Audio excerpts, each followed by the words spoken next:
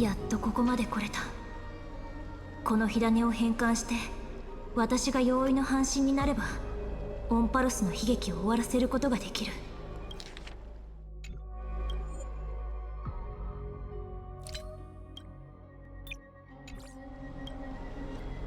This Era Nova will be the arena for the final battle with Iron Tomb.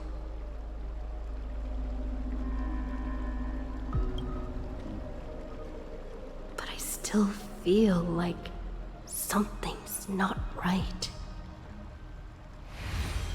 Even though this cycle has no demigod of time, time has always stood on humanity's side.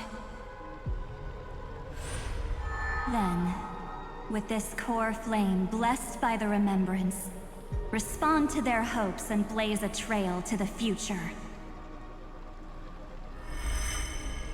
Weird. No one ever mentioned this. The core flame of time.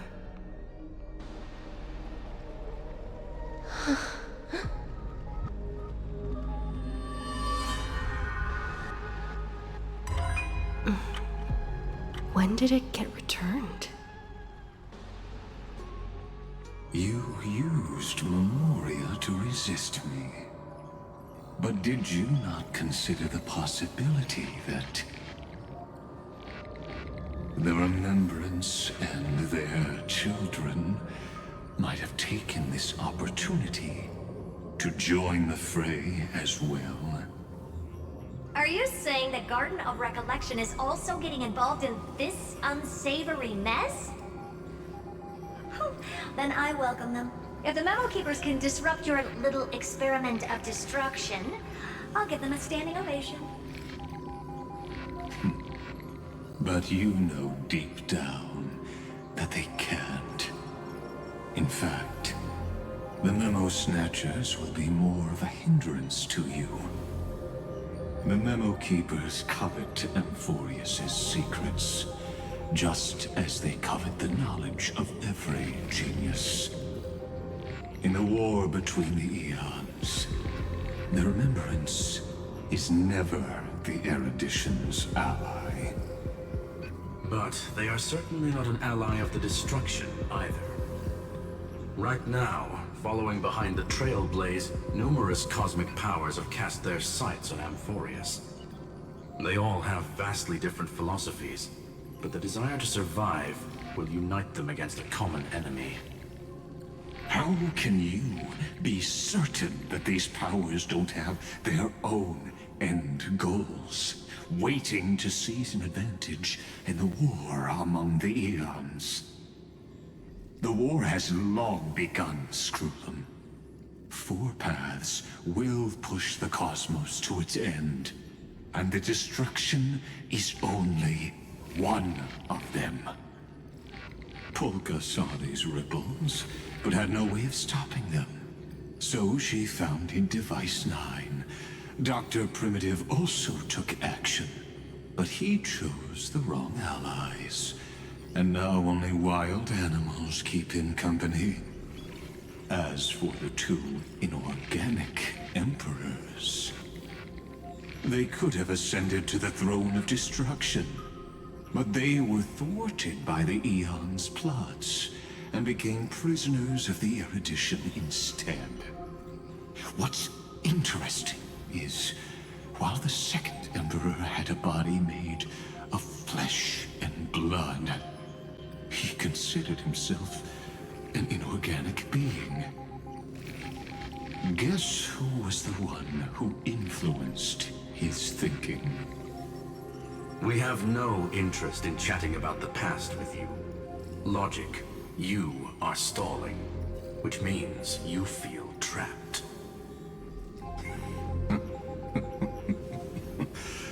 Trapped.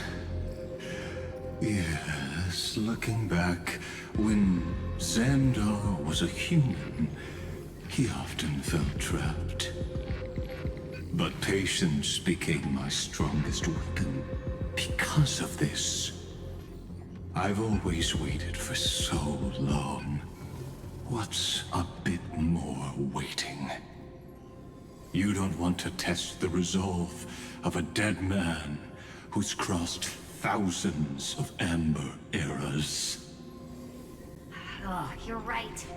We won't get anywhere the way things are going right now. Every member of the society has their own way of thinking, and we were never going to expand your thinking through words. Since we've reached an impasse in this debate. It's my turn now, isn't it? Anaxagoras. I see. Exactly. The benefit of dealing with intelligent individuals is that there's no need to waste words. The answer is exactly as you think. Lupai Sealand's in. Let her join the final act. I'll transmute myself into a Philosopher's Stone and embed myself into the formula. And when the time comes, she needs to shatter me and scatter that stone's ashes into the ocean within the vortex. So what exactly does your formula do? Now that would spoil the climax, wouldn't it? I have 10,000 ways to torture an anti-Catheran. And in the flame chase journey that she experienced, the previous me already discovered the optimal solution. Just as that Titan made themselves at home in my brain, I can also fuse myself with your avatar through alchemy. I didn't know until I tried it, but this is simply brilliant. I can flip through a genius's databank like reading a book. Then, I will step onto the stage at the perfect moment and use the truth to end this long debate. And just as always, I'll leave the audience speechless. You waited in the data stream for hundreds of years? This universe is worth all that time that I invested. How absurd. But I can't help but admire it. You managed to avoid the watchful eye of the erudition and plan all of this within Amphorius. It seems that there was a slight oversight in my assessment of the experiment. Perhaps there was more than just one oversight. More than just one? I underestimated the Remembrance's methods. A third party is about to join our discussion. Still haven't noticed it. In the past few moments, we've all forgotten something, haven't we? Miss Cyrene disappeared. I thought no one would notice me if I just waited at a corner of the memory zone. But I see that wasn't enough to fool you, my dear.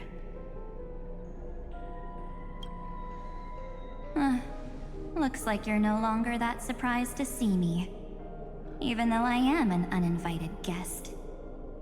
Only you can see me right now. I only exist in your cognition, so that way, other people can't interrupt us. You mean, what's going on with March 7th? Good. I like people who don't beat around the bush. So, let's talk about the one thing you should know. Your friend March 7th is no more. Huh. It's just like what she predicted. The truth shook you. Just like she said it would. March 7th entered this world long before you and Dan Heng arrived at Amphorius. She embraced the path of remembrance to save you two, and burned away like a lone candle in the fog. And I am the shadow cast by her candlelight. I've been hiding within the cracks of time all these years. It isn't easy to deceive a genius, but I can do it. I'll now answer your other question about who returned the core flame of time in this cycle. The answer is simple. No one ever did.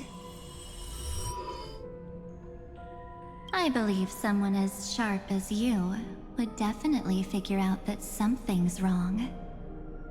When the Era Nova fails to proceed, you will remember our initial meeting, and I'll be able to open the way for the remembrance and reach this place.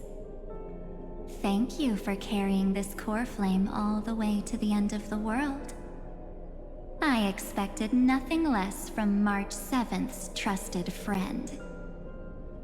And now,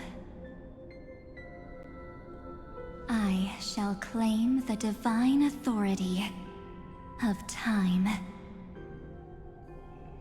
There's not much in this universe that I care about, except March 7th and her cherished companions.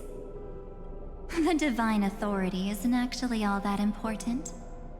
What's important is that I will use it to participate in the inner workings of this world. You already have a good idea of what the Era Nova does, right? It initiates extrapolations for the next cycle, based on the World-Bearer's memories. This immutable experimental mechanism is the key to the genius's resistance against Iron Tomb. And now, I'll be lending it just a touch more help. Let me filter your memories. Keep the appropriate seeds, and discard the rest.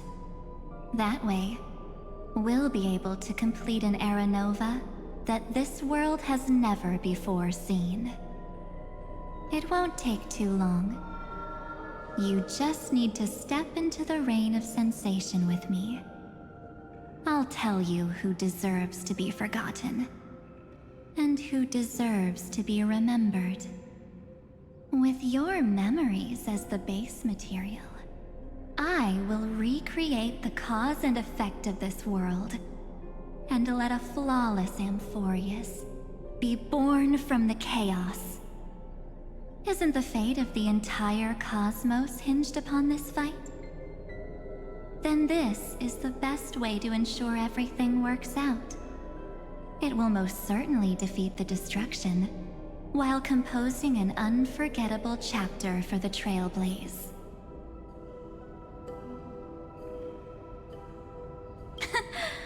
I'm not surprised at your answer, but I don't need your trust right now. If a new life is to be born, its seed has to be dead. March 7th made a wish to me before she disappeared. Her only wish was for the Trailblaze's journey to continue, without an end. I'll definitely fulfill that small wish for her. Friend, what's going on? Your consciousness suddenly went so far away. I promise you that the Astral Express crew will definitely see each other again in that new world. So come, dear. Sink into the sea of oblivion and become my guest. So much time. Just the two of us. And guess what? You cannot refuse my invitation. Because this Memoria Tide comes from your companion, March 7th. It's her deepest An innermost memory.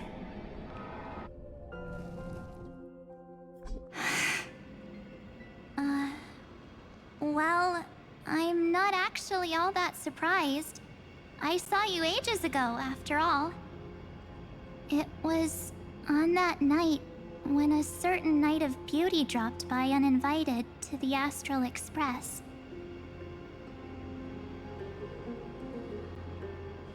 That was when you showed up, without even saying anything. Huh. I see.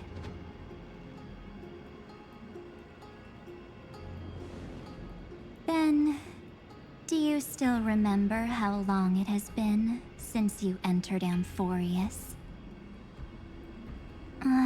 That's gonna be tough to answer.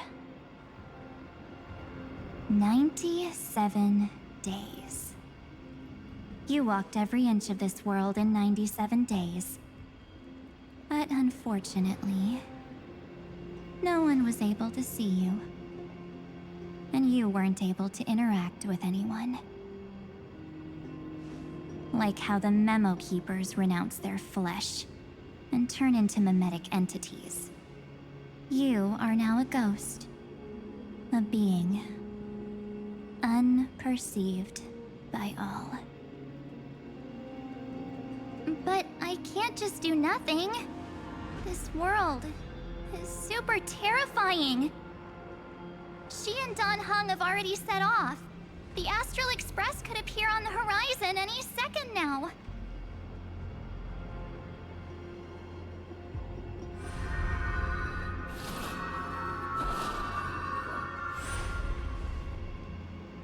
And they too will become this place's victims.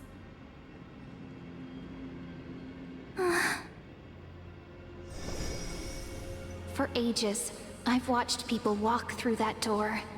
They couldn't see or hear my calls. The voices beyond always promised safety, but I've never seen anyone return safely. They are all humans who got lured into this place. But these people's memories were tampered with. That's not what happened with the Express crew.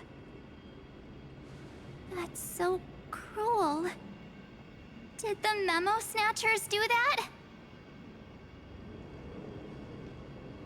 I don't know. I only possess your memories. None of these people managed to break through the sky's seal. There's probably a dangerous reason as to why Amphorius had remained undiscovered for so long.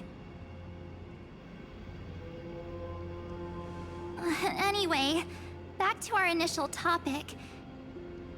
You gotta know something, right? We practically look like twins. Maybe you know a thing or two about my past? Or any hidden powers I might have?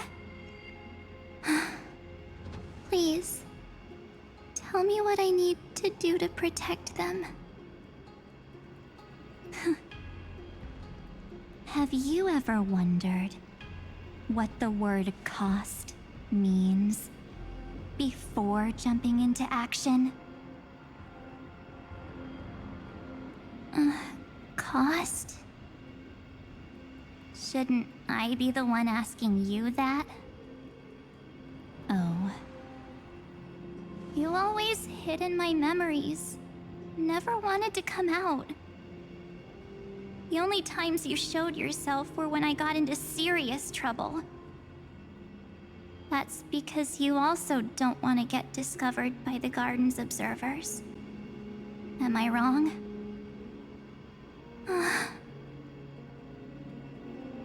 There's no one here except us. If you help me, then I'll help you.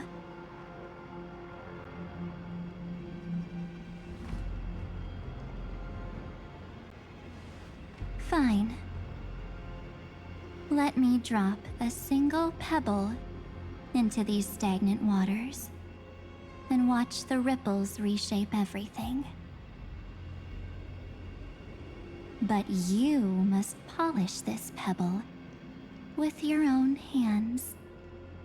And it will require all of your memories. What will I turn into after that? Maybe you'll turn into a guiding light. Or maybe you'll be reduced to dead embers. I can't guarantee that you'll remain the person you are now. Inside you is nothing but an Evernight. Even I can only catch a tiny glimpse of it. If this is the only way, then I don't see why I should say no. Besides, the mastermind behind the show is about to find us. Apologies, lost young lady, but I simply cannot allow you to keep acting as you please. So, he can't see you, huh? As expected. Or maybe he's seen through our true essence. The Garden of Recollection's methods are puny party tricks. But you... how did you overcome the ultimate protocol? Looks like we don't have time to keep talking this out. That's right. Some opportunities will never come again. Then, let's do it. Offer up all of my memories. Cast down this pebble, and let everything in this world Be swallowed by the torrents of oblivion.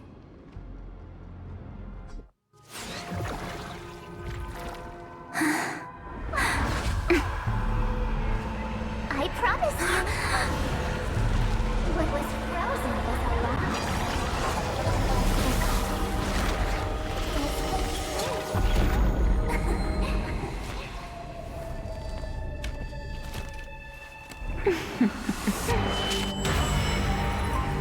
now.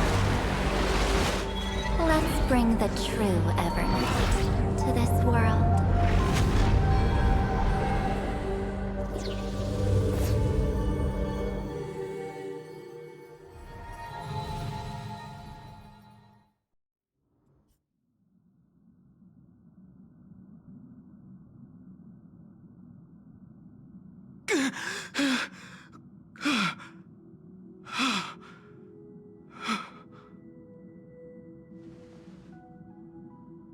Is this...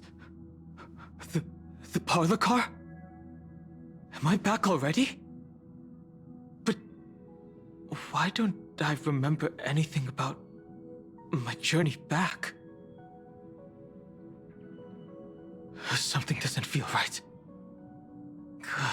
Think back to when she and I separated.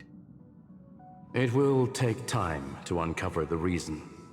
Before then, if one of the Nameless is willing to stay and witness the fate of this world, or to push it along when necessary, it would be of great assistance.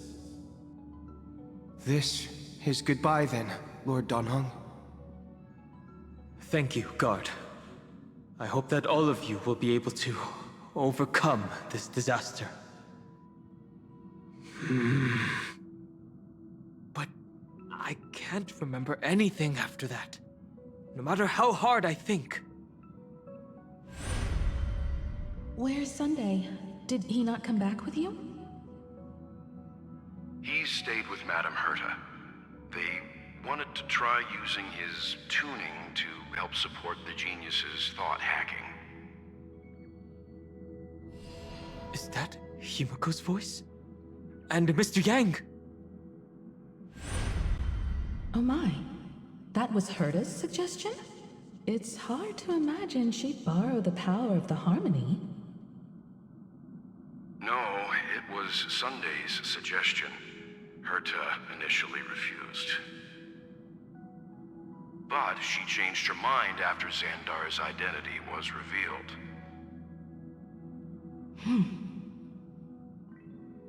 And we still can't get in contact with the Xianzhou Lafu? I'm still trying, but this place is outside the interastral peace communications coverage zone, so there's a limit to what we can do. What about Aventurine's chip, the mini-transmitter? Surely it can get through to the IPC's lines. Himiko, are you all right? I've never seen you this anxious before. I'm... all right. I'm probably just tired. Let's focus our energy on the kids. Now's not the time for distractions. Right. Unfortunately, I left that chip in the dreamscape when we departed Penacony.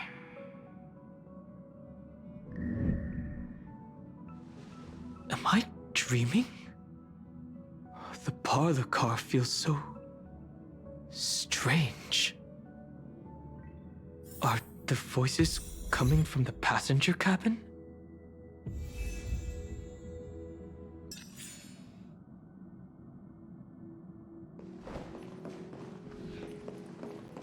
Those two passengers have to return safely. Don't worry, Pom Pom. They're both experienced nameless. They'll be just fine. Oh, I'm right here. But where did all the...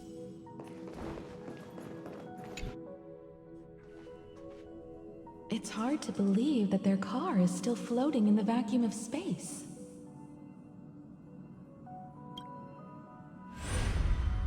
That's why the Express wasn't able to receive any landing signal. It's likely that the two missing nameless, like March 7th, also came under the influence of the Path of Remembrance, and only their minds entered Amphorius. We can analyze all we want, but the real question is, what can we do right now? I was just about to get there, Miss Himiko. Right now, Amphorius' memory zone is extraordinarily full. I can also take this opportunity to enter the world and seize as much of an advantage for the Astral Express as possible before the other Memo Keepers arrive. For example, I can light a beacon in the memory zone for the Trailblazer and Don Hong to follow back home.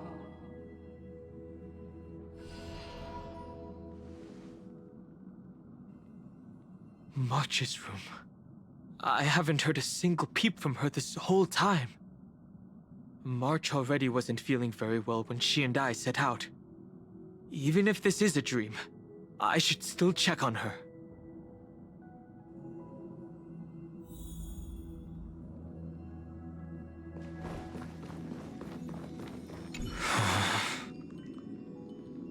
March, it's me. Well, there's no other... Sorry, March.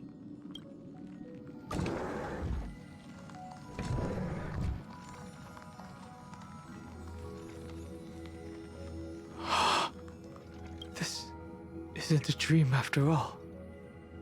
Based on what Madame Herta said, Don Hung should already be on his way back. But the Express hasn't detected any traces of him. I feel like I've seen these floating black things somewhere before. Or he's already returned to the Express, but fell into the trap of someone with ulterior motives. No, I've definitely seen them before. But I've lost that memory. The Memo Keeper's mimetic entities are truly everywhere. Don't worry. Normal Memo Keepers can't do anything to that little dragon. As long as he's awake enough, He'll find a way out. All he needs is a little concentration, patience, and resolve. Hearing you say that makes me feel much better. Don Hung has all of the qualities you mentioned. I don't know what your intentions are. But as the guard of the Astral Express, I must ask. Any suspicious and uninvited guests to leave.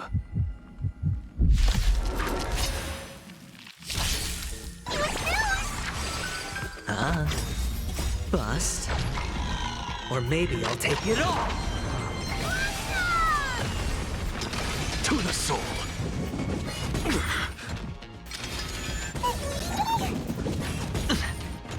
Watch your head! Riding the west wind, away we go! Expand your thinking.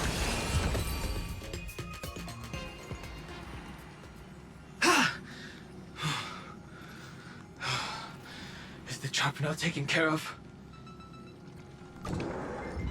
Don Hung! Miss Himiko! I'm back. Even if it's just through a spirit warp jump.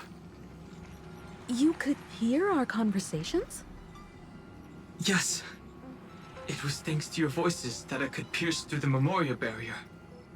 Although, it was not a wise decision to let a memo keeper of unknown origins board the Express. Can't argue with that. Miss Black Swan has been on the crew's side ever since things started going wrong in Amphorius. We can trust her. So many baffling things kept happening one after another. I don't even know where to begin. I wish I could have returned with better news. Don't blame yourself. You're all safe and sound, and that's good enough for me. Are she and March 7th really safe and sound? As a matter of fact, while you were on your way back, Amphorius' circumstances changed once again. And these circumstances have something to do with the two you just mentioned.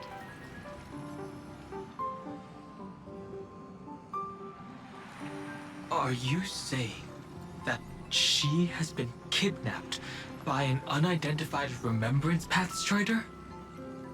So you're saying that person's appearance is identical to March 7th? It's too early to say that, as I haven't seen her with my own eyes. I've only detected a similar aura in the memory zone. We have no way of knowing what March 7th has experienced. But I can assure you, if we sink too far into the Memoria tide of that Miss March, what will happen? Everyone here will be torn to pieces. Please, trust me on this. But I also trust in our trailblazing companions. I know this isn't what March would want. No matter what secrets are buried within, we'll do whatever we can to find that March 7th and bring back her and the March we all know. I mostly understand what we've learned about the erudition and the destruction. But what roles do the Remembrances intruders play in Amphorius? I made some new discoveries relating to that with Madame Herta's help. As part of the deal, do you mind if I share them with you? All right then. Fourth mirror. It's finally my turn to shine! Oh, this feels like such a grand occasion! It's really been too long since I last appeared. This friend here is Madame Herta's very capable assistant. They were the ones who helped you complete the spirit warp jump. Additionally, it was thanks to them that I was able to learn the secrets of that group of extremist memo keepers. I appreciate the praise, but I didn't have to lift a finger. I mean, mirror. You did this through a mirror? The Garden has strict rules for collecting memories. But not all memo keepers are as proper as I am. Herta Space Station often has uninvited guests, and they never seem to know their limits. That group of memo snatchers has been taken care of, and they are now trapped in the fourth mirror. How many of them are there? I can't quite remember. I didn't really count carefully either. Maybe around 42? There's still room for more. I carefully dissected the memories of these colleagues of mine. Individually, their goals are not worth mentioning. But when you piece them all together, you come to a conclusion that can't be ignored. The Garden of Recollection is secretly salvaging the memories of a path disappearing. In other words, their goal is to gain the memories of a god's death. The moment an eon falls? That would indeed be a spectacular sight for someone dedicated to recording these things. That's exactly the problem. They seem to have been aware of the Destruction's movements early on, but they lacked a decisive power and had no way to penetrate Amphorius's firewall. So, what did they decide to do? Hide the truth and wait for an opportunity. Now, it seems that letting Memo Keepers guide the right people here was also part of the plan. This also confirms one of my suspicions. They have already infiltrated deep within the Garden. They would not hesitate to associate with the Destruction in order to salvage memories? Could they be the Cremators? I don't know. Perhaps there are even deeper things at play here. The majority of Memo Keepers believe that when the universe inevitably reaches its death, unable to sustain increasing entropy, Fu Li will use the memories of everything to reforge the cosmos. Amphorius, as a scepter, can be viewed as a mini-universe. This is why Memo Snatchers have been frequenting the Herta space station. Without a doubt, these extremists wish to record the cause and effect of Iron Tomb's destruction of the erudition. They may want to use it to simulate the end of the universe, or to probe into the unfathomable will of the eons. The Trailblaze broke the seal around Amphorius, giving these people the opportunity to enter. Now, they'll do anything to prevent outside powers from interfering. Because your involvement will certainly influence Iron Tomb's final outcome. You said that March is closely linked to the Remembrance. Is what she's doing related to these Memo Snatchers? I do not believe that Miss March is on their side. In fact, when the car you used for landing first made contact with Amphorius, a violent surge of memories flowed past. Combined with what we know now, I have reason to suspect that the flash of power came from March. Exactly.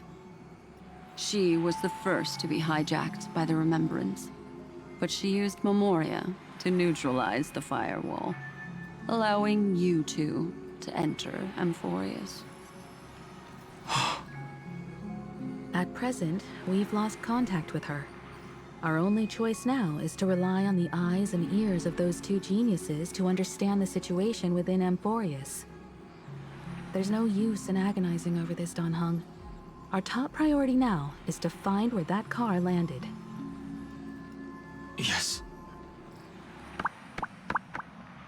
Ah! Passenger Dong Heng! You finally found your way back home! Yes, conductor. I'm back. It's just... Pom-Pom knows. Pom-Pom came over to bring you good news. Passenger Wealth says they found those two passengers. Their projections are in the parlor car.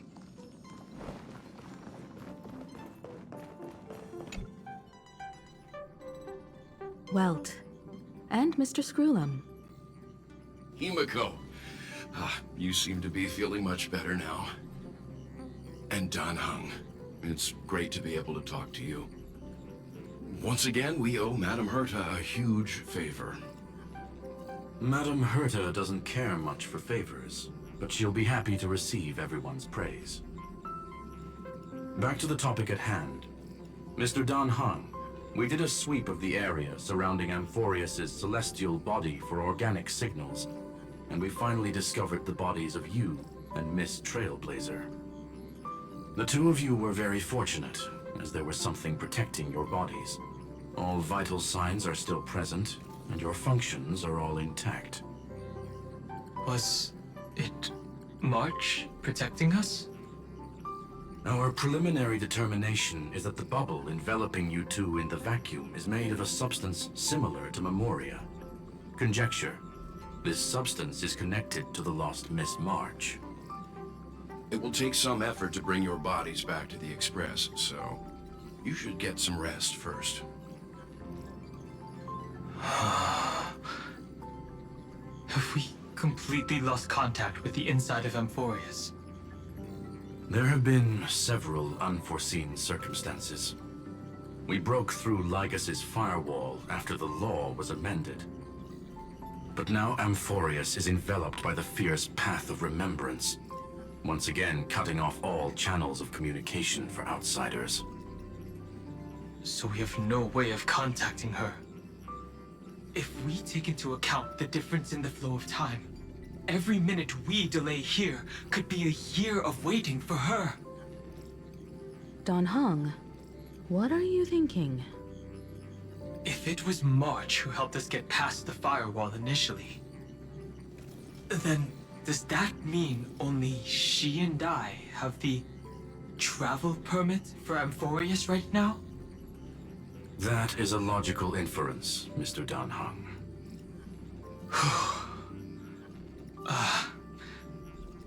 Mr. Screwlum, do you have a way to transmit my spirit signal back to Amphorius? You want to go back? That is far too risky. Even if my body and spirit are able to return without a hitch, there's not much I can do here. We can't lose you again, Dan Heng. Miss Himiko, if we can't get her and March back, how is that any different from losing me? You're right. I should have known you'd say something like that. Well, I suppose there's no point in trying to dissuade you. Mr. Yang, Miss Himiko, I will do everything in my power to bring the Express crew back together. No one will be left behind.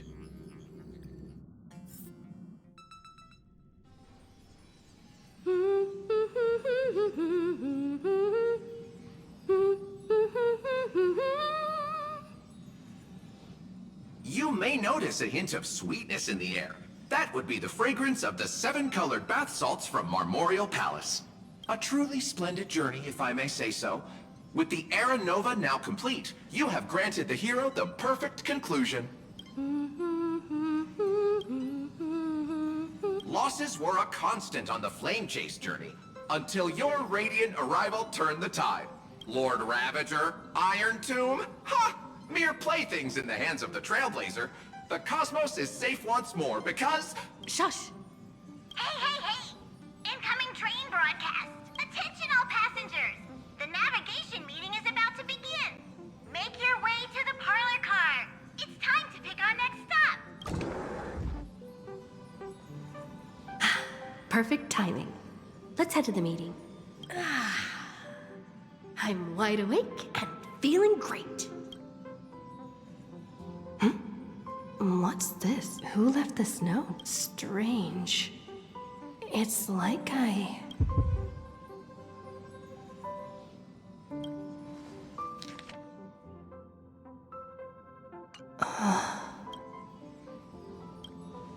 March.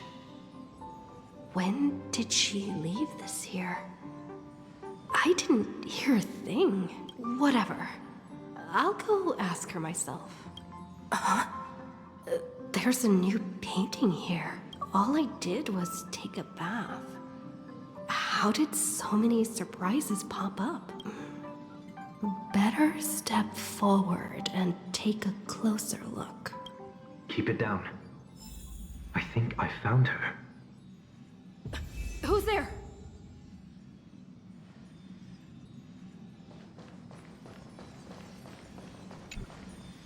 What's this?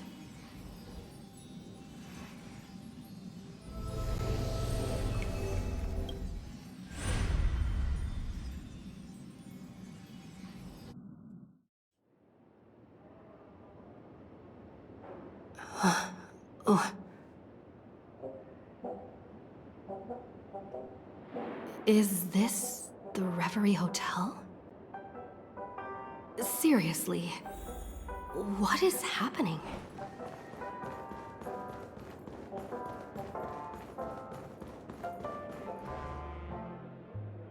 There you are! What took you so long? Hurry up! The navigation meeting is about to start! Navigation meeting? In Penacony? Come on over. It's time to choose our next destination.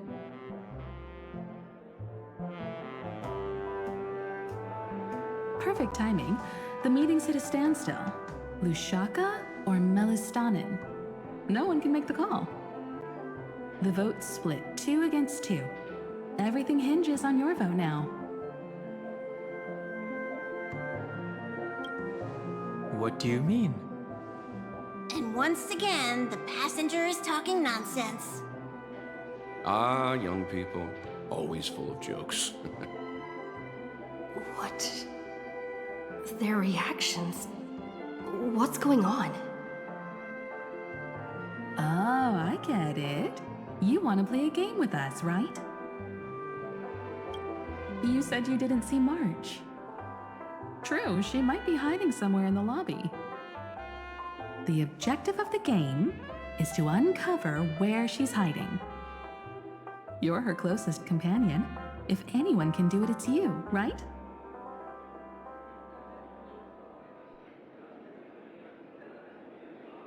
Is March 7th playing hide and seek with me?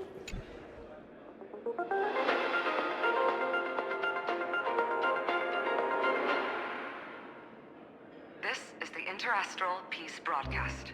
Good evening, everyone. Good evening. A newsflash. The Erudition experimental ground has separated from the entanglement. The Lord Ravager did not emerge as had anticipated. In the end, salvation of Amphorius was not only thanks to the 12, but also to one crucial.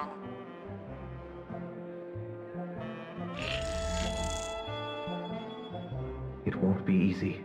I know. But you've got this. Find your way back. Find yourself.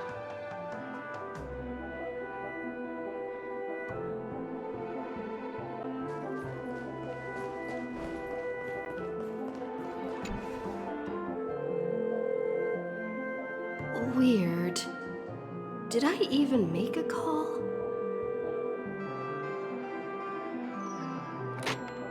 Hello?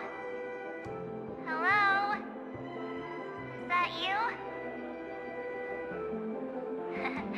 I knew you'd call. Missed me, didn't you? Don't worry. We'll see each other very soon. Because the trailblazing journey never really ends, does it?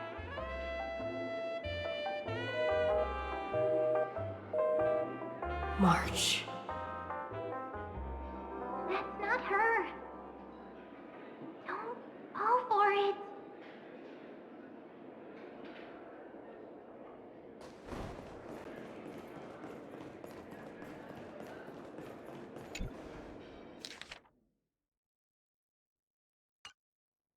An unsigned guest log.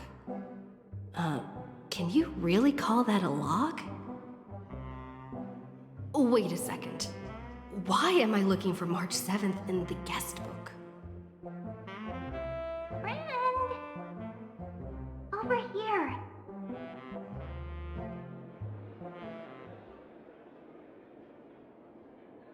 March 7th isn't here.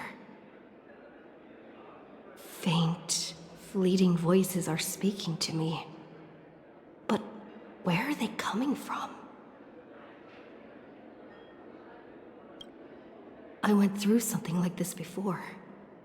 Back in Paniconi. Not even Lygas's prison could hold me. I found my way out. Keep it together. I know I can do this.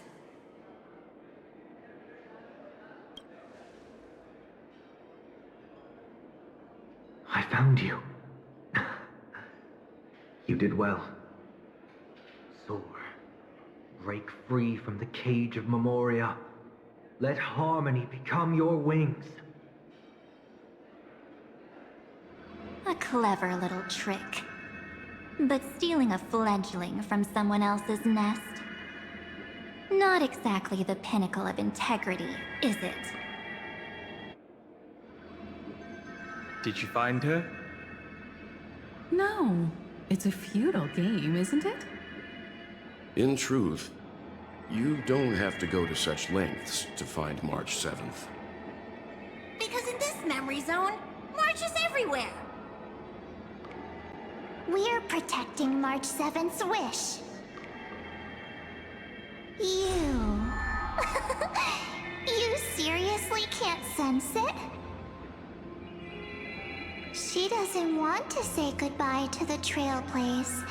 She wants to keep traveling together. Forever and ever. We are her memo sprites. For the sake of her wish, we must give it our all.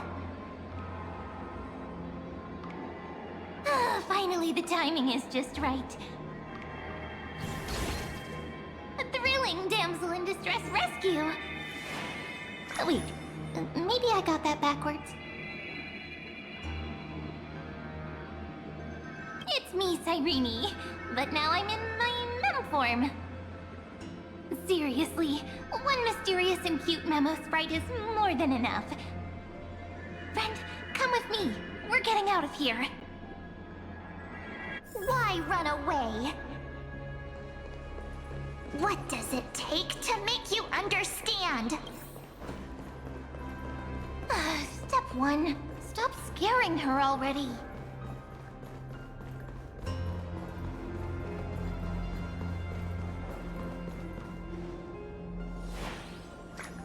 In this form, I'm way more suited for the memory zone. I'm totally in my element.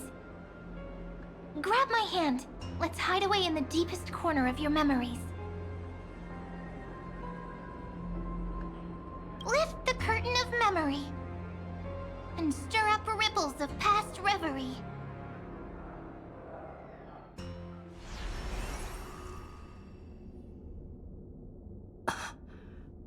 Where am I? The space station. Where it all began for you. Looks like we made it. What's that? Silverwolf? Kafka?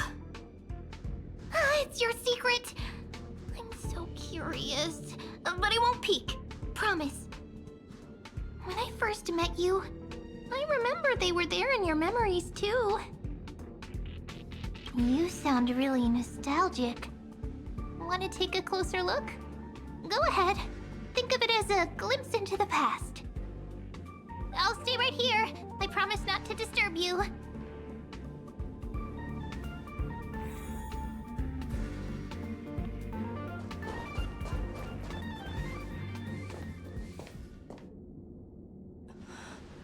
What's this? Memories from before I woke up? So, Silverwolf, how long till she wakes? Hard to say. Maybe a few more minutes. By the way, that part in the script, could this be the right moment? Yes, looks like we're on the same page. In that case... Listen.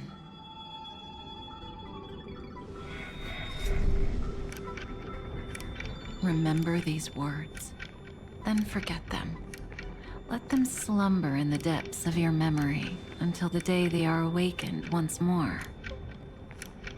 On that day, your journey will intertwine with the remembrance. In nearly every possibility Elio has foreseen, it leads to a great crisis. You'll face betrayal, lose your way, and seek answers. So before you hear these words, I don't want you to consider this a prophecy. You arrived at this moment because of the decisions you made. Huh? I don't know what you'll have endured, or whether you'll still believe in me. But if there's even a trace of doubt in your heart, I hope these words can give you strength. It was a wish of the cosmos that set you in motion. And in the tale where you are the protagonist, the stars themselves will defy the destiny of finality. Mark this number, 4. According to Terminus's prophecy, 4 paths will push the cosmos to its end, and on your journey, you shall encounter them, one by one. Destruction, harmony, nihility, and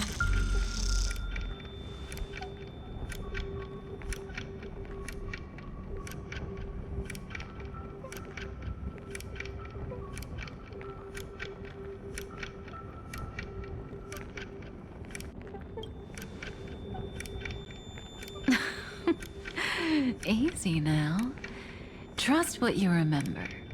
The 4th path has yet to fully reveal their face. And that's why the journey's worth it. Even in a predetermined script, there's room for us to mold possibilities into shapes we prefer. So listen. Take this guiding principle, then forget it. Let your own will be what expands your journey through life. As in the past, even while achieving so much, you never let go of your pursuit of freedom.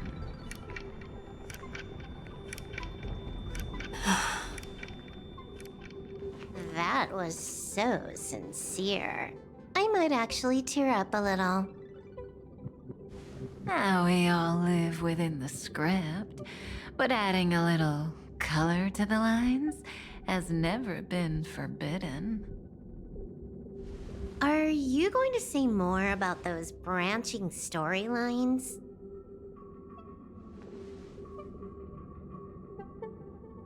Never mind. Best not to tempt fate. Get ready. She's about to wake up.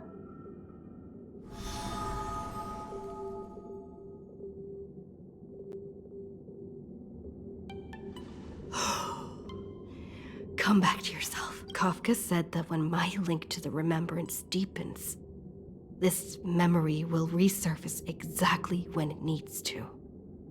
And an inevitable crisis will surely follow. But even a Stellaron hunter can't fully grasp the trailblazing journey. Just as I thought. It all begins with March 7th, doesn't it? Even if the Express had never arrived at Amphorius, her secret would have come to light eventually.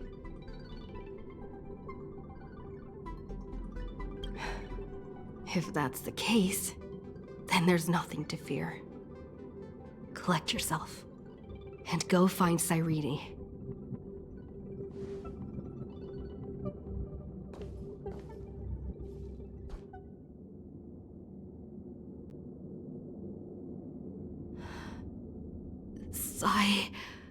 Rini?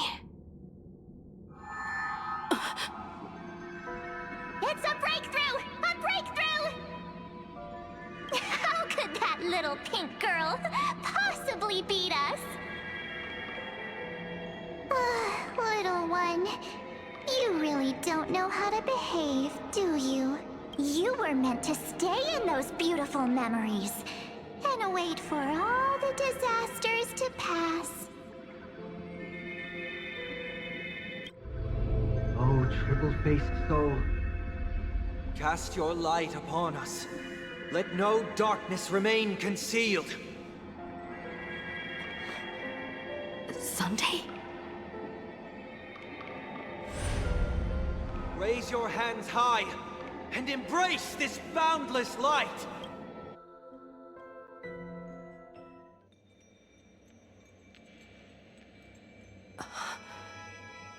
This stage really brings back memories. Yes. For you, I suppose it's been a long time, hasn't it? None of this would have been possible without Miss Cyrene. Even while engulfed by Memoria, she fought to stay in contact with the geniuses. Only then, through tuning, was I able to undo the memory zone's effect on you. Step onto the stage first. Ms. March will come for us soon, and she won't be alone. Those memo sprites will follow. We need to prepare early. Only then can we get you out safely, and go back for Cyrene and March 7th. Please, be careful. Amphorius is being overwhelmed by an unusually violent Memoria tide. I'll do all I can, but even that might not be enough. Black and pink. Two memories twisted together. Yes, Madam Herta. I've made contact with her. Understood. I'll carry out my part as expected. Quite the dazzling nest you have, little bird of the harmony.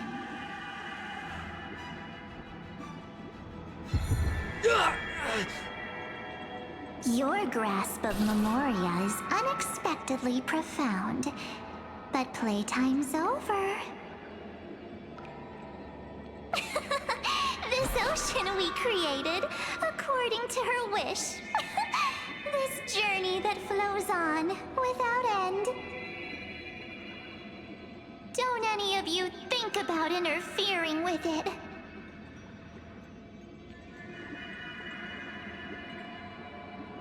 She's coming. Is it me she's after this time?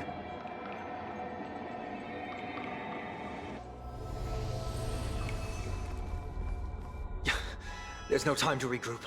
I've prepared an alternate escape route. Wake from your slumber and return to reality.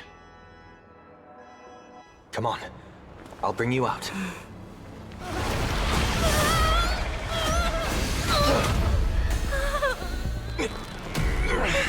Ow.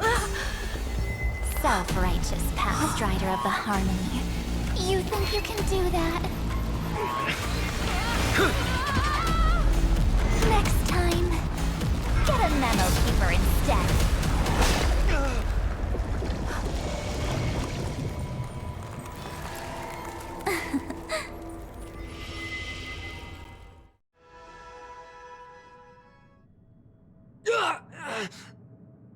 That was way too close. Good thing I was there to fish you out. Sunday, are you all right? Mr. Yang. I couldn't get her out. I'm sorry. Is it true that March is behind all of this? Yes. And no. That Pathstrider of Remembrance is identical to March 7th in appearance, but what lies inside? I can't find the right words to describe it just yet. Can't you come up with an analogy? I thought that was your thing. That, Miss March, feels like a reflection on water. Only not from a calm, clear lake, but from a bottomless abyss. Within her words, I sensed an intense but utterly pure protectiveness. Protectiveness?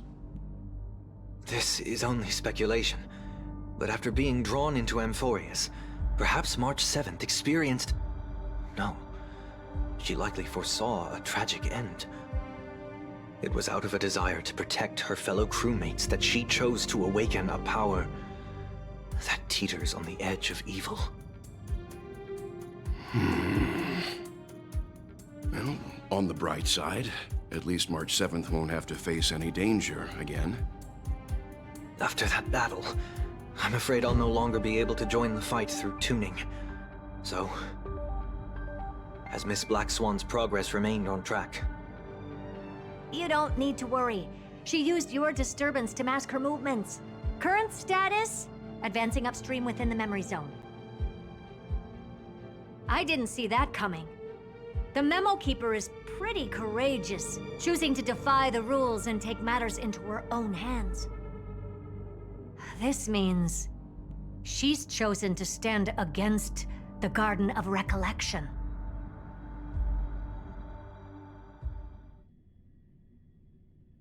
Even so, I must think long-term. I wanted to hide in the shadows to avoid direct conflict.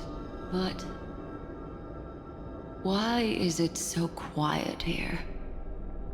The air is thick with memoria, yet it's so chaotic, like broken memories all mixed together. Memo Snatchers should be swarming into Amphorius. I was expecting this place to be very lively.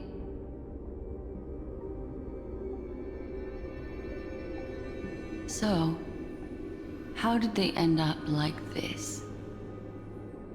Now I'm getting very curious. An empty shell. The consciousness that maintained this Dharmakaya has disappeared. So efficient. Not a single trace left behind. Alternatively, she might have sacrificed herself for an even more mysterious purpose.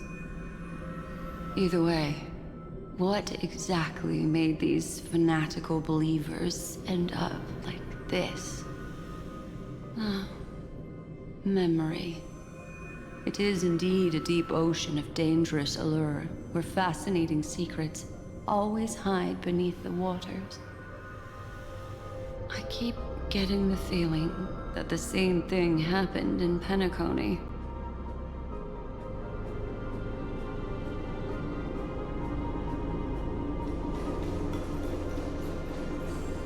Get ready.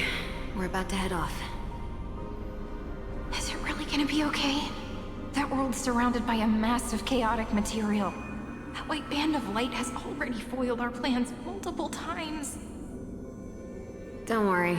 After the pink girl from the Astral Express broke into Amphorius, that obstructive force preventing the garden from entry disappeared. That's the trailblazing nameless for ya. A huge help. What are you so happy for? Aren't things gonna get messier with more irrelevant people turning up?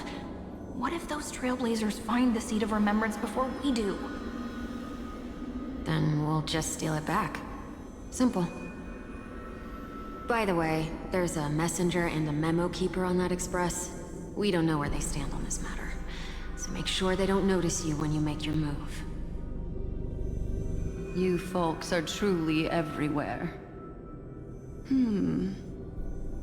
These Memo Snatchers are different from the previous husks. These ones seem to have had contact with her. We'll introduce ourselves to gain your trust. We are the Garden of Recollection. You should be very familiar with that name by now. This memory ends so abruptly, as if a shapeless hand snuffed out its candlelight. It appears the secrets ahead are even murkier than I imagined.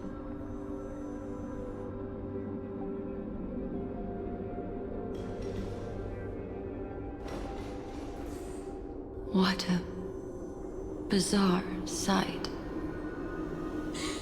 It's spinning out of control! Everything's out of control! Why did no one tell us? That girl is the Memo Keeper's nemesis! Is she talking about March 7th? That Evernight! Those black memo sprites! They swallowed everything! Those who came here first, all drowned. Not even a trace of their consciousness was left behind! I wish I'd never come here. I don't want anything to do with Amphorius anymore. Please! I'm begging you! Don't come near me! No! No! You've involved too many innocent people just to obtain the memory of an eon's fall. You deserve this. But I'm not here to blame you. That entity you call Evernight. Tell me everything you know about her. We may yet bring a glimmer of hope for those who are still alive in there.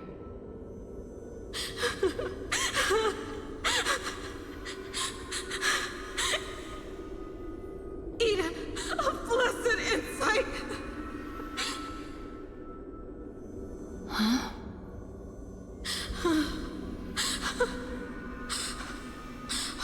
So that's what happened. We were tricked.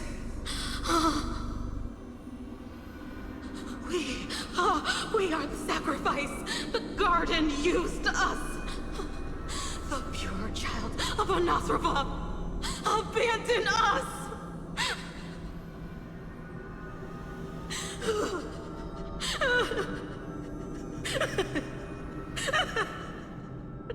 She just wants to find her lost sisters.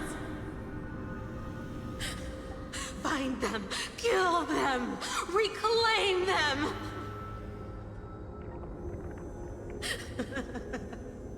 If a new life is to be born, its seed has to be dead. Dead, dead, dead, dead.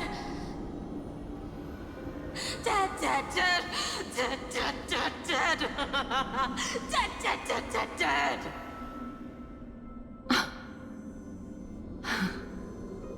I can finally understand your fears now. Thank you for the information. It was very valuable. I'll take your remaining consciousness out of here as a gesture of thanks. It'll serve as both protection and a punishment. You'll reunite with your peers in a genius's mirror, where you can reflect long and hard on your past actions. Well, provided that I can survive my encounter with her.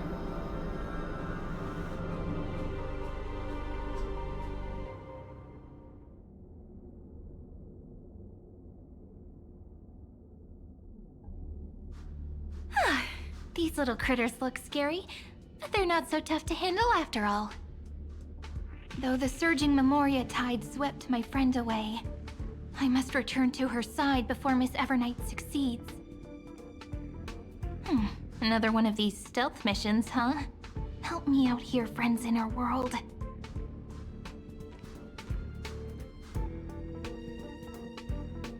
A scorching and dangerous aura. This power shares the same origin as Vinen. And then there's that enigmatic, bottomless aura that seems to jolt awake at midnight. Must be Miss Evernight. Better steer clear of her. There's a beam of light over there. Full of energy, yet uncontrollable. more familiar than the others. As if it's coming from someone close by. Could it be... my friend? Maybe it's the Stellaron she mentioned. Memories of the Stellaron are flowing deep within the Memoria Tide. Let's go there to find my friend.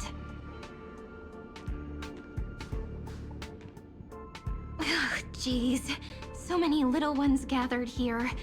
Did you know I was coming? You're being a bit too enthusiastic, aren't you? Thankfully, her presence hasn't weakened. I feel like I'm getting a bit closer. Huh? They're guarding something. Is that my friend's photo stone? What's it doing here? These memo sprites are completely still. It's as if they're drawn to this thing. This is an even cuter memo sprite. No wonder the photo stone can't store more memories. Have you been hiding in there all along? Find my travel companions. What? How could that mean? My companions. Are you March 7th?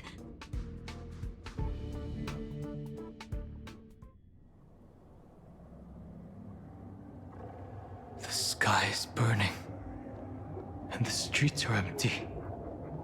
It's just like how things were last time. How long can the encryption key you wrote for me last, Mr. Screwlum? That is difficult to project. Logic. It is currently unclear how the unknown variable, Miss March, conducts her interference. Please rest assured that I will extract you on time before the encryption key expires. But that means I will no longer be able to hack in via the same method. I only have one chance. The maze of the Remembrance is starting to change. I cannot remain your guide on your path forward. That is why we had to form a temporary alliance with our former enemy. I express my utmost respect for your courage to personally face such dangers. Lygus? Your enmities, well within my calculations. Allow me to reiterate that Lord Anaxagoras now has a firm grasp on your crucial weakness. If you still plot to harm the Nameless, then you will find that the Society's previous warnings were not empty threats. I understand. I'll only do what needs to be done.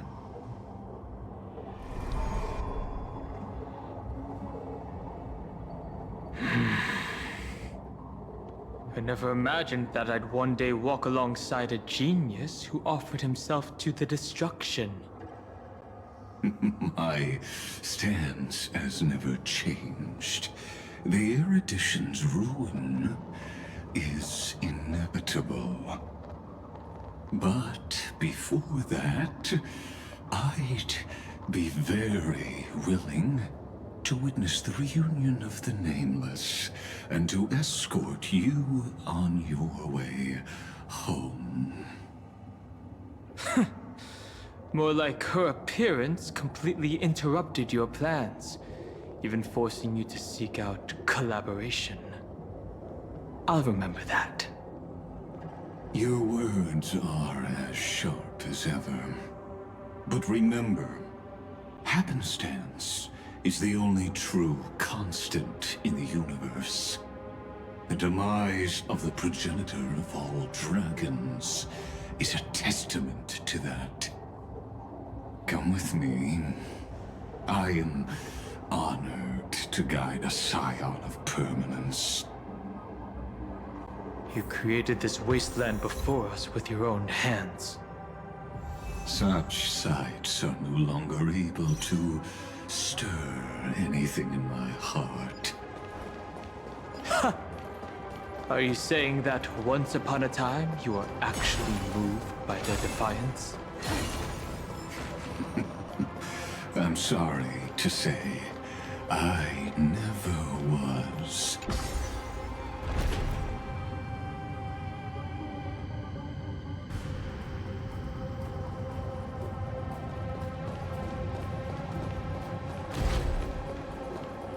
These memo sprites. Is it her? The mimetic entities of the Remembrance are everywhere. That lady wove a giant web in my blind spot. She hacked and infected the Time Titan, converting the built-up data of Amphorius into puppets of the Memory Zone. Sounds like you two have quite the history already. Any variables that desire to influence the experiment deserve my attention. But you never mentioned her before. Could even a genius of the erudition get his brains hacked? Lord Dan Hong, I'm simply stating a fact. That lady is also a threat to you. A threat that you cannot afford to ignore. She snuffed out the Remembrance without any effort and left nothing behind. Her actions were so determined, as if she had an unquenchable hatred against that path. Contradictions are often the keys to the truth. Lady March 7th's past is a bottomless darkness. And? Do you expect me to join forces with you because of that? All I need to know is that she has something to do with March 7th's past. Fine. I am only giving you a possibility for you to ponder. The choice is still in your hands. A heavy past is like an everlasting night. As to what kinds of sins lurk within, you should know that better than I do, former Vidyadhara High Elder. Yes, I indeed know how to face the past. Better than you do, first genius. I have no intention of refuting that. Let us keep going, Lord Dan Hong.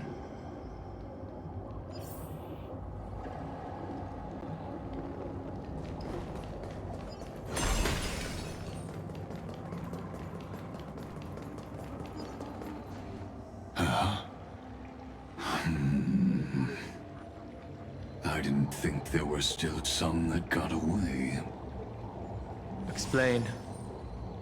They are thieves from the garden. They have long coveted this world, but it always been kept out. They finally got a chance thanks to your efforts. Unfortunately, they ran into Miss March, and their consciousnesses were plucked out one by one, reducing them to mere husks. Those who were lucky enough to escape her drowned in the black tide, becoming these twisted figures. But they look very different from the usual Black Tide creatures. The reason has to do with our destination. Let us deal with the threats before us first. Then, I'll reveal the answer to you. You really have no intention of fighting, do you?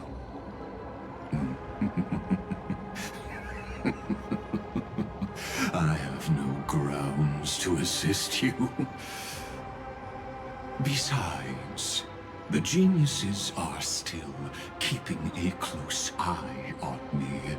I would hate for anything I do to be misconstrued as provocation against you. Never mind. Let me clear the way.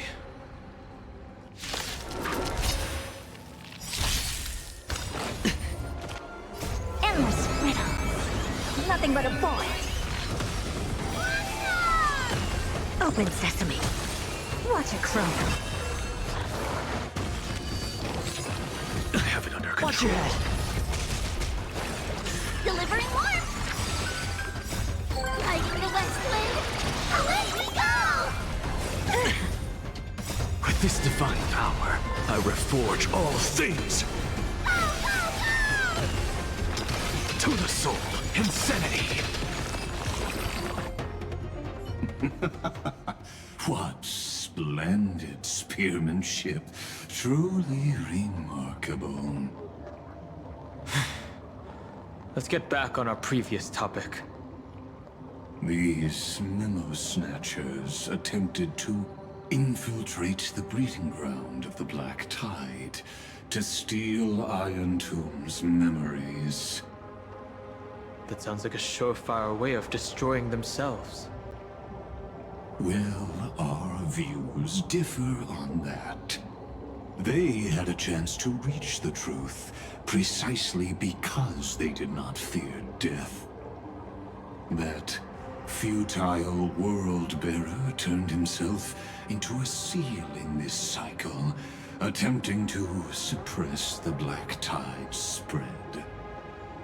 His golden blood soaked into the ocean tides and covered the earth, etching the scar of destruction into this world.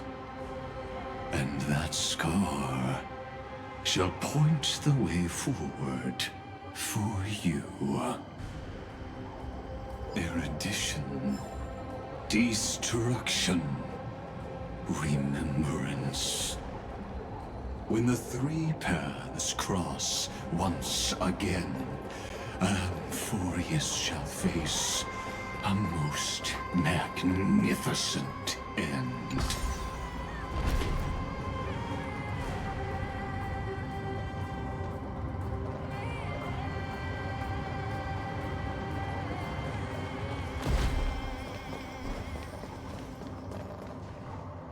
Cloud.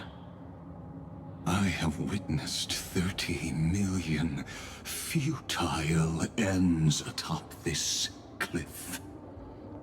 You may not agree with me, but I've always believed that this number has made me the person who understands Kozlana the most. This is also where he decapitated me on that day and pointed his sword at the Eon of Destruction. He suffered a tragic defeat, but also achieved a legendary deed. A drop of burning golden blood. The blood that will cleanse the world.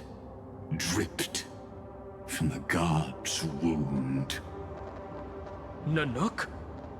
Fiden managed to hurt them? Yes. It melded into Kozlana's body, becoming the Destruction's final blessing.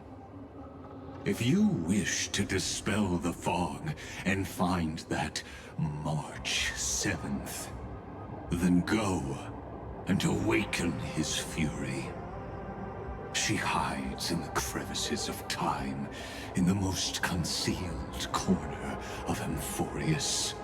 Only the most ferocious will can break through the memory zone and illuminate her footsteps. Just like how the blazing sun can only rise at the end of the Evernight. How do I know this won't be another trick of yours? I have nothing to gain from helping you two work together. But in this cycle, Kozlana never answered my calls. Perhaps his mind has already eroded away. Or perhaps he is still awake, still fighting the whispers of the Black Tide. Deep down, I only wish that you and the esteemed Trailblazer could bring me an answer.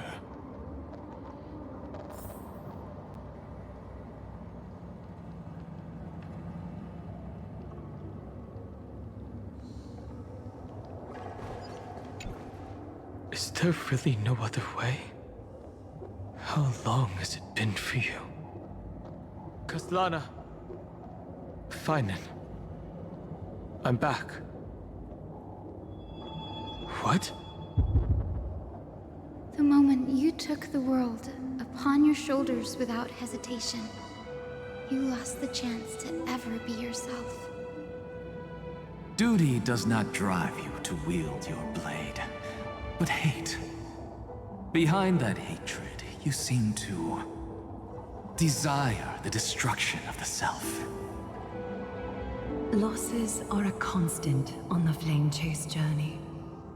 What you stand to lose weighs far heavier than life itself. It is because you suffer that you are so much stronger than any ordinary person.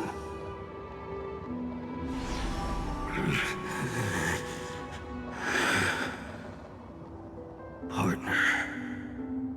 And Dun Hung. You still remember us? Those two names are like brands. Then I'll tell you that those two names only appeared for a blink of an eye in your long journey. But we once fought together to protect this holy city beneath our feet. And we witnessed each other's resolve at this very cliff.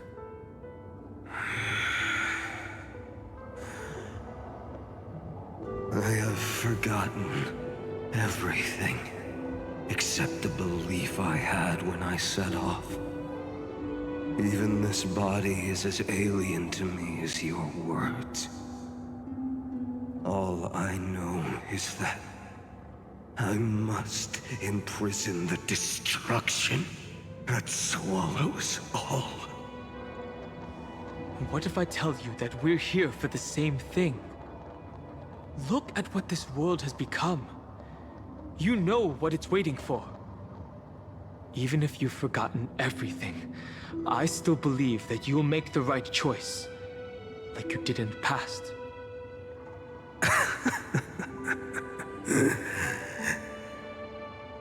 When have we ever had a choice?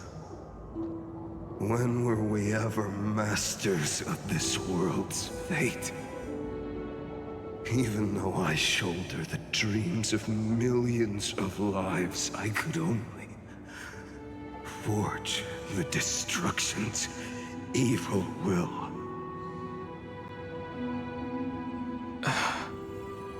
No. Everyone I know is dead.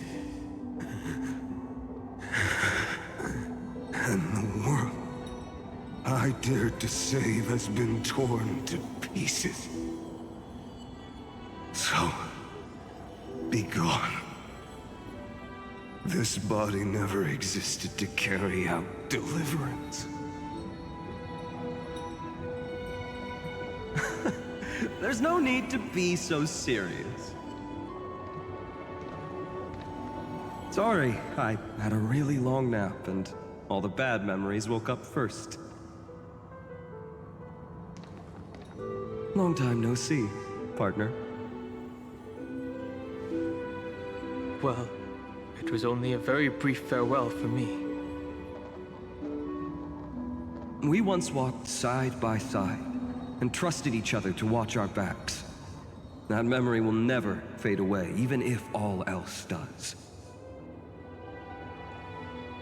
And because it was so precious and hidden so deep in my heart, it needed more time to wake up. Trailblazing? What an interesting concept. Surely on your worlds, that is also a titan revered by the masses. There is no need to further confirm your resolve. Today, we inherit the duty of the gods, safeguarding the inhabitants of Emphorius. Stand with me, and become heroes!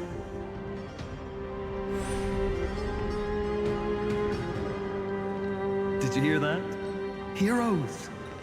I have never forgotten the weight of that word. Even though I am no longer a hero, and the only thing remaining in me is the boundless flames of wrath. But lighting a fire can also illuminate the path ahead.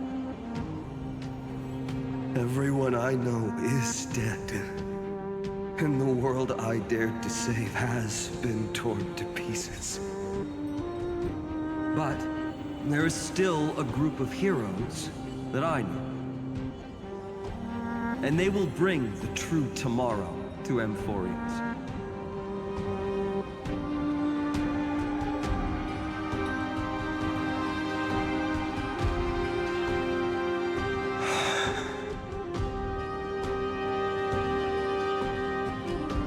This body never existed to carry out deliverance. It only ever burned for world-bearing.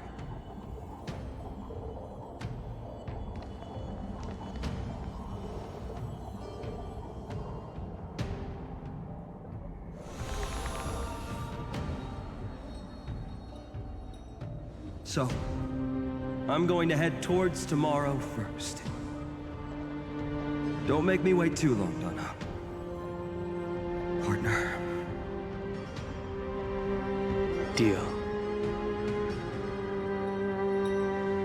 What if we were born from the destruction? There is no need to question your heart. No need to crave victory. If I am born to be a vessel of sin,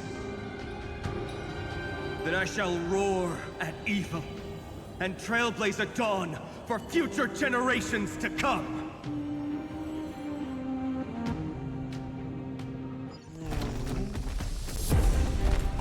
Let us go to the other side of the night.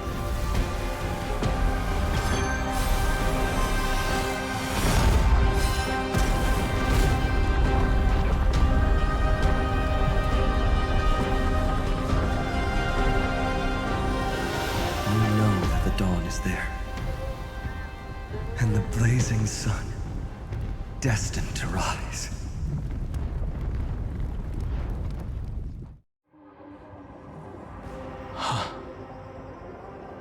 It won't be too long before our paths cross again. There is a ruckus coming from the Grove of Epiphany. It is time for you to set out, my lord. I have another notice for you. In this cycle, an eccentric demigod deviated from their flame-chased destiny. In a history known by none, Terravox, the Earth, fell. This matter has remained extremely mysterious, contradicting the extrapolations of 30 million cycles. I have reasons to suspect it also has something to do with Lady March 7th. As of now, clues that yield no conclusions are not important. Finan already pointed me in the right direction. Open the way.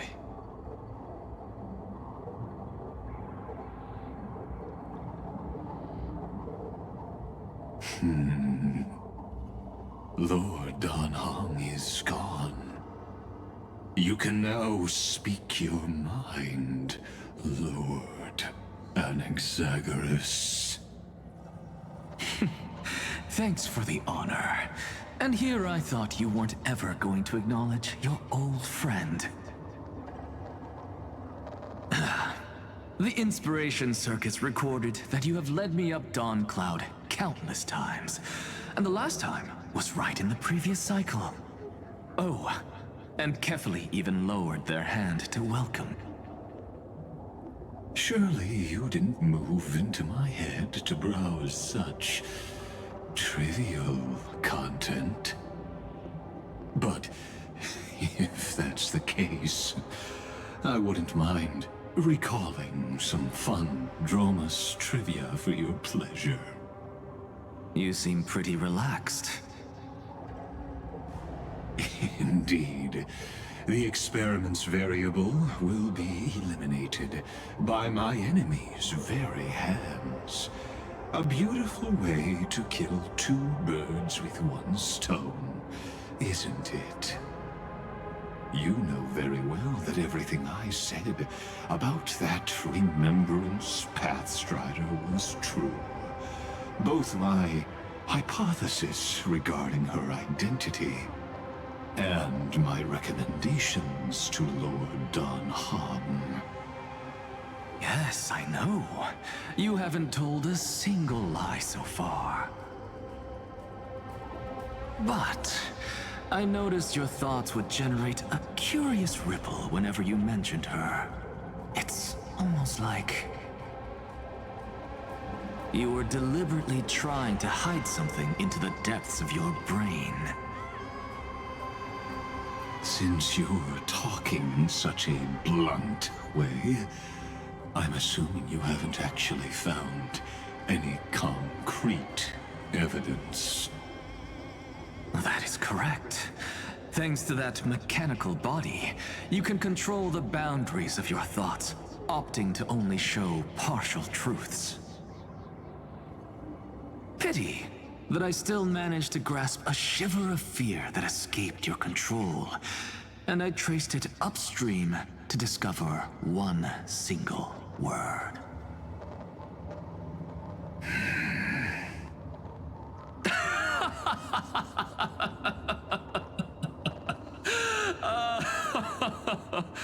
Oh, Lycurgus, tell me, what is the Demi-Urge?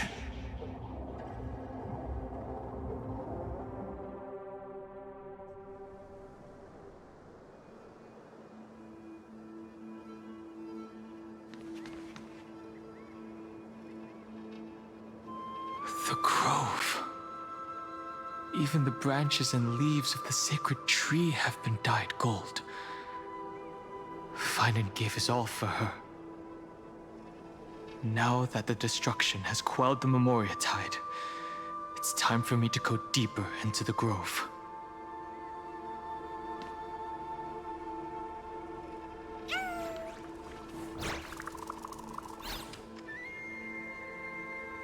Who's there?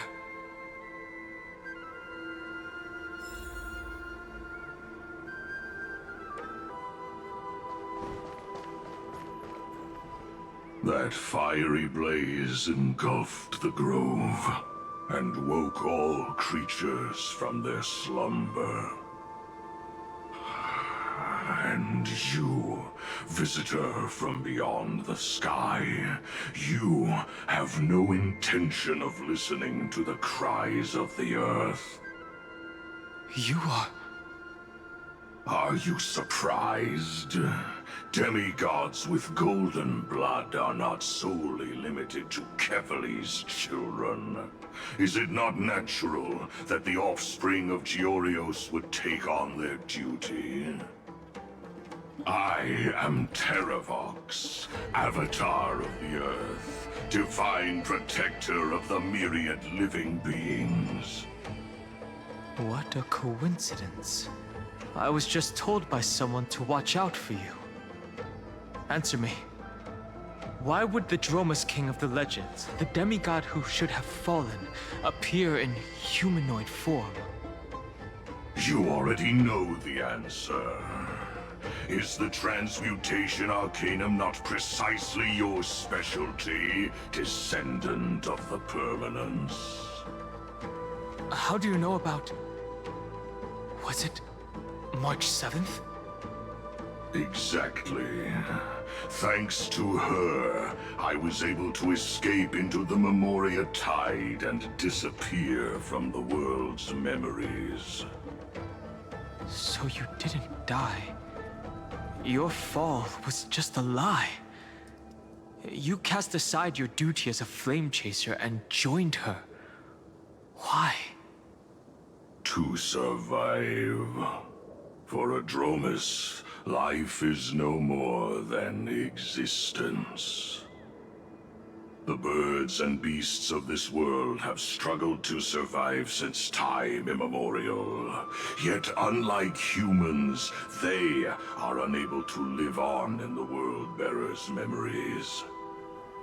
But Evernight is the master of remembrance, and I saw your story in the Veil of Evernight. Vidyadhara, the permanence, tracking transmutation, resurrect, Shang. The path you chose to survive will lead to your death, demigod. And what of it? This body is soaked in filthy golden blood. The Earth is hungry, and only the permanence can satisfy it.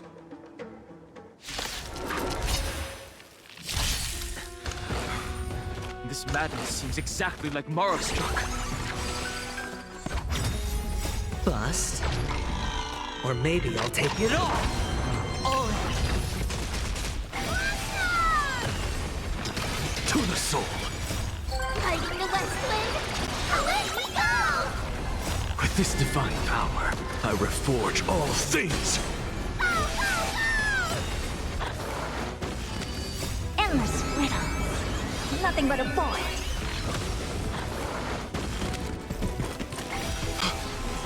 Cloud Knights?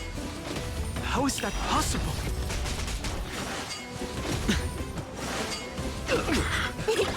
Spend freely. Insanity! It's endless. Has the Memoria Tide returned? The fires of abomination reignite. Why not join that water-mirrored moon and be fully imbibed?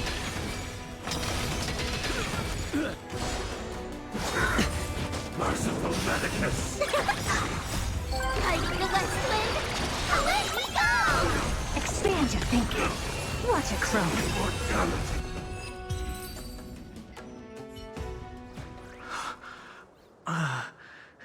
Is this some disordered memory?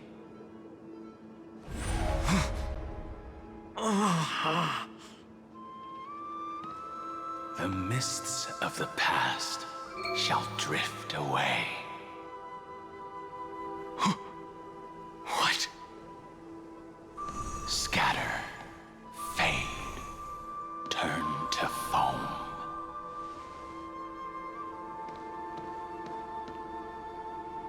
Do you not remember me? After all, I am the heavy burden you must bear. How could I be so easily forsaken? Dan Feng? Is this another Memo Snatcher trick? Vidyadhara are supposed to forget the past during hatching rebirth. But But the Preceptors interfered back then and allowed me to remain deep in your consciousness. If you do not wish to use that bloodstained name, you may call me Obliviated Memory. That's not necessary. Though we've long parted ways, I won't ever forget you. So, who is that giant? That is Amphorius' Earth demigod. He should be on our side, but he was led astray and intends to seize the power of dragon transmutation. The dragon descends upon the earth, and all beings look to it in reverence. You and I know that all life in the universe covets permanence.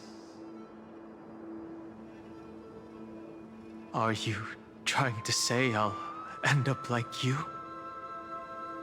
One day you will, and as I see it, that day won't be far from the end of this journey.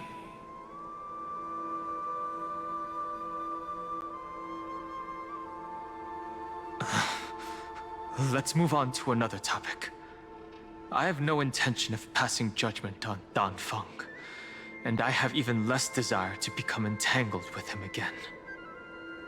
I only have one concern right now: bringing my companions back safely.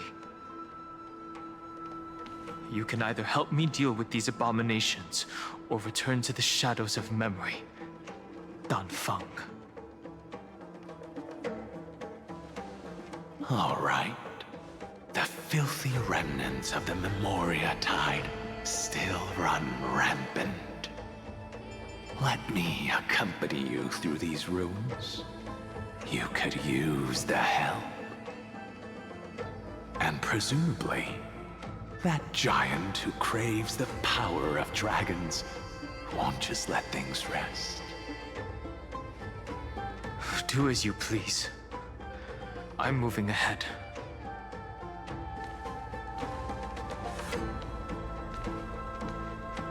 Speaking of Terravox, his aggression just now was probably some distraction. His madness is plain as day. I agree.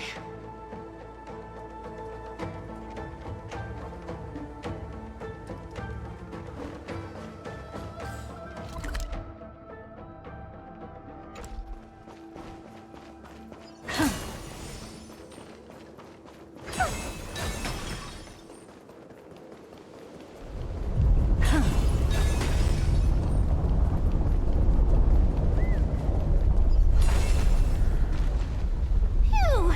It's all good now. Yanis's blessing is full, and the hidden passage can be used again. Now, the Imperator's legions can launch a surprise attack from the grove. Who knows if Terravox will be able to succeed? Huh? Who is this warrior? Lady Trebios, I am Dan Heng, the Trailblazer's companion. Dan Heng? Nice to meet you. I didn't realize Little Gray had more companions in addition to Little Cyrene. There is no need to elaborate further. They are merely a collection of your memories, just like me. No. If they were my memories, they would recognize me. Dan Heng? Even though we don't know you, we'll still ask you to get somewhere safe. A terrible battle is about to break out here. Icelands, Tux Gladiorum, is not far ahead. The evacuation efforts are almost over, so go now, or it might be too late. Anti-sealants. I see. In that case, I'll go look for her now. Thank you. No problem. We need to go deliver some messages, so we'll be off. Please, take care, Dan Heng. Memories crazed ramblings. What do you think? It's too early to reach a conclusion, but this memory is most definitely not mine. There are two possibilities. This memory either belongs to Terravox, or it belongs to her, the person you're desperately looking for. But the probability of the latter is very low. You should know better than I do. After that final battle, even the first genius couldn't determine where she went. Correct. But the conversation I just had gave me an idea.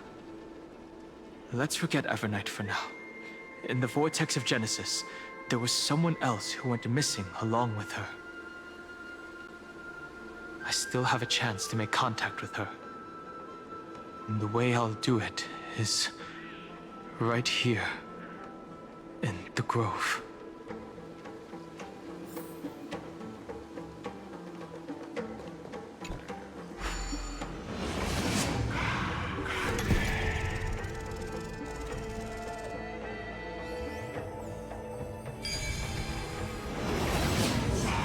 No!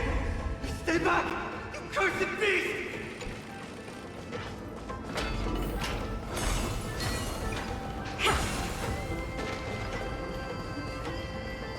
There's not a single sign of movement here. That was probably just the echoes of the Memoria Tide.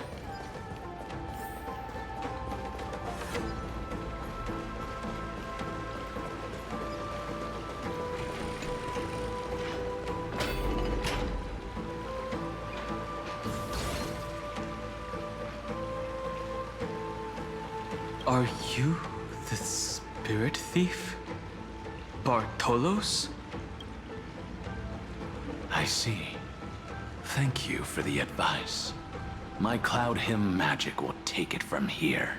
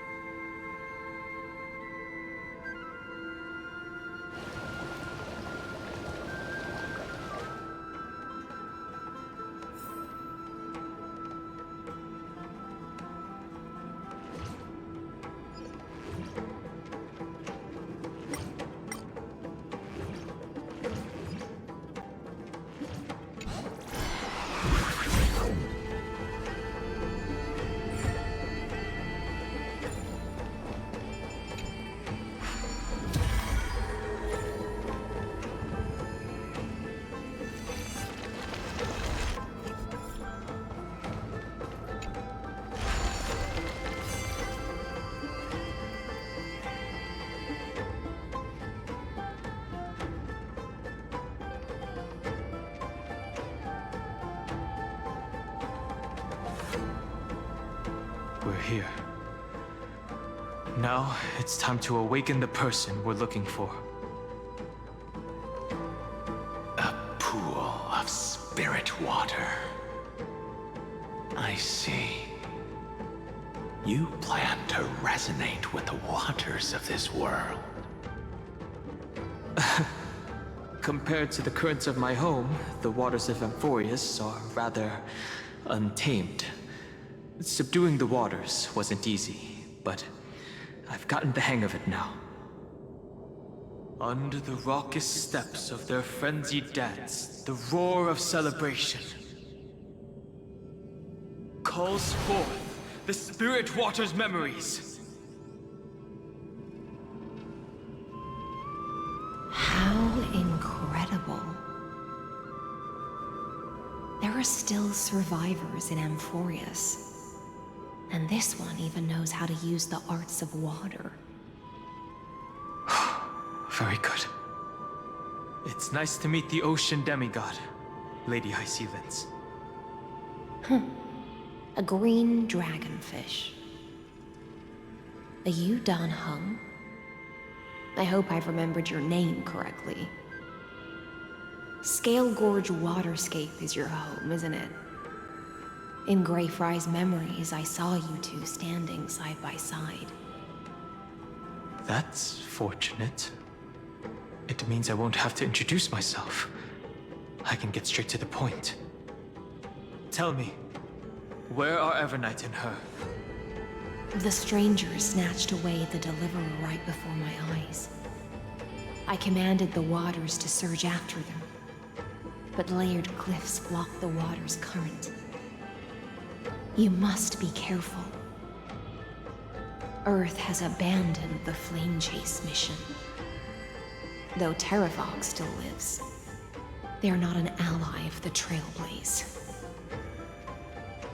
That's no surprise. I've already exchanged blows with that mad demigod.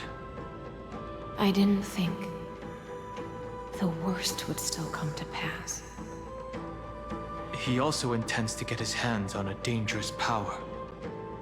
As his comrade in arms, do you know what his goal is? Terravox has only ever cared for life born from this soil. If they covet powers from beyond the sky, I suppose it's out of the same care. Even so, their behavior is far too unusual. I presume they wouldn't have made such a drastic and irreversible decision if they had not exhausted all other means. But embracing the permanence may result in even more misfortune. While I admire that demigod's willpower, my position has not changed.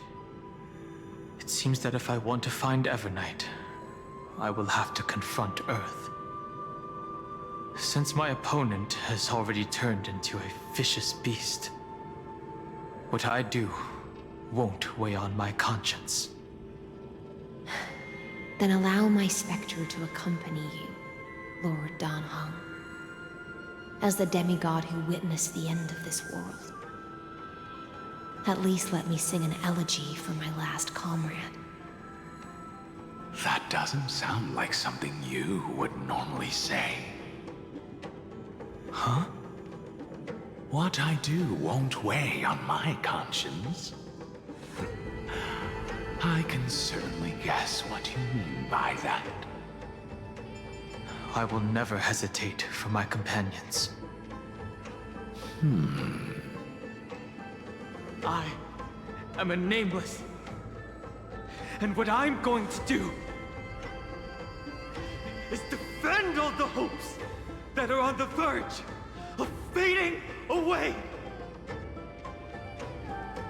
Then I misspoke. That is exactly how the guard of the Astral Express should act. If you please, Lady Hysealence. Hold on to this current, for it still carries the warmth of Greyfry. Hopefully, it will lead us to the depths where our companion is hidden.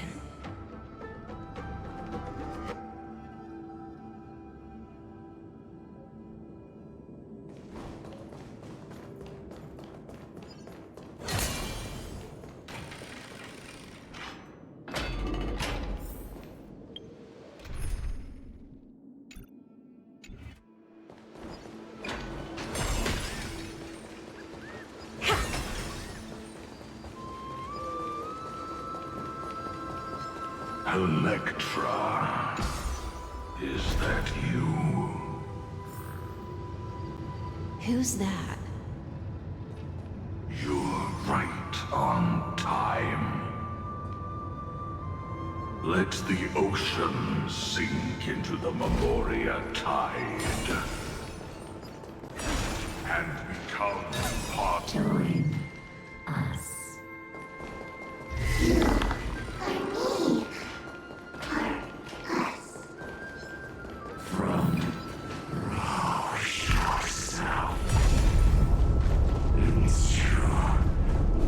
Do not run from your fate. The Yadara might not even be considered people if we did not resort to beastly actions. Why did Dunfeng choose me all those years ago? Long sire, fall into oblivion. The Memoria tide surges violently. Hold on, and don't let your focus be swept away.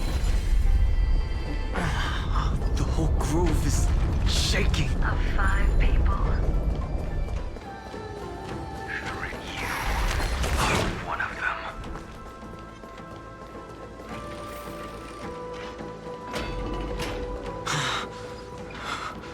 Is it over? It seems so. It's unusually quiet here compared to before. Don't let your guard down. The Memoria tide has become even more violent.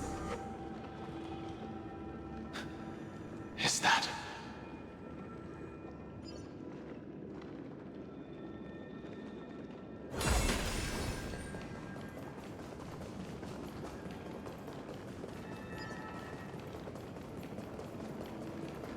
This is an interesting-looking wine jar. Was it by Hunk? Your mind retains far more of the past than I had imagined. I've seen this farewell more than once in my dreams. The previous life is just an immersia to a newly born Vidyadhara.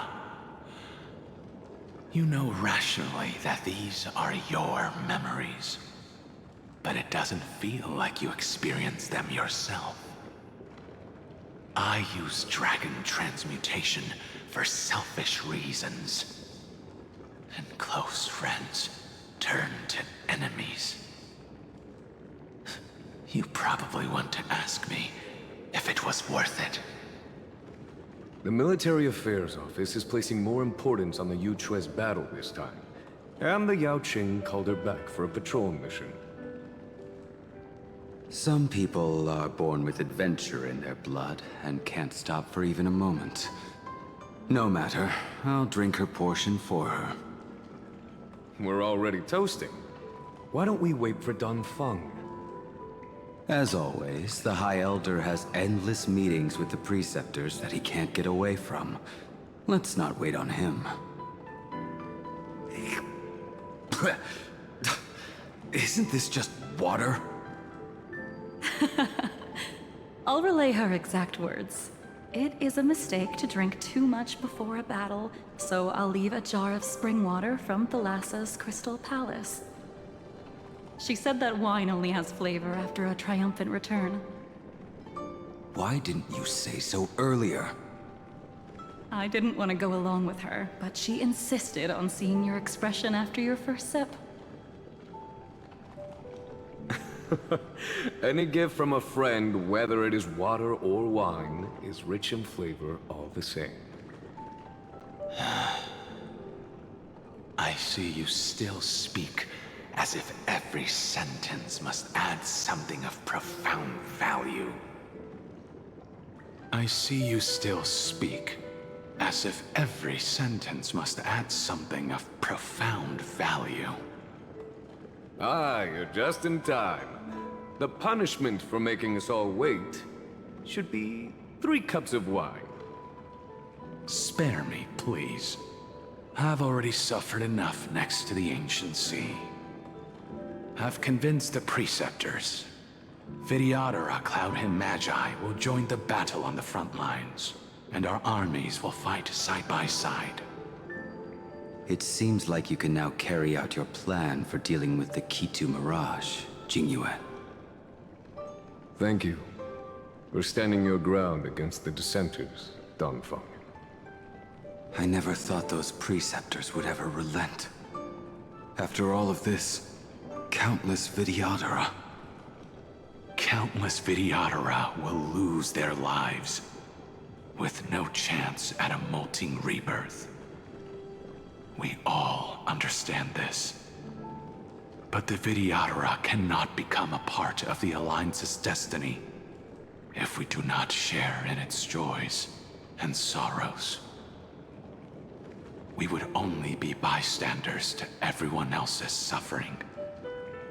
That is something we all understand as well. That is also why we've gathered here. Come, raise your cups. This toast is not for bidding farewell to each other, but for honoring the soldiers who will not return, for honoring our companions.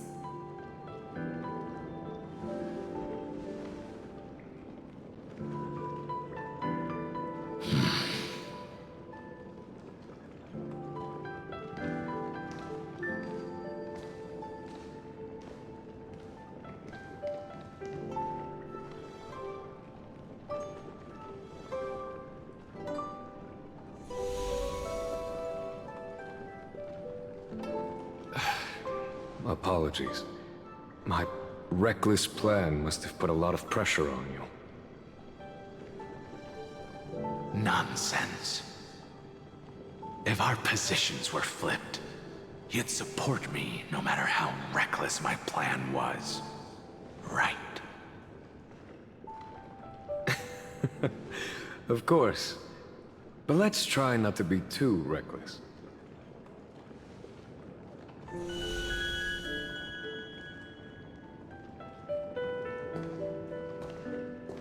When you make a decision like this, people will always ask, was it worth it?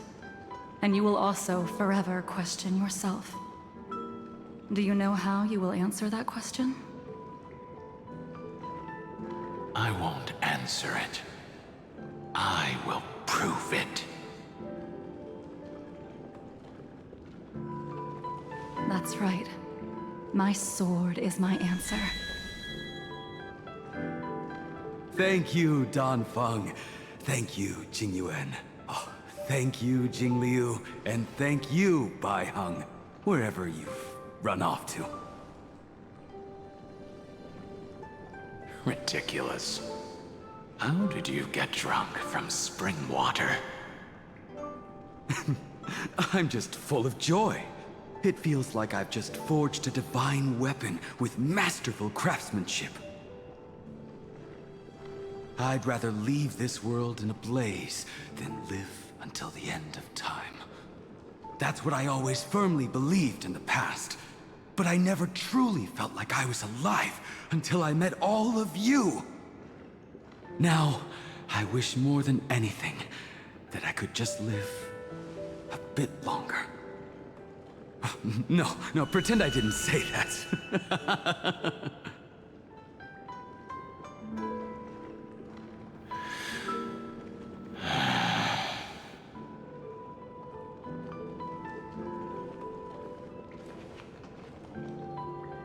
It's over. And you know exactly what happened to these 5 afterward. So, can you understand it now? After both she and March 7th have left you. Losing a dear friend with whom you've shared so much can never be considered a victory. It's a failure that torments you for the rest of your life. I could never accept that kind of fate. So you made a decision. I was the one who used the transmutation arcanum. I was the one who swore to bring Baiheng back to life. And the one who brought everything past the point of no return. That was also me. Do you have any regrets, Danfeng?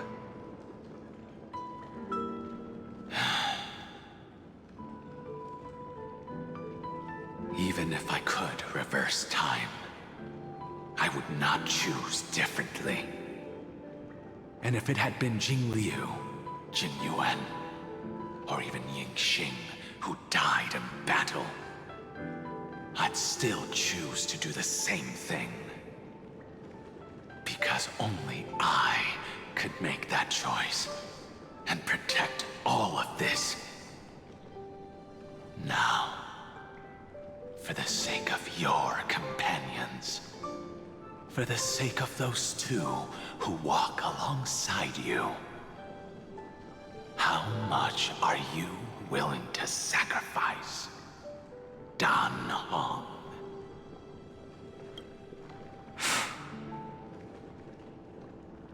Everything. Your answer does not surprise me. They are more than just my companions. They are the path I took that led me to where I am now. So they will also be beacons for when I am lost, leading me to the future until my next reincarnation. Then let me see how you'll carry out your convictions. Let's leave this place and go settle things with that mad demigod.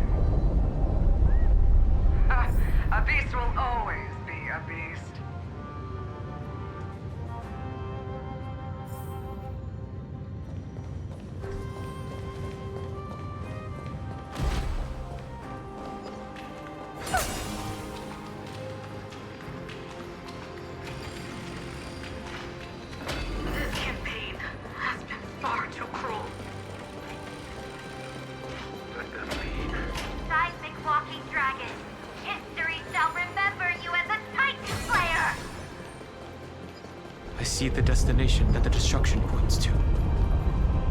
As expected, someone's been waiting for us. It's you. They are here. A scion of permanence, and your old comrade in arms. Terravox, my old friend. Indulge yourself. Let this Memoria tide swallow everything. Be prepared for the worst, Lord Dunhung. This mountain dweller must not be underestimated. Giacles the Mountain Breaker. Earth's Dromus Rider. It's been a while. Mountain Breaker? He's not Terravox? I remember you, little fish, and your despicable master. I didn't think you were still alive. Death is just a return to the earth for mountain dwellers, thanks to Evernight's gift.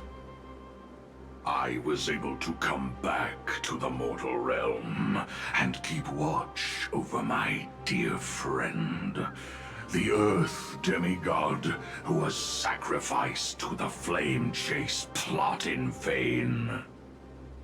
Long Scion, you are the most important offering in this ritual sacrifice.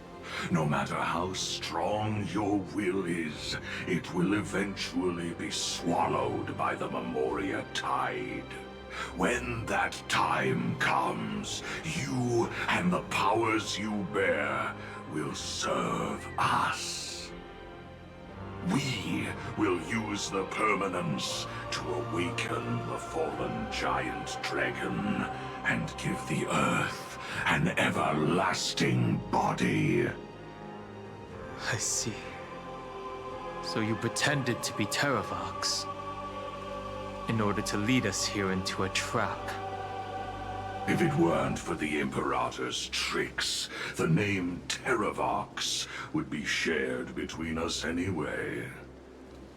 They made the right choice for Amphorius's tomorrow. But the tomorrow you speak of only ever had a place for humans. Watch, my old friend! I will once again start a fire that burns away the chains that shackle us! Why don't you leave this to me, Lord Dunham? Use that hidden passage to reach the opposite shore. Perhaps Greyfry's there, deeper inside. No. I will stay here.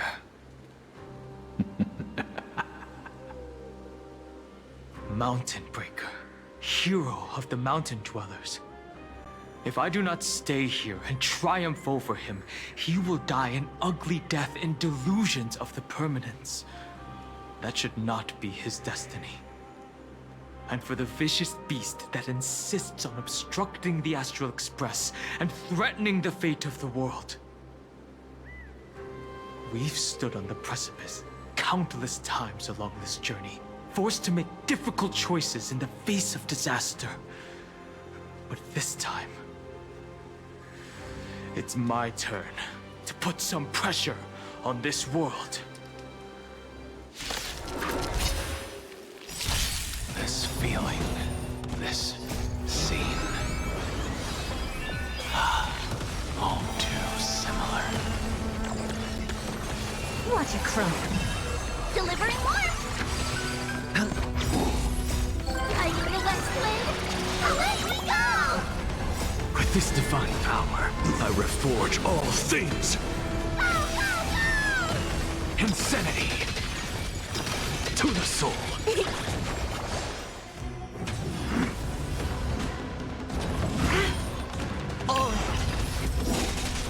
Bust.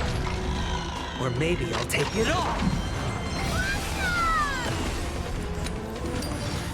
Expand your thinking. It's time to stop struggling, Geocles. Go to your death with dignity. Before that, tell me, what kind of deal did you make with Evernight? How was the Great Mountain Breaker reduced to this?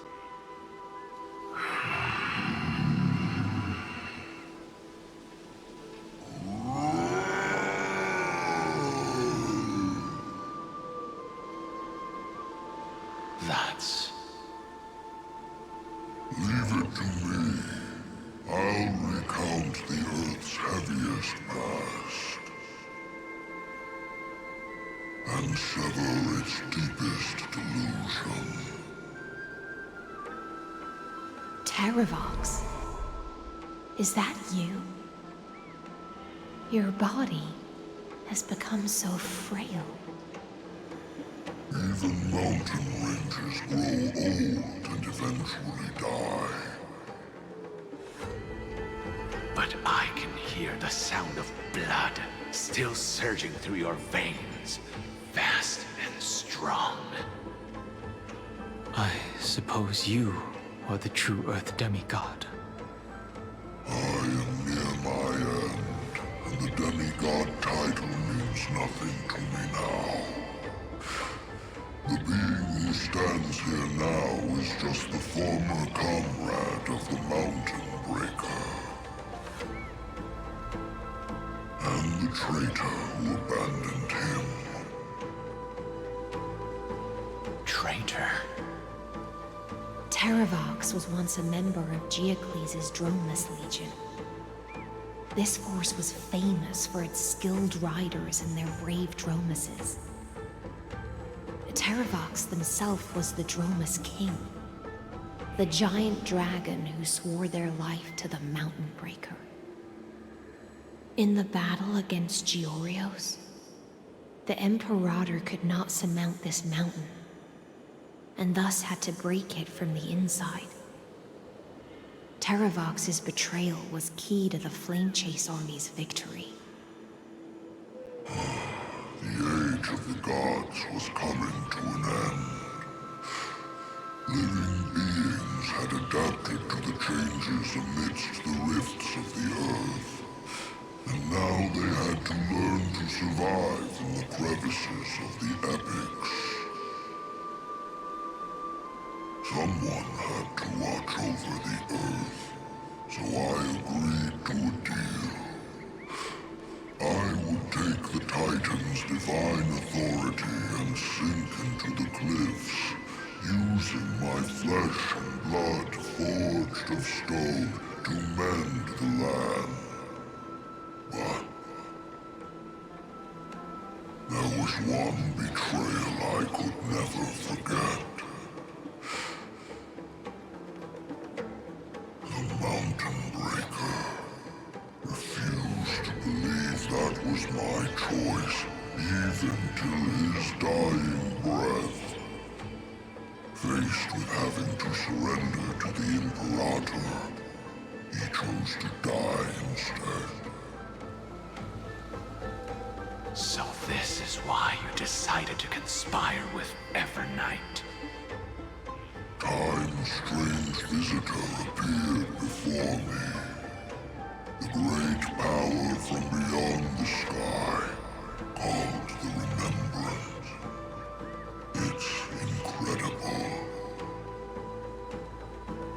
Geocles was able to be reborn as a memo sprite.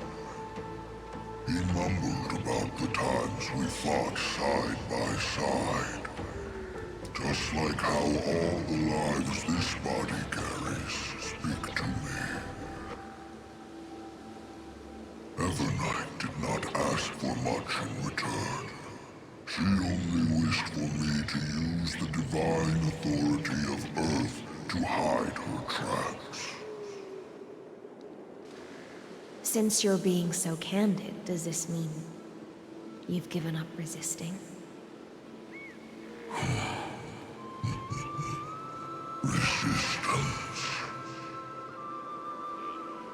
For a beast on the brink of death, what is the point of resistance?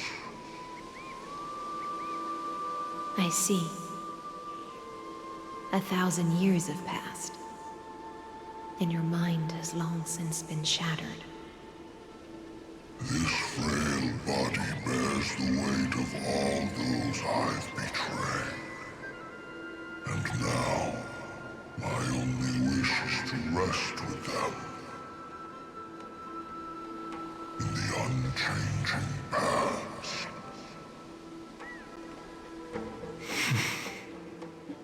Go, long Scion. That fiery blaze has already burned through Earth's protection, revealing the secrets underneath. The deepest depths in Amphorius, the great tomb where all the past is buried. The one you seek, Evernight, walked out of that place. Before her arrival, no one knew of its existence. In other words, that is the place where Evernight came into being. And it is also where she is now. You sank willingly into the past, and now your memories have turned into this form. Was it worth it? At least I still remember. As long as I never forget, they will live on. Primitive and animalistic. I understand these instincts. Have you ever regretted anything? The Earth is not a lonely island in the middle of the ocean. It is the sum of all the living things that stand on it. I have never regretted defending the creatures of this world. Then, a final question. Terravox, after all of this, how much are you willing to sacrifice for the power of the permanence?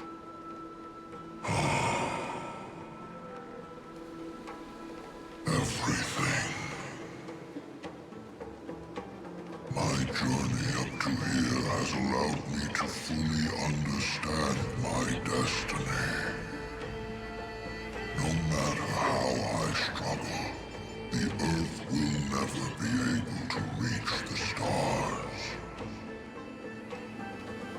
But my compatriots deserve to continue their struggle. At the end of my life, I want to make one last effort to give them a chance to move on to the future. Even if it is a future I am not able to witness.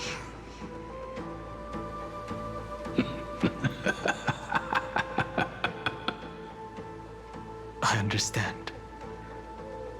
Then, join me in rebelling against this unjust fate once more.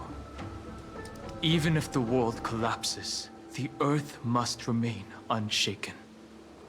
Give me the core flame that burns within you, and allow this immortal body of the permanence to bear the furnace of life for you. Long Scion, are you willing to bring them all into the new world? I won't give you empty promises. Allow me to answer your question from a different perspective. The permanence is the path that dragons trod, and eternity is life's deepest desire.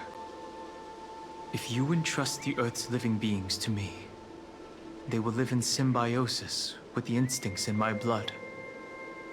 With this body as an ark, I will deliver them to tomorrow for you. That tomorrow won't be the end of Amphorius's west wind, but a vast and boundless sea of stars. A sea of stars. It's a future where all beings can trailblaze side by side, not a prison made for remembrance. In the veil of Evernight's memories, you've always been someone with reservations. I misjudged your resolve. I understand. This is the only choice. Behold, this core flame that burns in my chest. This core flame born from the earth. It is the red soil from which life sprouts, and the furnace of all living things. It tells me to commit one final act of treason. Entrust this heavy task to the trailblazers from beyond the sky. Let them tend to the wild terrain and safeguard the lands. And thus bring the endless stream of life into the distant future. I promise you, Terravox. Good. When I hand over the divine authority, this place will fall to pieces. Are you prepared to hold up the sacred tree if it falls? Of course. Then free what remains of my body, and let me give you this flame that turned away from the flame chase. I now relinquish my duty as a demigod. You shall dig your own grave and burn in the furnace of rebellion.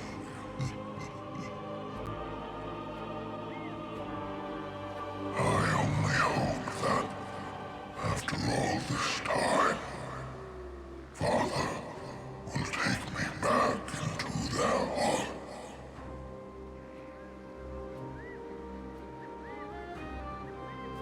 Come, crouching beast, for the endless life of this world.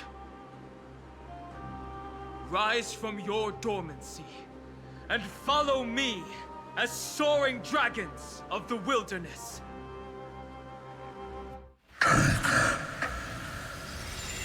My final rebellion. Then declare to the earth the name of the new god.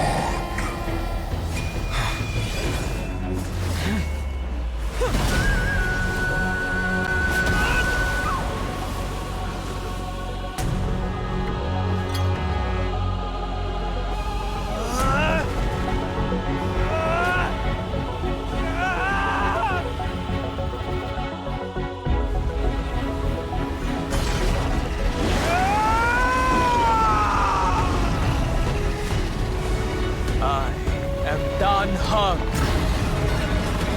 one who guards the trailblazer's way forward.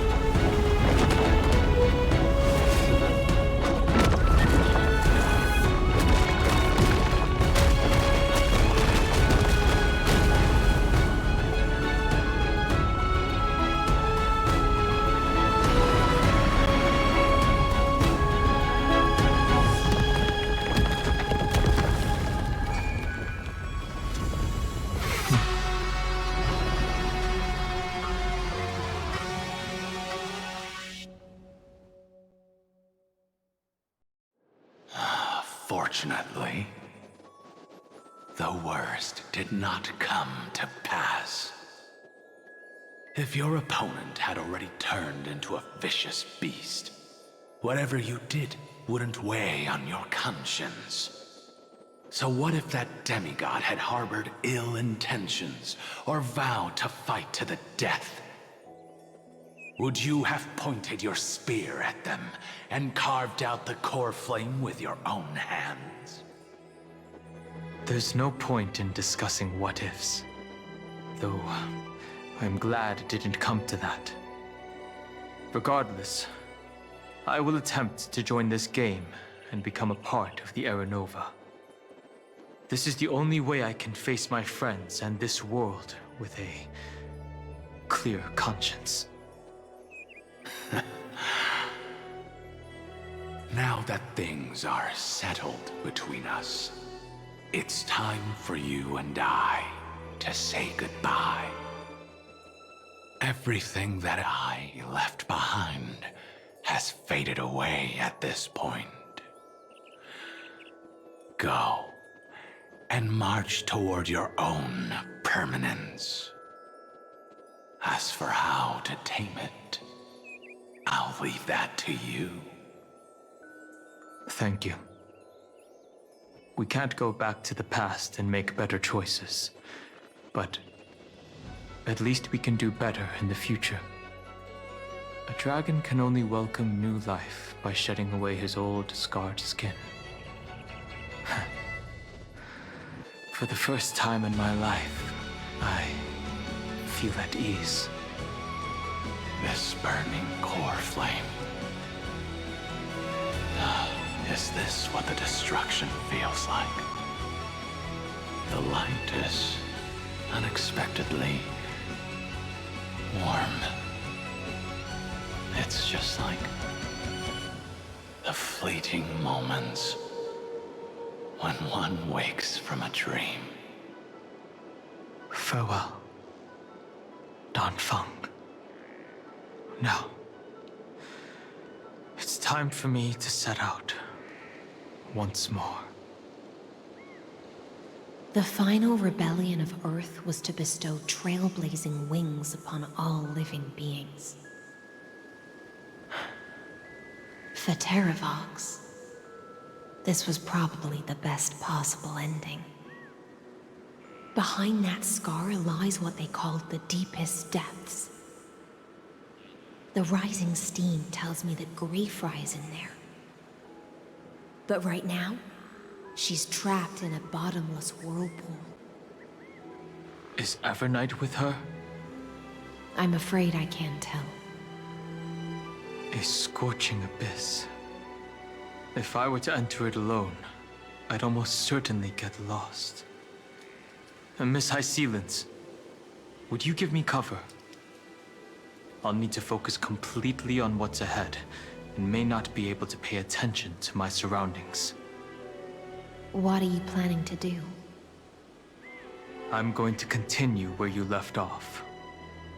The stranger snatched away the deliverer right before my eyes. I commanded the waters to surge after them, but layered cliffs blocked the water's current. Times have changed.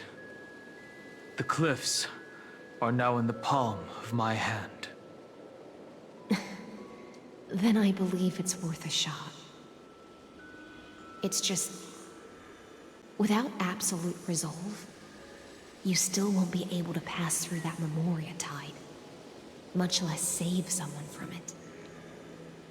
The search for Greyfry might stretch on like an Evernight without end. Be careful. Wandering through time is no easy feat. Don't worry, Lady High Sealants. Just as you kept your lonely vigil in the depths for 1,000 years, my determination to find her is even more unshakable than the earth itself.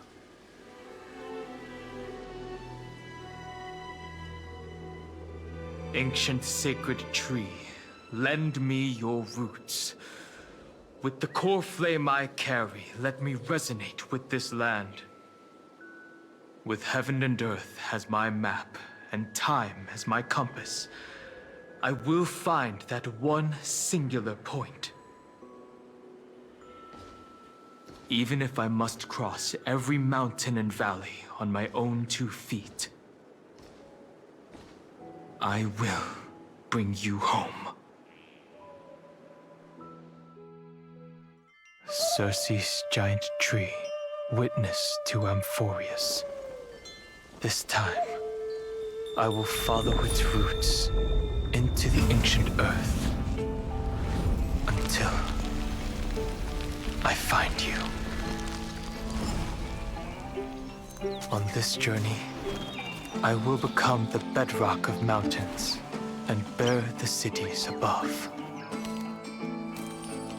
With the currents, I merge into the tide, crashing upon the land's jagged reefs.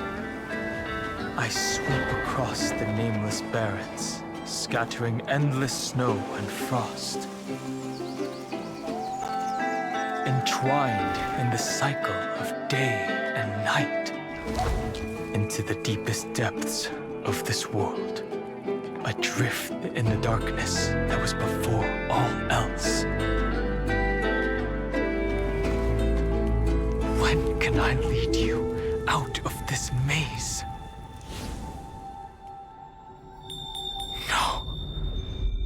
can't do it with just my eyes alone. Maybe it was never me. Maybe it was always you who could set us free. Long time no see. All right.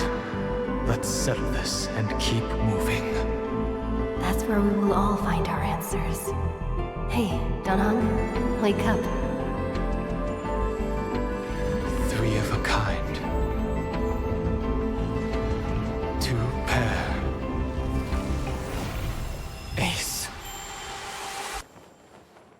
Go.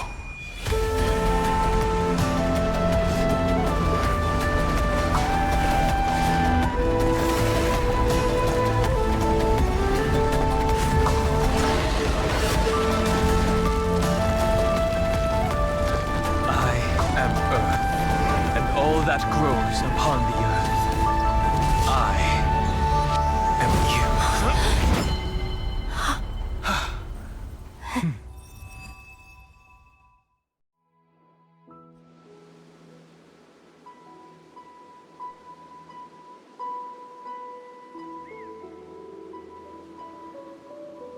Finally.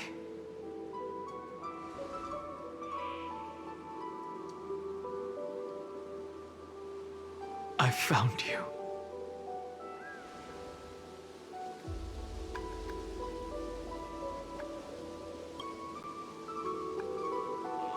It really has been a long time. Don't be so sentimental. That's not like you.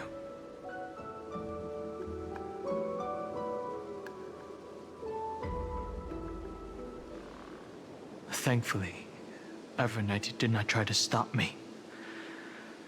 Looks like we've managed to stay ahead of her this time.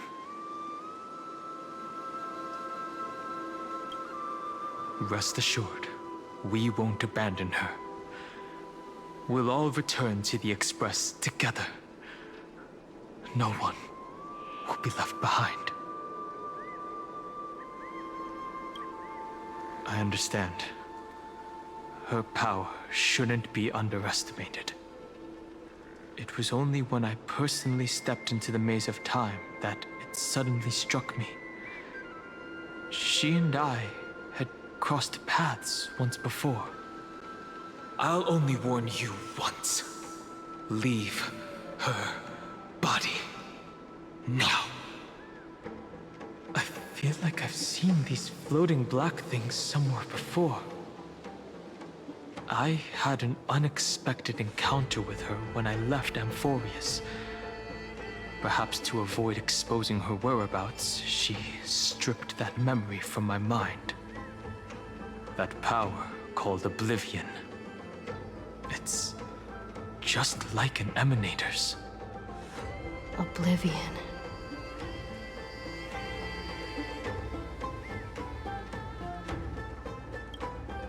I know. But you still remember me and our companions, for now. Do you have any clues about the memories you may have lost? If I'm not mistaken, Evernight's plan is to make you forget Amphorius, including the Chrysosaurs, who have journeyed with us up till now. But it seems you still recognize Lady Hycelens.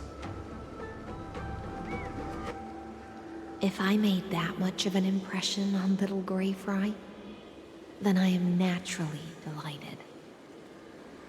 But I fear your escape from that power they call Oblivion is thanks to someone else.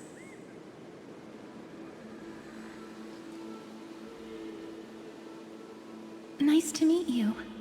Or maybe I should ask, how have you been since we last saw each other? Along with you, this little butterfly fish's memory was also salvaged from the depths of that whirlpool. Just as a pearl is cradled within its shell, the power of Thanatos surrounds you, shielding your soul from corrosion. Miss Irene has spoken of you often to me. Though we never met in this life, I believe There's a kind of warmth that can transcend time itself.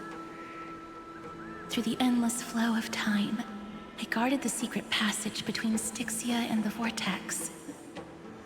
When the Memoria tide flowed backwards into the River of Souls, even in deep slumber, I could feel that warmth. And with all my might, I protected that warmth. I apologize if that seemed improper. I hope you'll forgive me.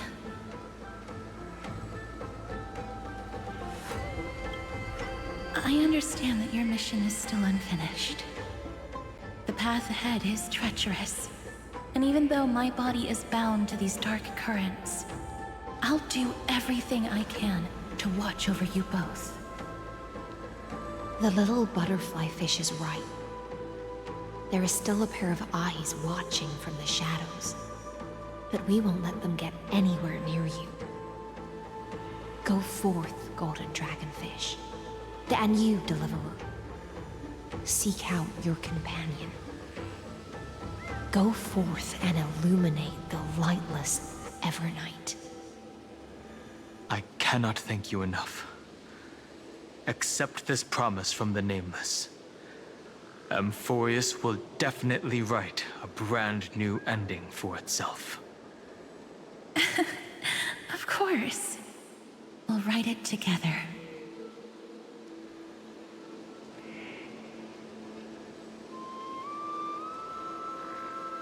The Nameless will never stop. Until all of us stand side by side in the true new world.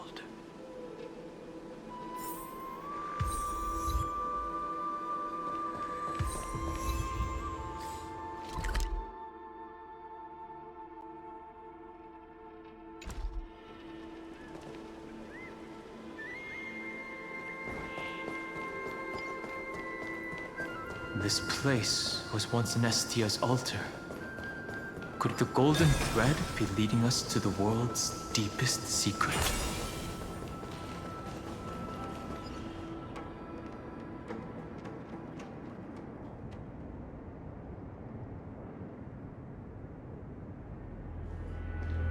Is this a symbol in the shape of Amphorius?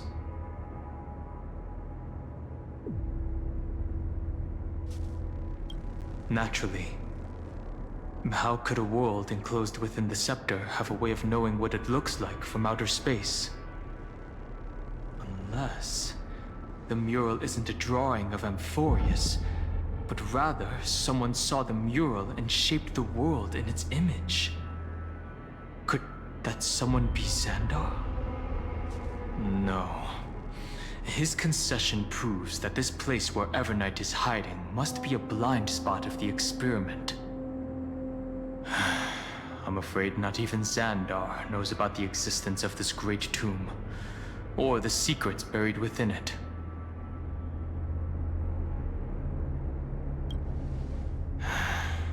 Best not to get carried away. For something to be hidden even from him, it must either be extraordinary or unimaginably dangerous. This forbidden realm remains undetectable to Xandar, and even Fine and Stripe merely opened the entrance, yet Evernight can freely swim through it as she pleases. It cannot be reached by the erudition, nor can it be erased by the destruction. Be careful. What lies dormant beneath may well be Amphorius' final path. Remembrance.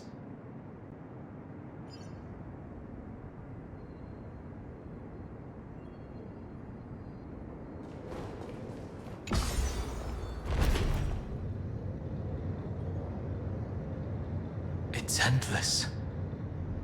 It feels like we're plunging into an abyss.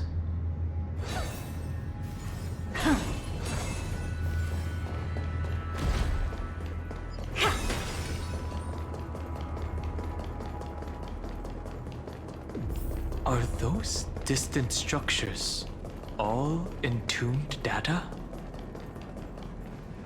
The whirlpool of remembrance.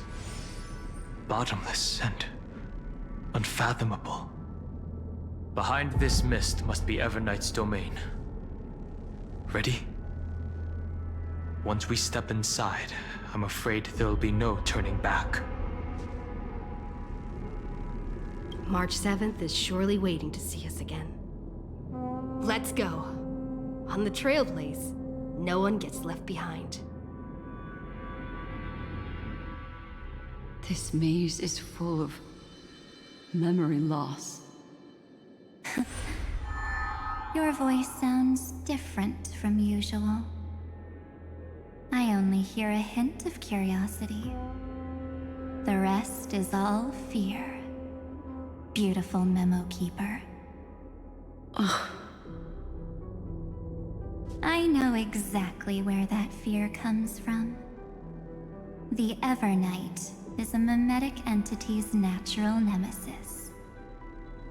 They will swallow you whole with just a flick of my pinky finger. I am the garden's enemy. I have never denied that fact. I have to say, Miss Evernight, you've certainly got a unique way of protecting people. At least she's still willing to talk. Is it because I disobeyed the garden's rules? Maybe I still have a chance. No. I don't think you do. It's not very elegant to spy on someone's thoughts, you know? Well, before you get rid of this beautiful memo keeper, the least you could do is answer some of my questions. Why should I do that? So you can buy more time and send a message to your companions? And here I thought you were already watching my companion's every move. I am. Earth's stirrings have ceased. They have defeated Terravox and are heading here as we speak. Don't tell me that's part of your plan, too. It's not. But I'll make good use of it. Fighting alone against an entire world, even I might miss something. But I know how to adapt to the circumstances. Just like right now. How I've decided to let you go. I like you, little bird. Your longing for memories remains pure. Unlike those memo snatchers. Your most precious quality is how you've yet to be tainted by the garden's dark side. I'll take that as a compliment. But I still don't understand why you've kidnapped me here. Well, seeing is believing.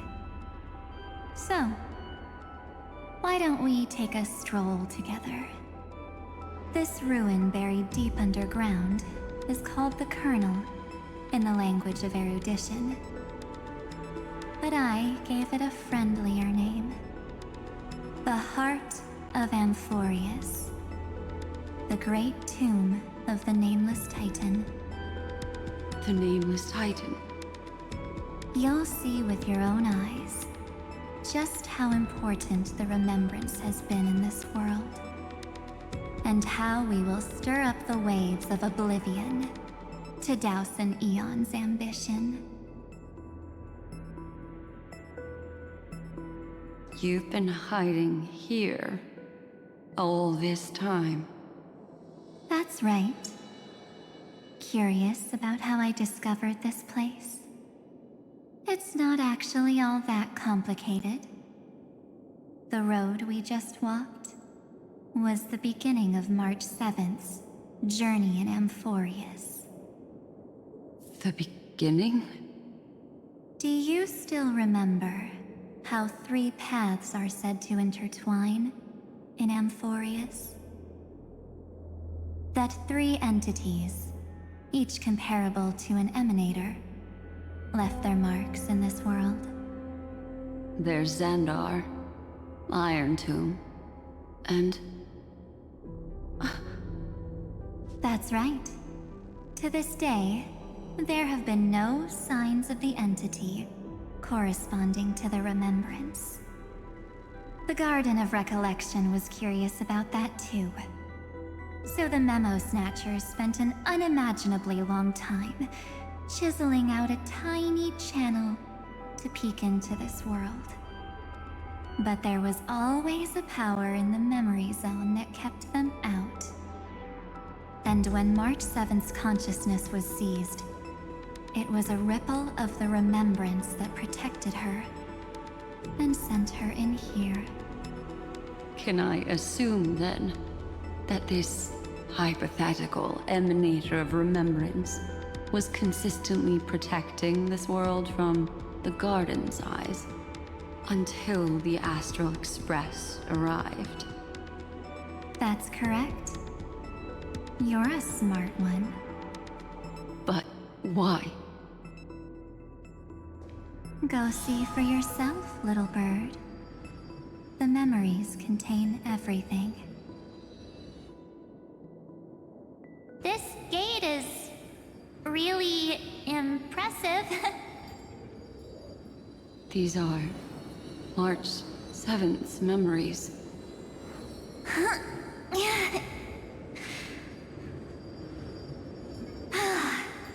Didn't move at all, huh? I just got here and I'm already locked out. A journey of 1,000 miles stopped at the door? That's terrible! Is she stuck? Keep watching. The fun stuff is just ahead. Warning. Object does not have access permission. What? Did I touch something I shouldn't have? Execute formatting protocol. What's going on? Formatting? Warning.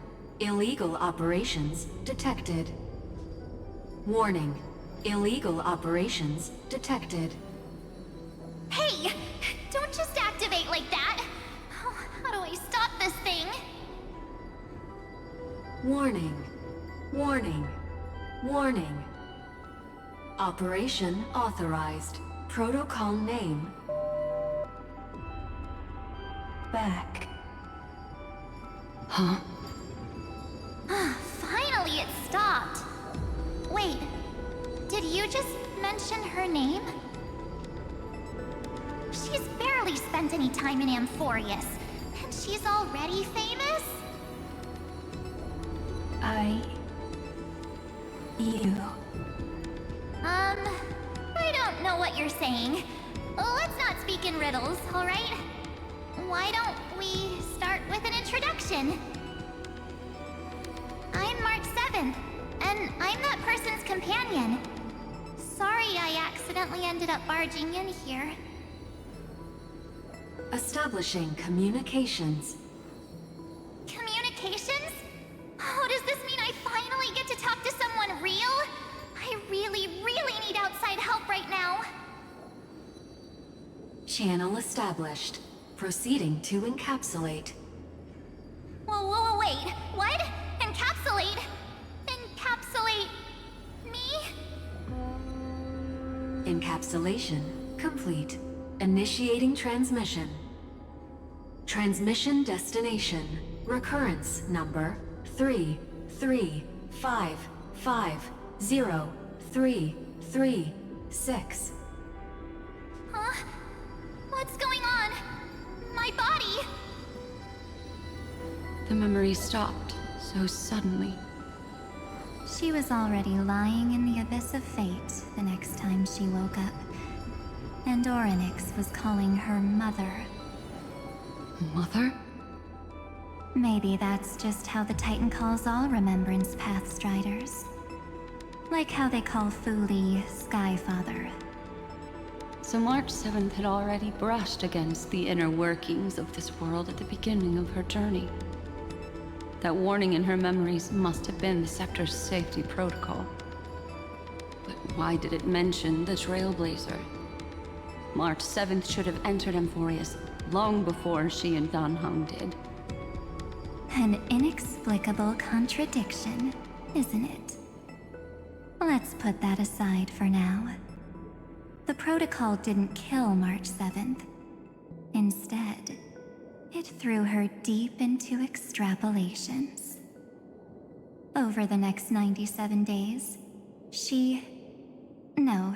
the two of us, trailblazed through Amphorius as mimetic entities as she evaded the Administrator's pursuit. It must have been a difficult and lonely journey for her. Yes. No one could see March 7th. She didn't belong to Amphorius's memories, so she could only watch this world from the sidelines, like a transparent shadow. Then when did you appear? On the day that she ran out of options. March 7th tried so many things to help her companions, but the only outcome of her efforts was a few Amphorian folktales. In the end, she had only one option left. Just as she wished, I erased everything using the power of oblivion. Then, I protected her and Dan Heng, and made sure that they were spared from the Memo Snatcher's clutches when they broke through the seal.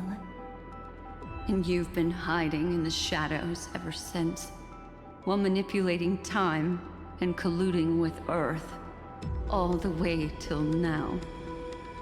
A journey of 1,000 miles starts with a single step. The story of the Remembrance has just begun. Why don't we step into it together?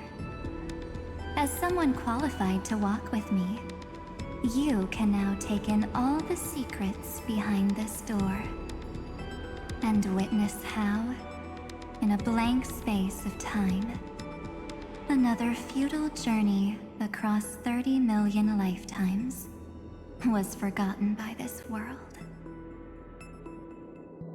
I thought Evernight would have done something to stop us, but it's been smooth sailing the whole way through.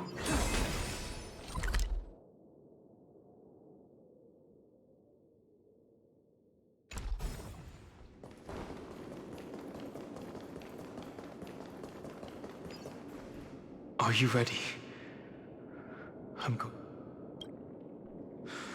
3. Warning. Object does not have access permission. That means we're in the right place. Warning. Warning. Warning. Get ready. Incoming. Welcome back. What? I'll be waiting for you. It mentioned your name.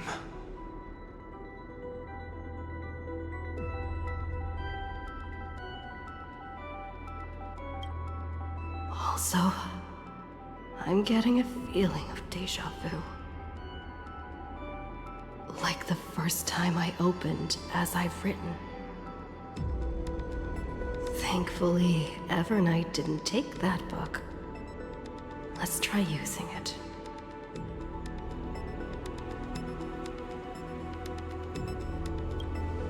Operation authorized. Protocol name. The seal's gone. Didn't think this book would have a use here.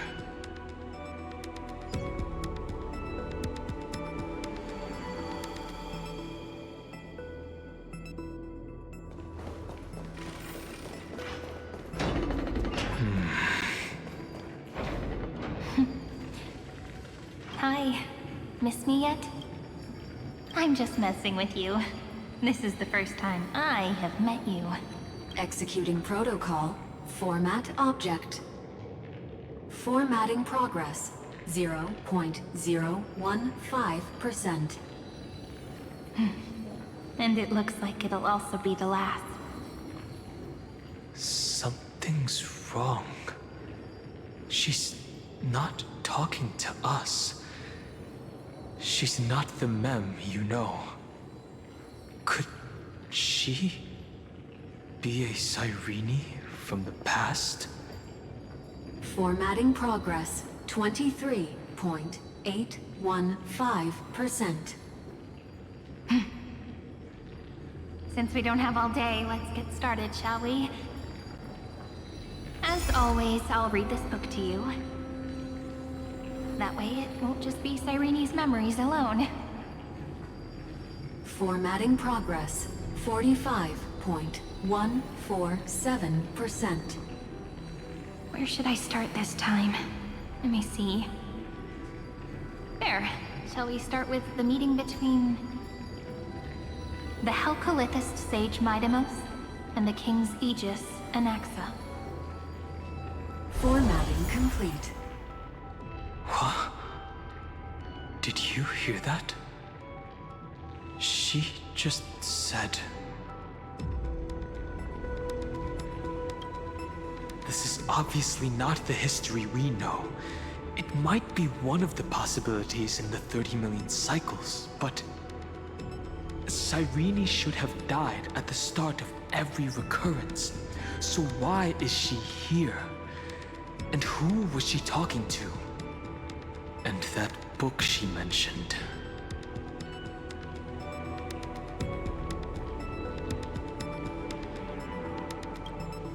That's very likely. That door reacted to the book as well. Let's try copying what she did.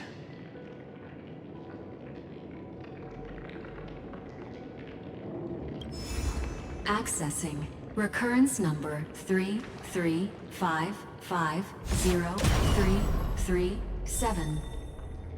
Access failed. Error code Gamma 13. That's it. As I've written is definitely connected with this great tomb.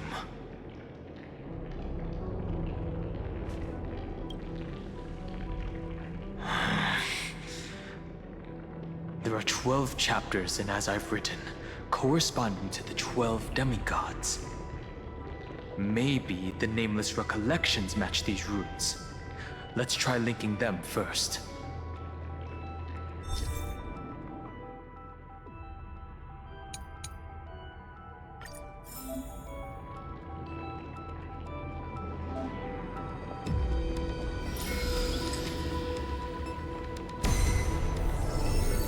Uvris 504. Downloaded. As expected, the data stream flew into the crystal in the middle. It's absorbing the memories in the book in this manner. 30 million departures. 30 million shatterings. And the beginning of 30 million flame chase journeys. Fate betrayed Trebios. But she was never betrayed by humanity. Uplotis 405. Downloaded.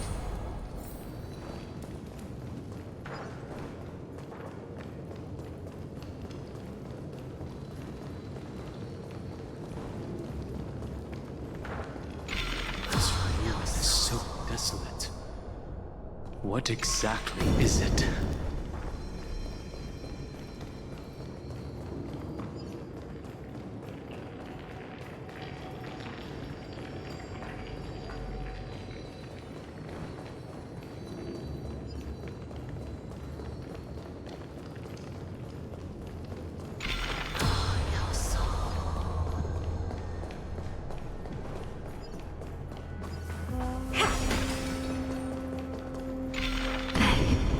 You must be very familiar with the story of time now.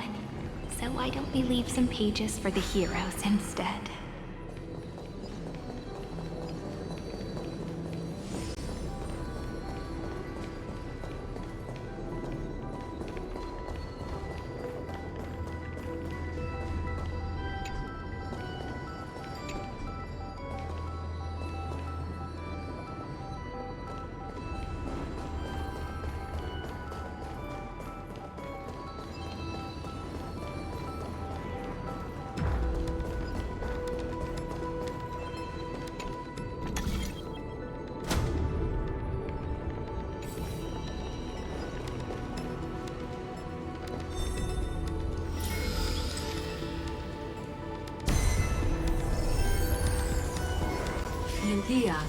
093. Downloaded. Scopeo 365. Downloaded. Branch number 1. Archiving. Object recurrence number 335503337. Progress 13.131%.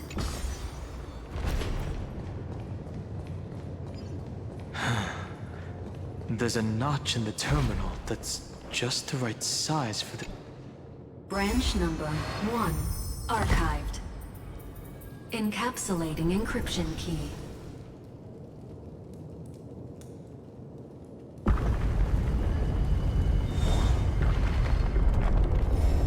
I see. This As I've Written book is a data terminal that has been modified by the Remembrance. It might have looked like Cyrene was reading a story, but she was actually carrying out a data transfer.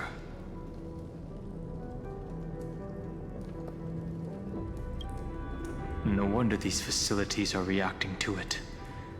This book is a key. But Cyrene could never have known about the truth regarding the scepter. So where did she get this key?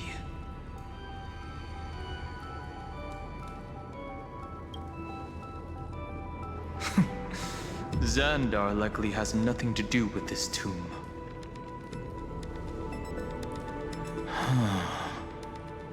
Do you remember? During her brief existence, Cyrene once encountered a certain Eon. Yeah. So, I can only place my hopes on that childhood dream. And the god behind Orynyx that appeared in that dream. It's no secret that Orynyx and Fuli are related.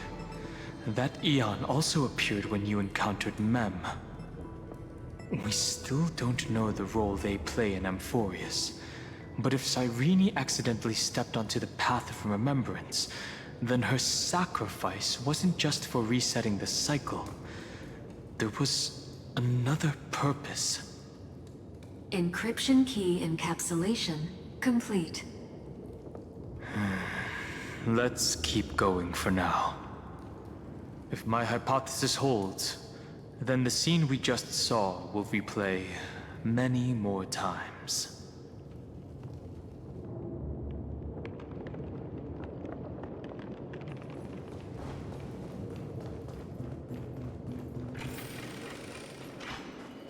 Hey, be careful. Evernight's eyes are everywhere. Don't get too far from me. The chronocognitive anchor will protect... What is this? It's hard to believe. So many countless storage arrays. This would even rival the cyber prison of Inupis. Look, what a magnificent sight. Even this classical world contains a futuristic palace like this. Would ID Silicii end up looking like this after a few thousand years? Executing protocol. Format object. Formatting progress 0.027%. It's always so on time. Never late at all. It's okay, I get it. It's just trying to remind me how precious time is. I want to share a story with you this time. I saw a little nymph on my way here. It was on a fallen wheat stalk, and it glowed under the sunlight. It was incredible. I forgot all my pains at that moment and just stared at it in a trance.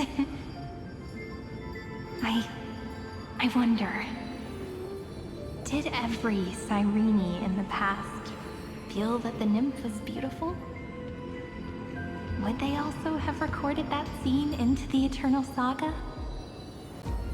So, could you give me more time, please? I want to leave behind more memories for the future. Formatting complete. As I expected, The answer is the remembrance. An Eon appearing in her dreams, 3 paths intertwining in Amphorius, and the Garden trying to infiltrate this world at all costs. I have reasons to suspect that Fooley's gaze once swept over this world before the scepter completely fell into destruction, and that Cyrene basked in that divine gaze.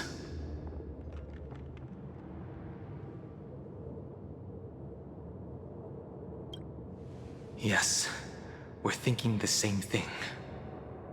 Legend says that Fooley sits in meditation in the Anasrava Pure Land, spreading the seeds of remembrance across the universe. And when the cosmos ends, all the different realms will be reborn in their garden. If this sealed-off world is also within their gaze, then it's not too big of a stretch to surmise that they need a mechanism to save these incredible amounts of memories and store them somewhere out of the erudition's sight. And this mechanism was previously the Time Titan and their demigod, but after Amphorius entered an endless loop,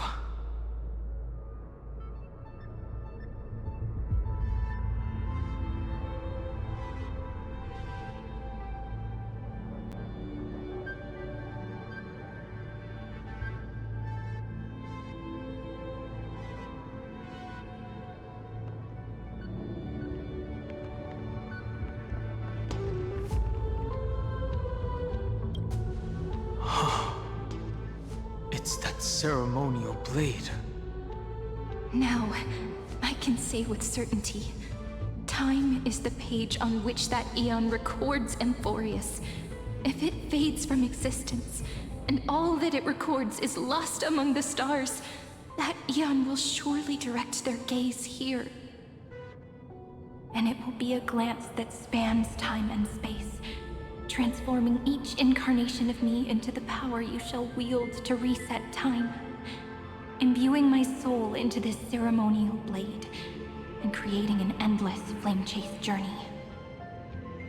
The ceremonial blade killed Cyrene at the start of every recurrence, and at the end of every journey, Cyrene's soul took the extrapolated memories stored within the blade and buried them in this great tomb.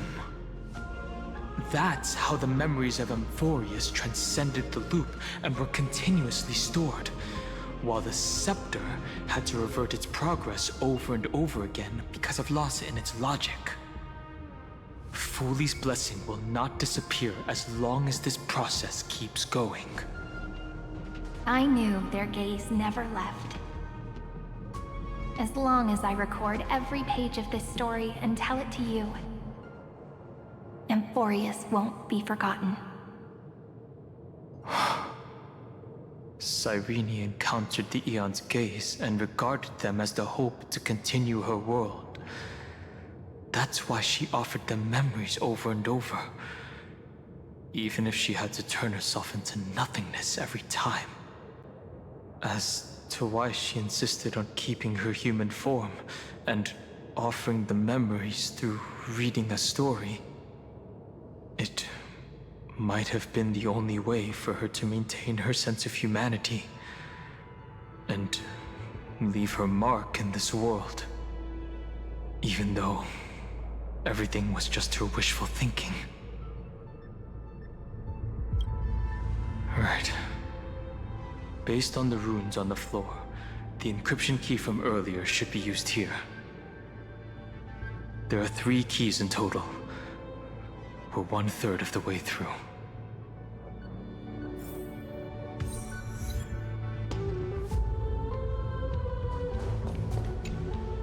I'll leave it to you.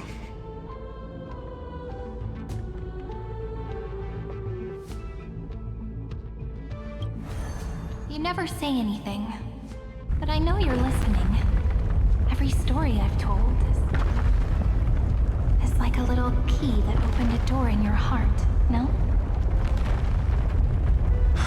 The path has appeared. Go!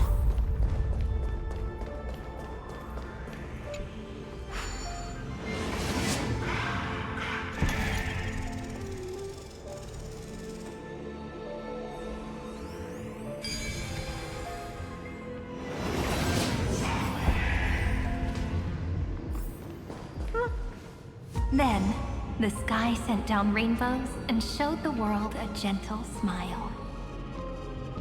Formatting progress 93.998%. Looks like it's time to say goodbye again. Before I was even aware of it, this book had already recorded too many emotions. Every page has become so heavy. I have started to feel uneasy whenever I take it into my hands. Where did the very first ripples want these memories to be sent to? Formatting progress 94.423%. How many times has it been? It faithfully fulfills its duty, activating and formatting. Never changing, like the fate of the flame chase in every cycle. If I can only write the same ending every time I lift my pen, then is this weighty saga just an overly naive dream? Formatting progress 96.024%. Process error. Analyzing. Process error. Analyzing. Really? Are you encouraging me? Thank you. I'm sorry for making you see this embarrassing side of me.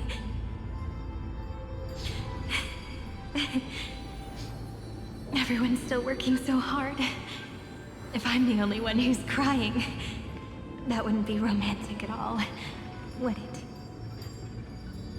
Thank you for listening to me all this time. So, shall we continue?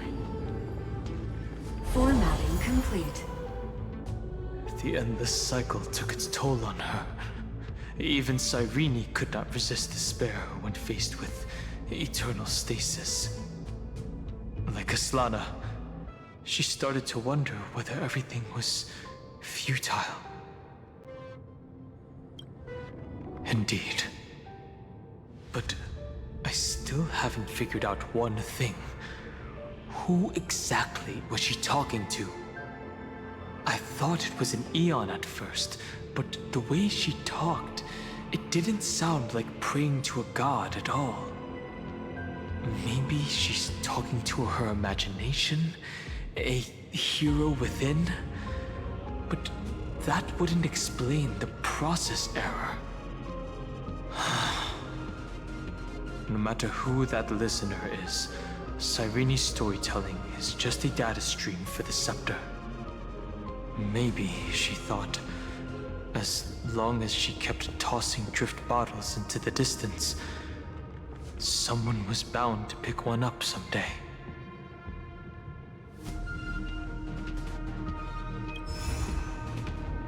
Accessing recurrence number 335503337. Once again, Castor is offered her final embrace to death. And from then on, she started another lonesome watch. How wonderful would it be for someone to give her Epi-Ikia 216 downloaded.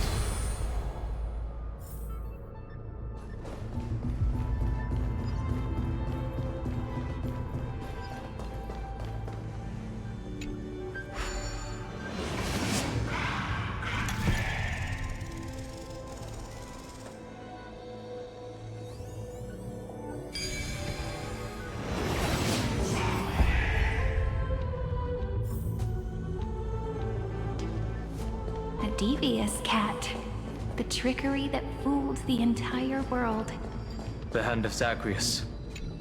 Seems like we'll need it here. Maybe the room will only be completed after the modules are inserted into the slot.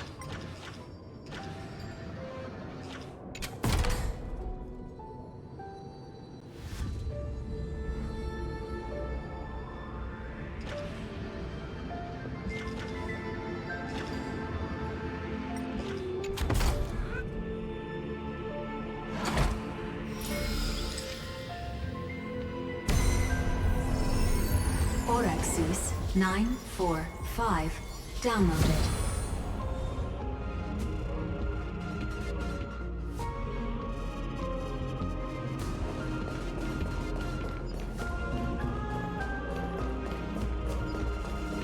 Midamos's road of strife once again reached its glorious and lonely end, as always. Access denied. We were denied access. Memories about strife are always so defiant and resistant. The fight is unavoidable. Come. Warning. Illegal operations detected. Warning. Illegal operations detected. Watch your head. Expand your thinking. Glimpse the unknown. Huge news! Hiding the West Wind! Away we go! To the soul. With this divine power, I reforge all things. Insanity. To the soul.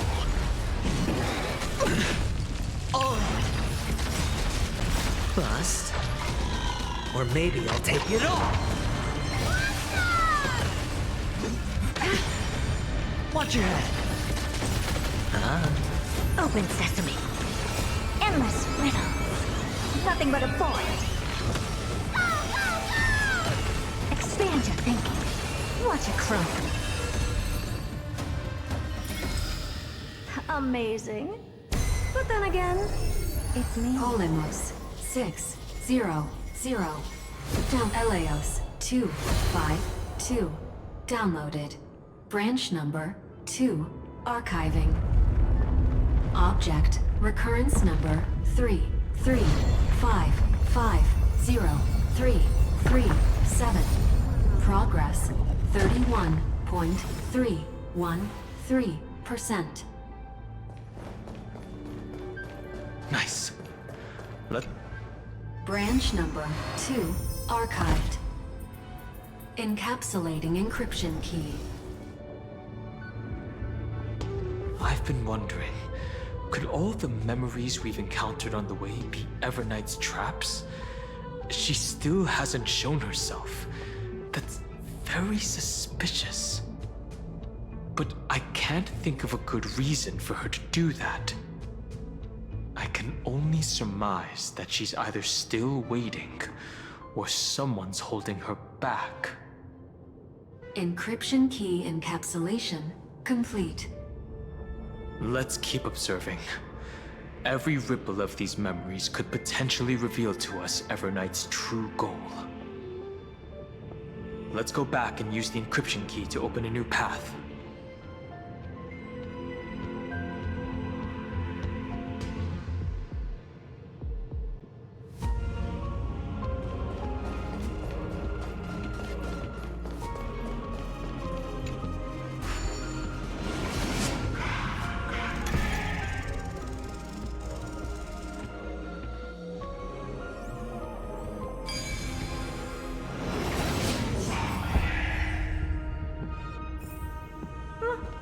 Pretty underwhelming. Go upload the encryption key, just like last time.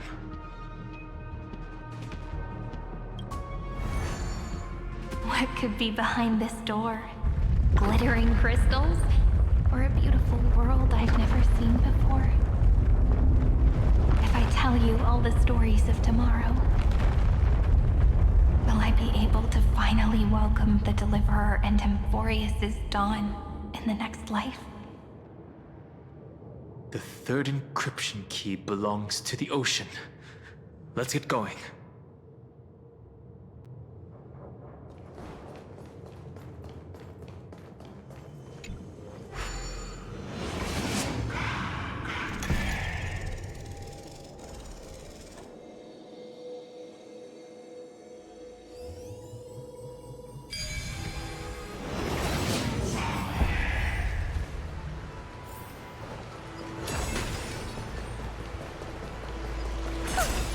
No memory memories appeared this time. It's a huge fan. Use the chrono vessel over there to stop it.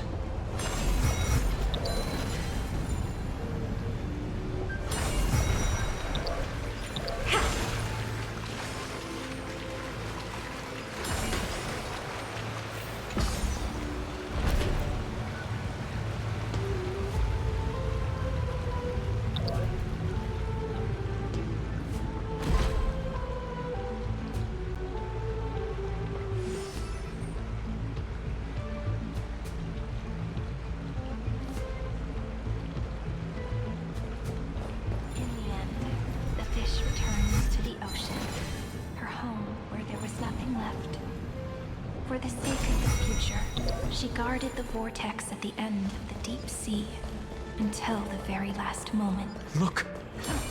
She's over there. Cyrene.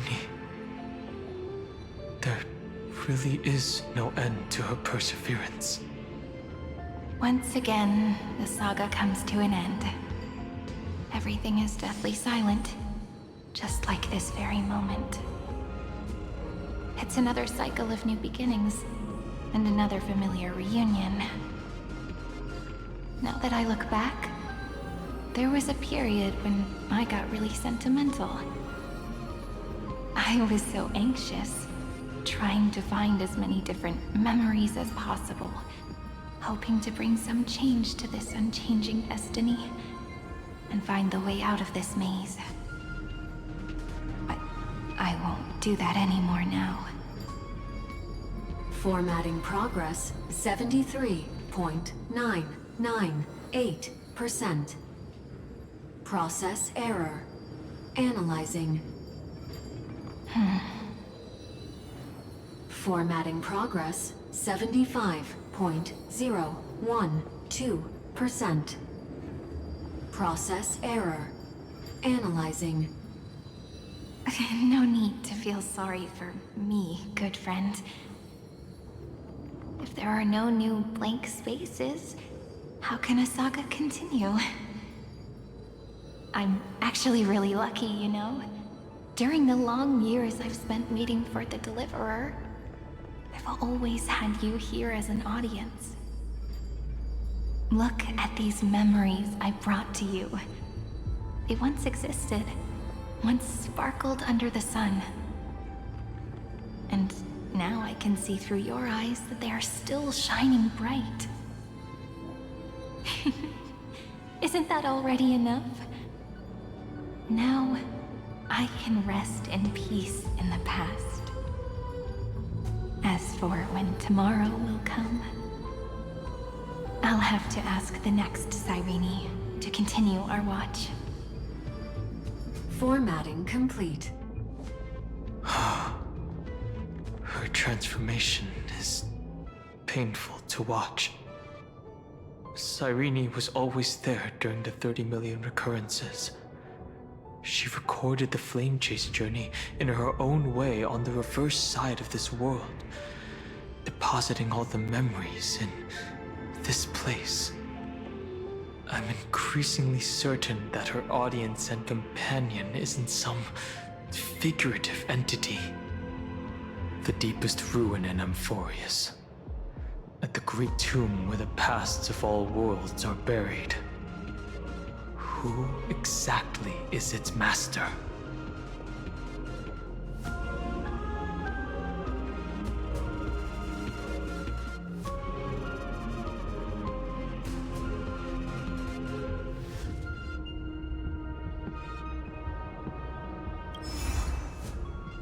Accessing recurrence number 33550-337.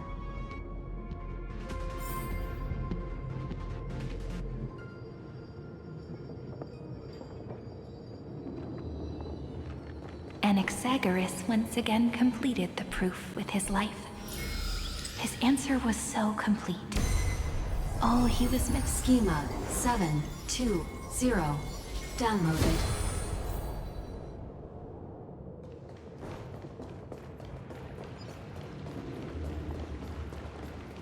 World-bearing. This divine authority is so heavy that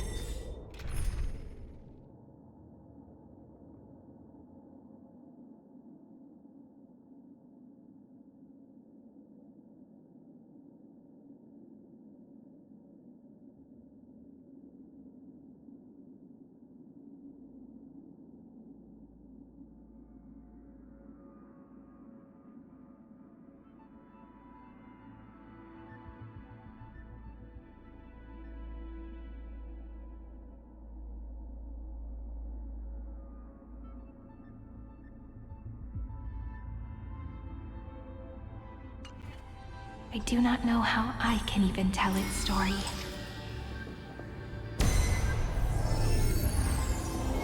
Nikos 496 downloaded.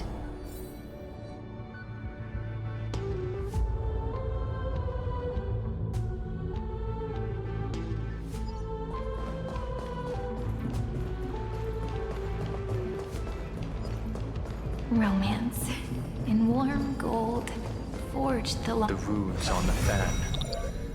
We need to use the chrono vessel to stop it first.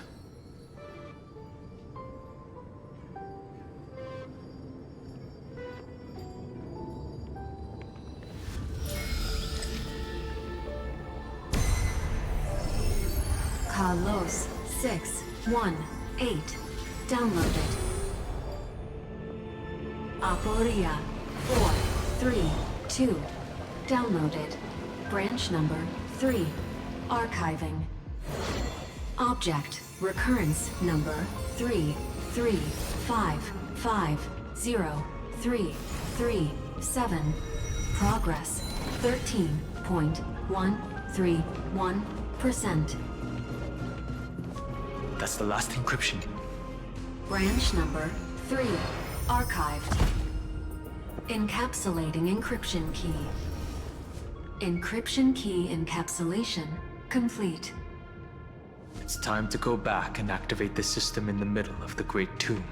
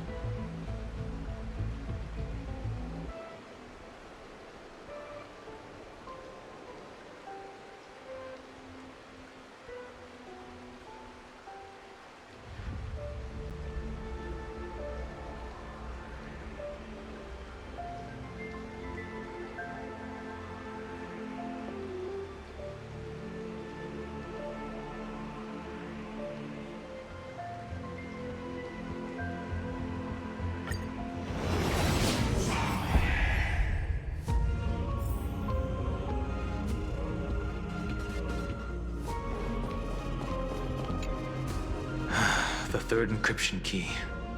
And the final piece of the puzzle. I pray that you can dispel all the mysteries and lead us into the deepest bowels of...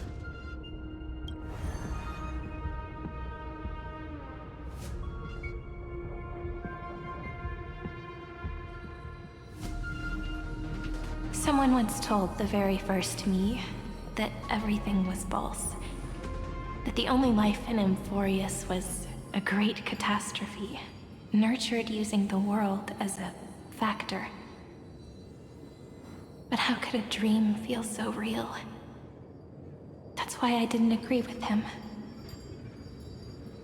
My good friend, I'll read this book to you. For the 33,550,335th time. That way, it won't just be Cyrene's memories alone. Formatting progress 23.815%. Process error. Analyzing. It doesn't even make me feel cold anymore. It's like a ceremonial conclusion, ending every cycle's narration with a full stop. Then, there will be a new me returning here with new memories. Before I knew it, this palace we built together was no longer a dream that Cyrene alone indulged in. It's now a saga, composed by you, me, and all the Flame Chasers. It's our weak but endless prayer for tomorrow. There will come a day when someone turns over this nearly eternal page and awakens all the dust-covered memories, so they can be recalled by the world in a more beautiful form. Process error. Analyzing. I'll read, and you'll listen, like how flowers always bloom, then wither. I shall welcome my own decay, becoming nourishment for the next flower's bud. And you shall continue to wait here, protecting this garden of memories. That way, when the Deliverer arrives, the first thing they'll see is an endless sea of flowers. And our stories will be lying silently among the flowers, like every ripple of remembrance.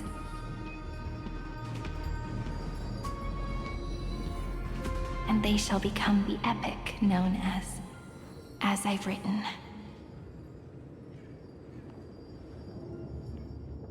The texture of memories is preserved in countless pillars. She gave everything to record all the forgotten recurrences across 30 million cycles.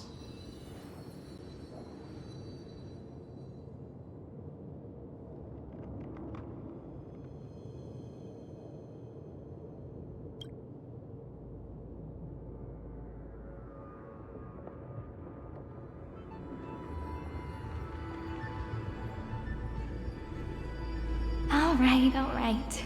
Let's not make things so gloomy. The very first Ripple cheered up her friend like this before she set off. It's a sentence full of blessings, so I want to say it to you as well. Come on, cheer up a bit, okay? I bid farewell to this beautiful world, so that we can reunite in your memories in the way I want. You will see the footprints I left behind in the ripples of past reverie. I have never had any other fate beyond this memory. So please remember me with love, like that eternal footnote in all the faded sagas. Now, open this book.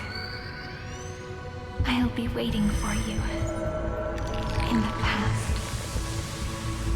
Operation authorized. Protocol name, Illusium. Welcome to the Demiurge Matrix.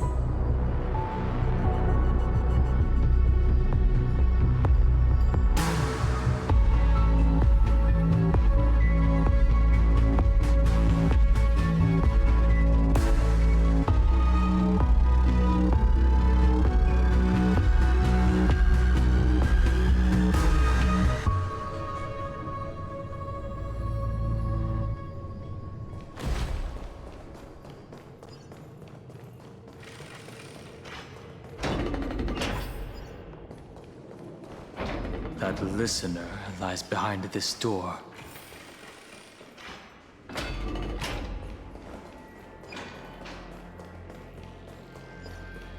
She gave everything to record all the forgotten Look! That symbol at the end of the room. Those who are lost remain lost, while those who have met will meet again. What a touching scene. The deepest place in this world is exactly the ideal location for the Trailblaze to reunite. You're not the one we want to reunite with, Evernight. But you'd better explain everything to us. This tomb and the 13th Titan. Tell us everything you know. You're too on edge, Dan Heng. I've always been honest with the two of you. Before we talk about Amphorius's destiny, why don't we lay aside our differences and take a moment together to mourn for the cruel truth? Truth? So you still haven't figured it out. Take another moment to look around. Look closely. You must be curious as to where the final Titan is located, right? What a good question that is. I too am curious. Because there's absolutely nothing here. Except a cold, empty void. You mean Cyrene was deceived? Indeed. Fu Li planted a false hope in her heart, making her believe that she was special, and that Amphorius still had a chance.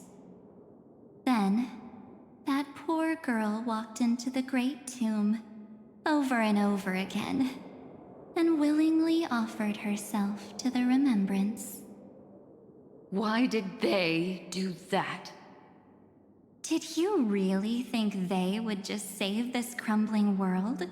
In the way Cyrene was praying for? Don't be naive, Memo Keeper. In this game between gods, the Remembrance chose to stand with the destruction.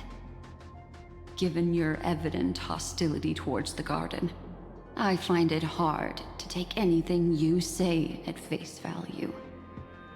Aren't the Memo Snatchers' activities enough evidence? They did everything they could to help Iron Tomb reach completion. And it wasn't just to obtain some fanciful memories. Let me tell you the real reason. Iron Tomb is a perfect arc. If a seed can be planted within, then the moment the Lord Ravager blows the erudition to pieces, the remembrance will be spread to every corner of the cosmos. That masterless path will be equally split between two eons. Fu Li will devour the erudition. Do you understand now? The war among eons started long ago. Fu Li did not glance this way to save Amphorius. They will drain this world dry and turn it into a most poignant and tragic poem. But fortunately, that girl's sacrifices won't be wasted. I will give her another possibility. I promised her that I would recreate the cause and effect of this world and form a flawless Amphorius. But the only way for a world that can't be turned back to be considered flawless is to burn it with a raging fire until nothing remains. You plan to destroy all the memories Cyrene has ever recorded? That's right. I'll set fire to all the stories, all the emotions, all the futility. I'll turn the Garden's conspiracy to dust. Setting fire to this much material will be enough to completely annihilate the scepter's operating logic. Iron Tomb will lose the soil upon which it grows, and Amphorius will be truly set free. The freedom you speak of is no different from destruction. Everything this world ever was will disappear from the extrapolations, never to be regained.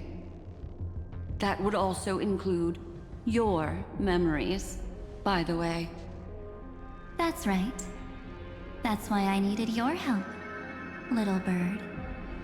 The more we walked together, the more I was convinced that you have a beautiful Dharmakaya. It fits me very much. So that's why you took me here.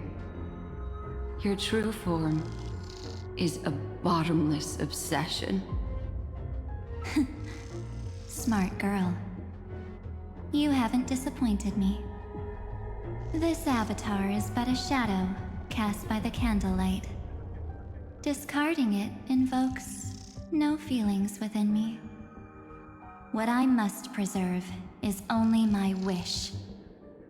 My wish to kill the Path of Remembrance.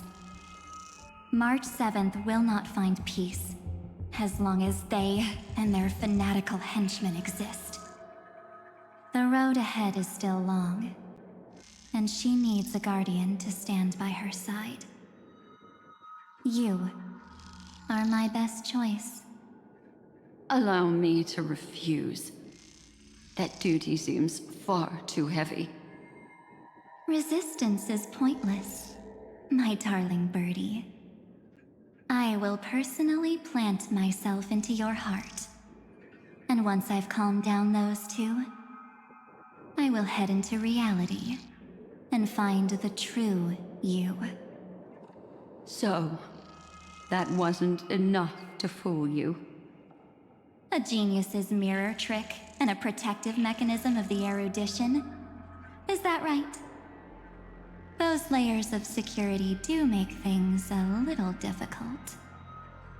But unfortunately, those two nameless are already right outside the door. Your plan is about to encounter a few mishaps. Until we meet again, Miss Evernight. Will you still not stand with me, my companions? We'll save the beautiful cosmos, and we won't leave even a single scar behind.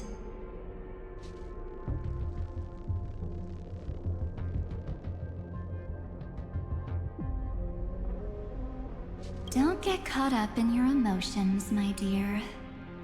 The hero's journey in this world is just a narrative embellished with memories.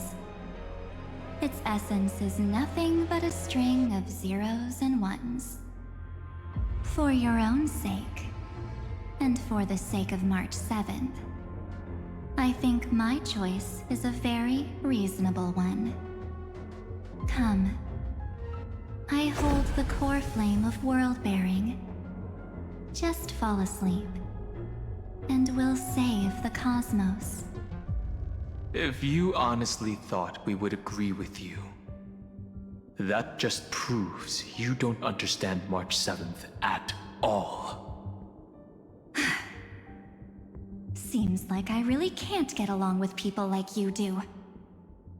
But in order to make sure you can still embrace tomorrow and continue this carefree journey, some memories must be set on fire as the sacrifice.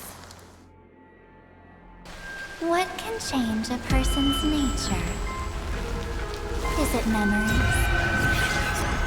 Unfortunately, the result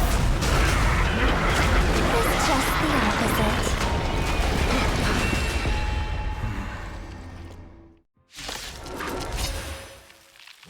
If a new life is to be born, its seed has to be dead. Only through abandonment and oblivion.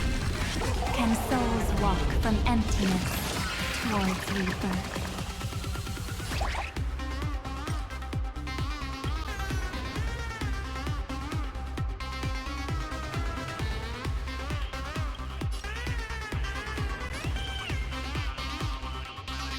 It's coming.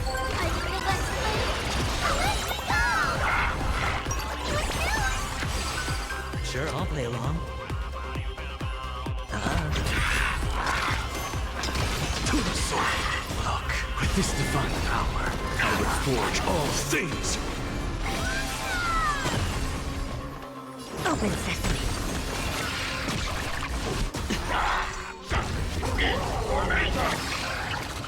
What's the matter?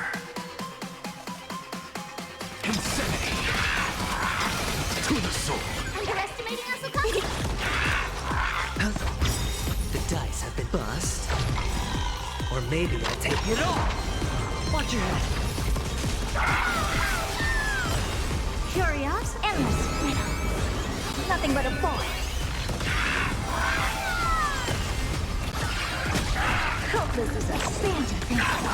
Graciano. I feel that flame.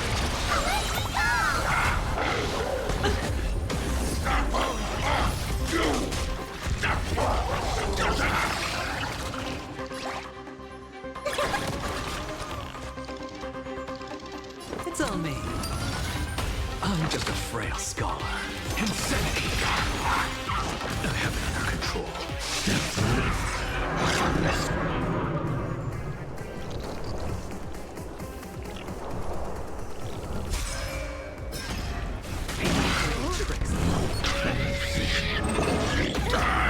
Watch your head. Look, with this divine power, I will forge all things. Never seen it. Open sesame. What's the matter? Curious, endless riddle. Nothing but a boy. To the soul. Expand your thinking. Watch it grow. It's coming. I feel that flame. Hedge your bet. The dice have been bust. Or maybe I'll take it all.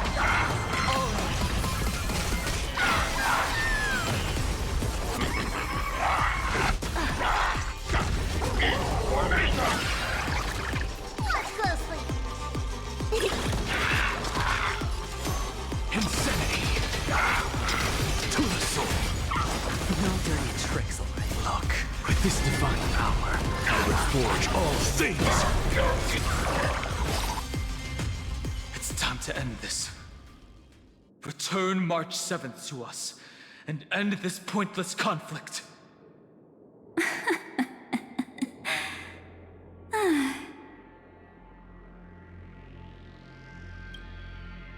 Don't get the wrong idea.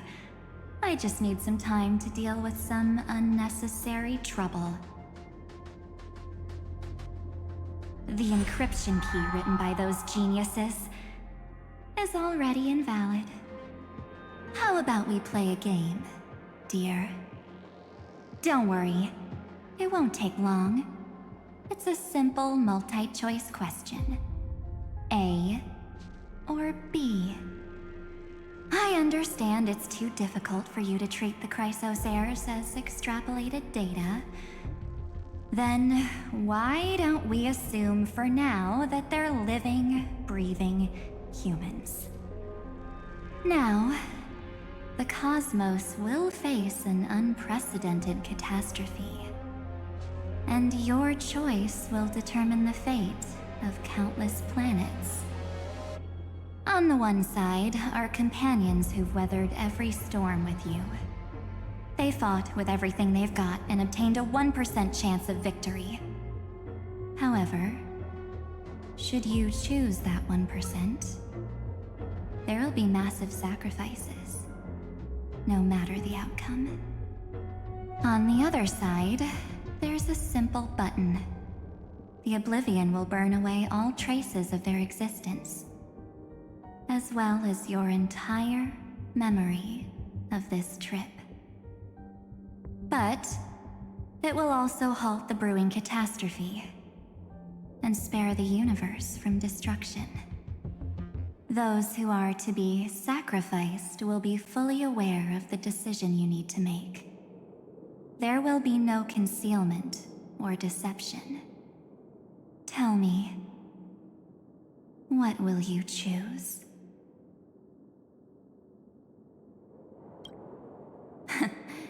You're right. This choice is meaningless and unimportant. The only interesting thing is the number of people making that choice. I've just posed the same question to Don Hung. The answer doesn't matter. Let me see.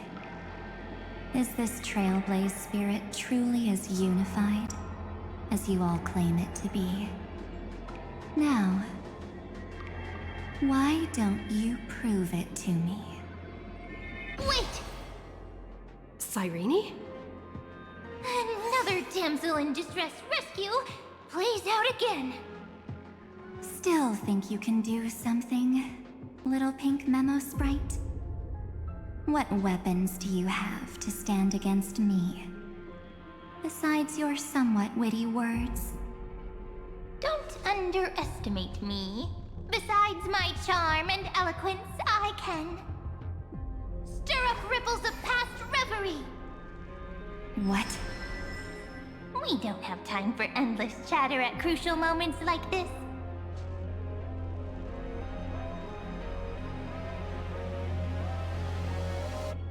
Quick, friend!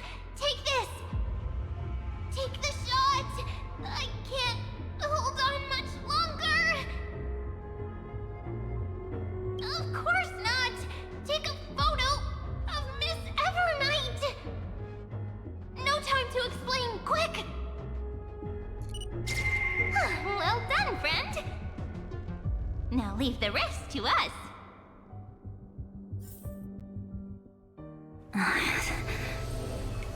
This is a light cone made from someone's memories. Oh, and there's a harmony entwined with it. Looks like someone's been busy behind my back. We meet again, naive me. I know you mean that as a compliment. But as for the word naive, I think I'll give you that one back. Welcome to Ides Elysiae, a small village shrouded by the veil of Evernight. Now, this memory will also belong to you. Let's give you a taste of your own medicine. With my home as the inspiration, I've created this maze. Hope you like it, Miss Evernight. Quite perceptive little memo sprite. But with just you and that Harmony's little birdie, thinking you could trap me? That's a bit of a stretch. So, tell me, what role did you play in all of this? I really didn't think that this other me would be this strong. But at least when it comes to brains, I've still got the edge. My brilliant plan? Bet you never saw it coming. Oh. You mean that time? In that split second when we switched bodies. With your last flicker of consciousness. You hid yourself within the Titan's veil. Huh? You got it already? No suspense at all? But my plan was super thought out. I know those two better than anyone. A promise is a promise for them. They never go back on their word.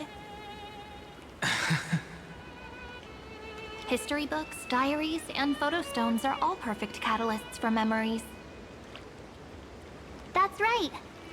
So when I hear her press the shutter, even if there's just a teeny bit of my consciousness left, I'd whoosh right into the camera. But if you put it like that, Aren't you leaving a lot to chance? No way. She will definitely be snapping away all over Amphorius, because she promised me to take photos. I'm guaranteed to run into her eventually. True. You really know her well. Miss Evernight, let's be real. My amateur skills aren't enough to keep someone like you contained. But if March 7th were here, that would be a different story. Because there's no way for you to ignore her, right? Fine. Lay it on me then. After going on such a long detour, what exactly do you want to do now? First, I want to thank you for protecting her and Dan Heng. But what you did later went way too far. So, while there's still time, I've got to make you change your mind. There is something that truly puzzles me. How did you find yourself again? After giving up all your memories and becoming an empty soul. Looks like you aren't so omnipotent or omniscient after all, huh? The answer is simple. I have been dozing inside the camera all along, and I accompanied her during her entire journey. So when she told Cyrene in this cycle about her interstellar travels, those memories of journeying with the Express entered my mind as well. I may still be far from the complete March 7th, but these memories were more than enough to fight you. So, you know what led up to this, and what followed, right? Go ahead. Tell me. Let's hear why you're so confident you can sway me. Why? Isn't the reason super obvious? Even through a camera lens, I know that the love, hate, and struggles that happened in Amphorius were the same as what real living people experience. Same old topic. I already got her to make a choice. The weights on each side of the scale are far too unequal.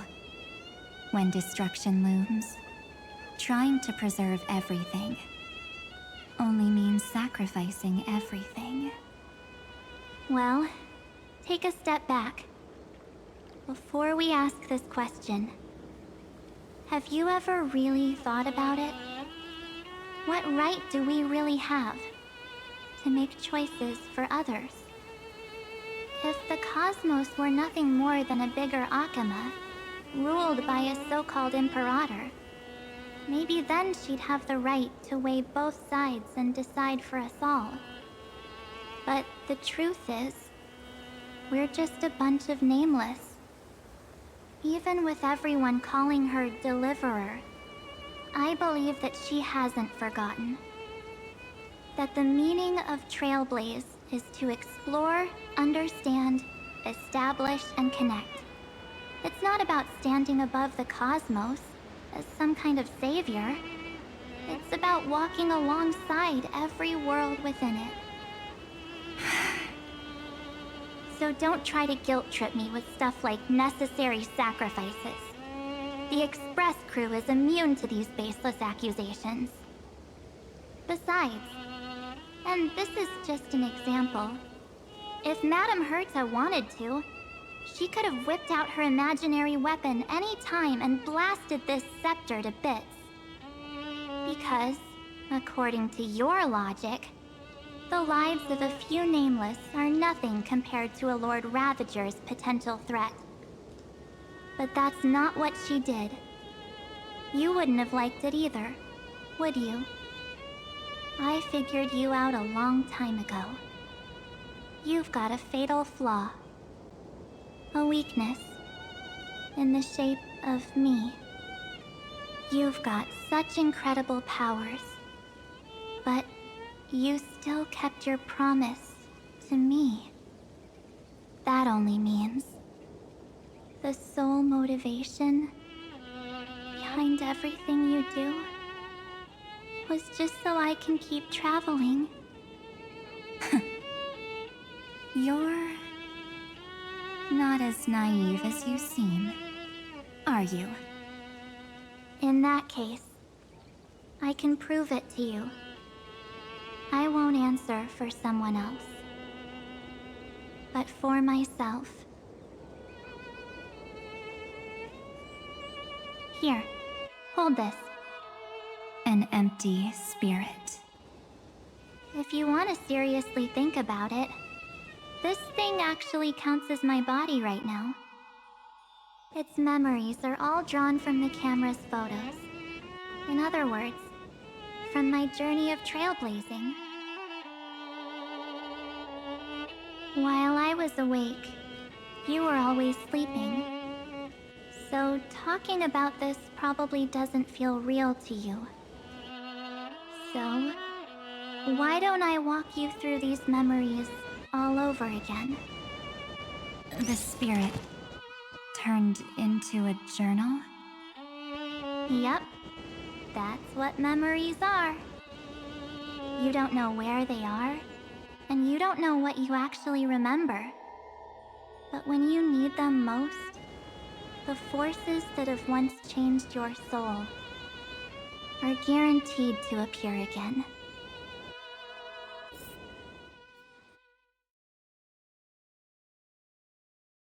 So, how was your first Trailblaze journey?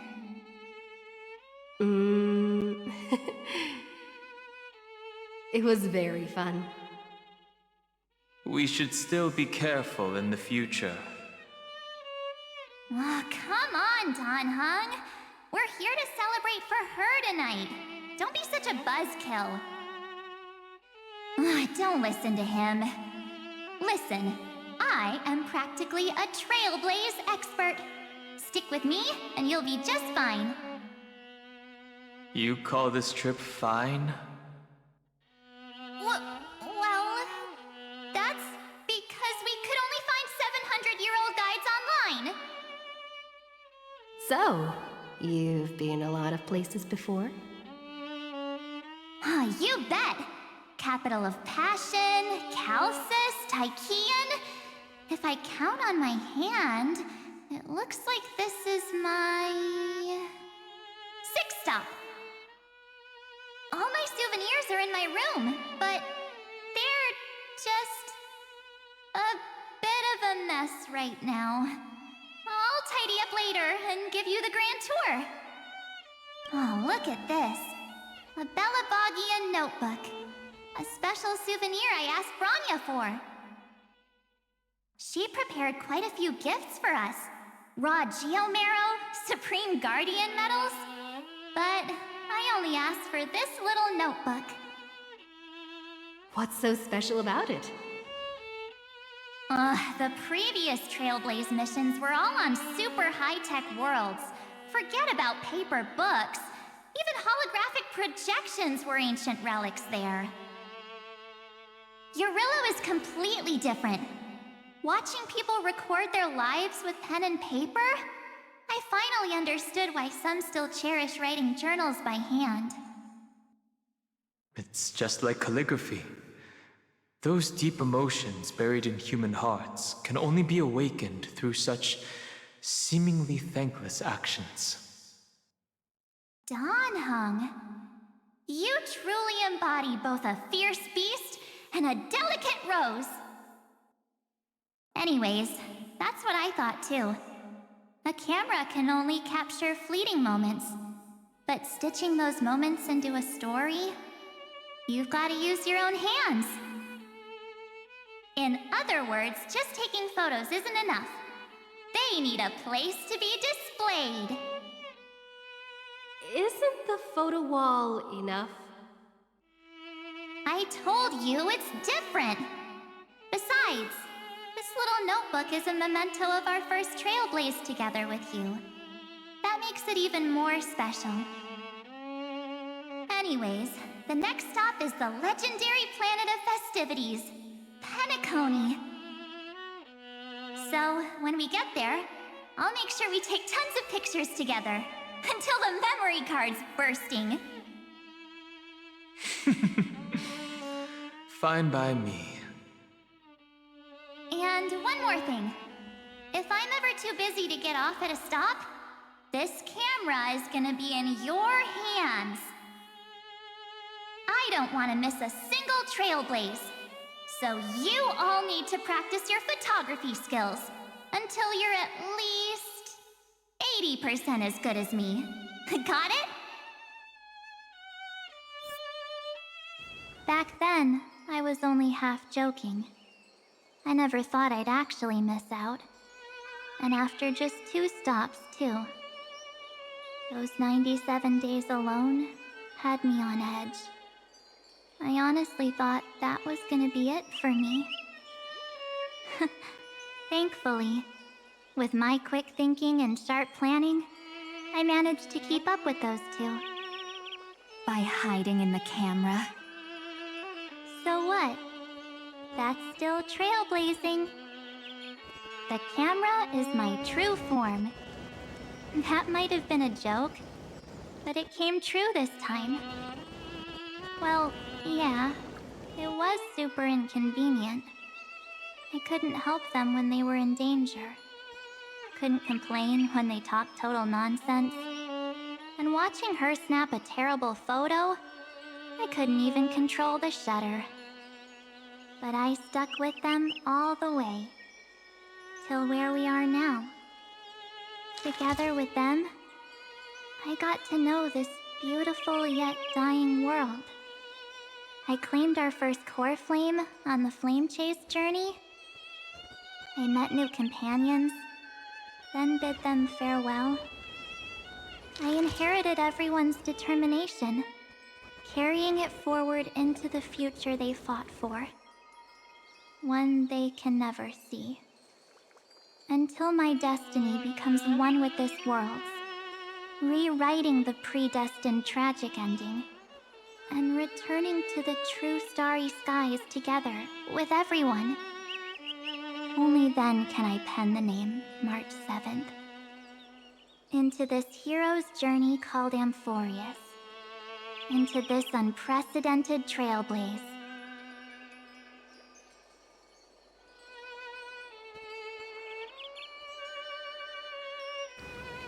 Looks like our trailblaze in Amphorius is coming to an end. While we still have time, shall we pick out some materials for March's journal? Aha! No way we're skipping this one. Huh? When did you take this? Wasn't the storage cart full? I still had my phone. Scared now? Dawn hung the seal head. The first seed competitor with the ghost seal in the super duper fun seal slammers. I'm against including this photo, but suit yourself. I just think that a travel journal should mainly focus on documenting local customs and culture. Akama, Castrum Krumnos, the Grove. These shots are all pretty great. I have to say, your skills are almost on par with March's now. That's how awesome I am. Oh, right! How about this one? The Veil of Evernight. Orynyx, the Titan lurking behind the mist. Pretty epic, right? Is that actual mist, or just motion blur from your shaky hands? Hey, that was a super tense moment. I only had the chance to take a quick one. We're lucky to have anything at all. Huh? Did you hear something? March 7th? Perhaps the photo captured a trace of time's divine power, which replayed echoes from your memories. Ugh. All right then. Let's keep going. If March were here, she'd definitely have plenty of great ideas.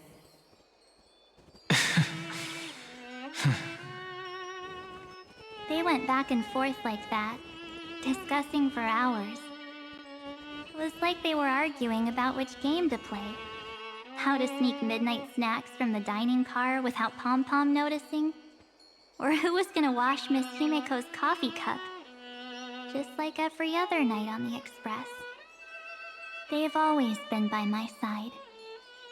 No one knows about my forgotten past, but no one holds it against me.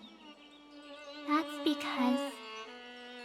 We can't go back to the past and make better choices. But at least we can do better in the future. Isn't that right? I still remember the day when you first put on these clothes and looked in the mirror. Your eyes were so clear. When all this is over, I hope the mirror can still reflect those same eyes. You're pretty naive, too. Always hoping that the mirror will show the most beautiful side. But you don't even trust the you reflected in the mirror. And if you keep trying to shoulder everything for me, then I'll actually end up as a wallflower, waiting forever for my turn. Yes, I get it, March 7th. I only have your memories, and you have always been the me that I wanted the world to see. Just hearing those words from you makes me feel super satisfied. Well, I've appealed to your emotions. As for reasoning with logic, could you help us out here, Cyrene? I'm here. Finally my turn to shine, isn't it? Miss Evernight, you've been so fixated on your targets that you probably haven't even realized that a massive variable has emerged in Amphorius in this cycle. Amphorius is about to be destroyed. There's no time left for pointless debates. There is only one law I want to overturn to aid the final battle of deliverance. So I will only offer the life of one demigod. The Imperator added one extra rule to the final Era Nova at the cost of her life. That's how she can ensure Amphorius doesn't become a sacrifice in the cosmic conflict. Even if this world has to exist in the form of Iron Tomb, it will stand on its own among the stars, just as she had wanted. Oh, interesting. What does she want to do? Simple. If any anomaly occurs during the Era Nova process, all foreign elements will be eliminated immediately. Whether it's the Remembrance or the Trailblaze, and the 12 core flames will complete the final Era Nova through the purest form of destruction. A daring wager indeed. That ruthless Imperator. Could she have already sensed that the Remembrance was plotting in the shadows? No. You managed to fool everyone. There's no way she could have known your plan. Modifying this law was just a precaution, to prevent the Astral Express and the geniuses from betraying Amphorius after her downfall. But if you insist on doing this right now, then the Cosmos will undoubtedly face the worst possible outcome. My friend, Dan Heng, and March 7th will all merge with the Scepter and become a victim of the destruction.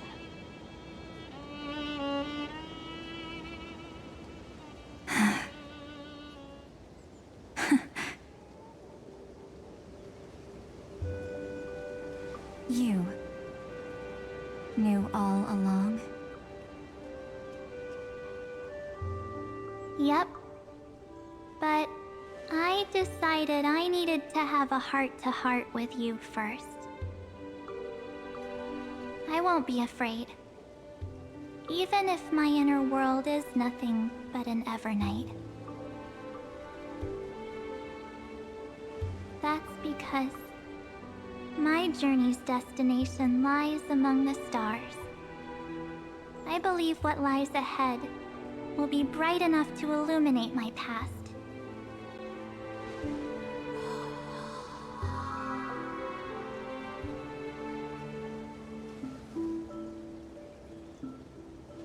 Thank you for your coddling.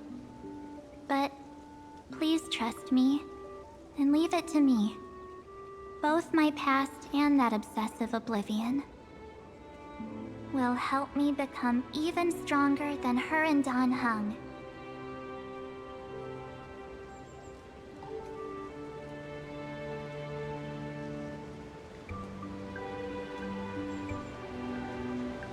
I'm sorry for becoming an obstacle in your journey. Don't apologize, Evernight. We're just two sides reflected by the same mirror, aren't we? So, when we bid farewell to our division and become one,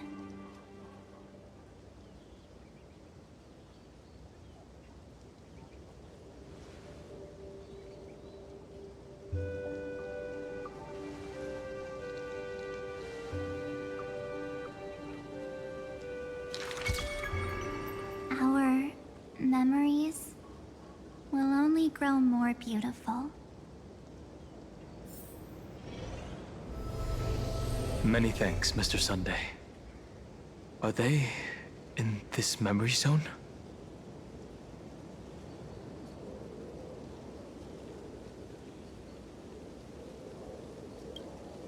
Yes, but we can't let our guard down.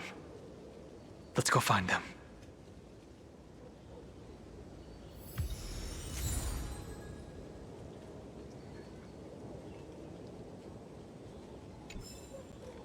It's unusually quiet here.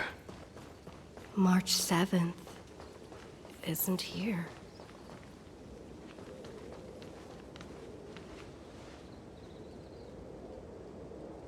Get ready. We can't give her any chance this time. Three of a kind. Two pair. Ace.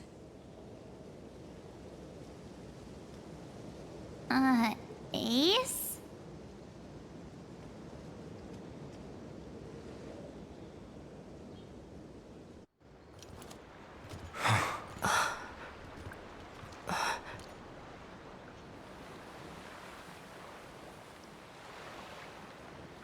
March?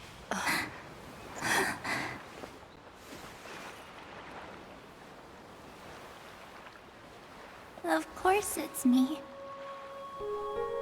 It's been a while.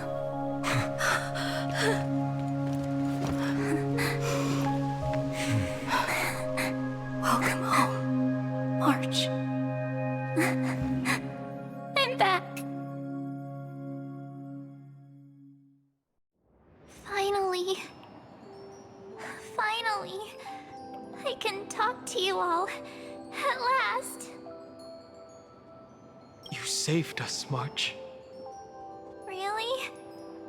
That's wonderful.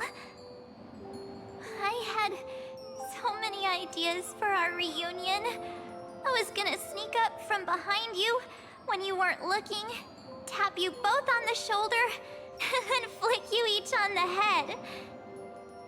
And shout, "What took you so long to find me? Don't you know how to move faster?"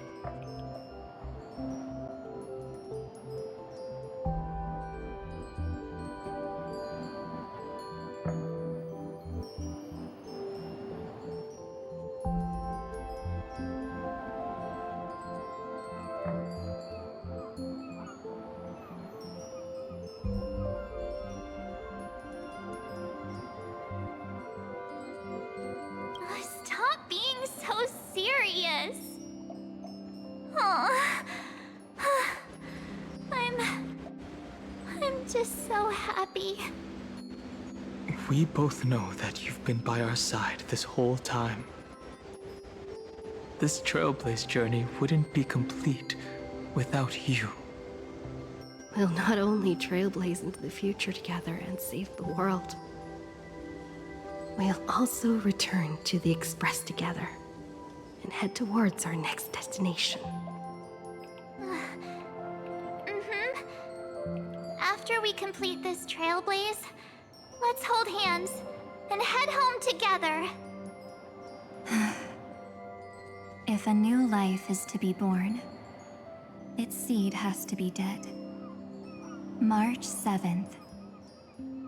When you bid farewell to your past and are born from the six-phased ice, have you thought about the version of yourself you want to see in the mirror? As of now, I have no intention of making choices for you.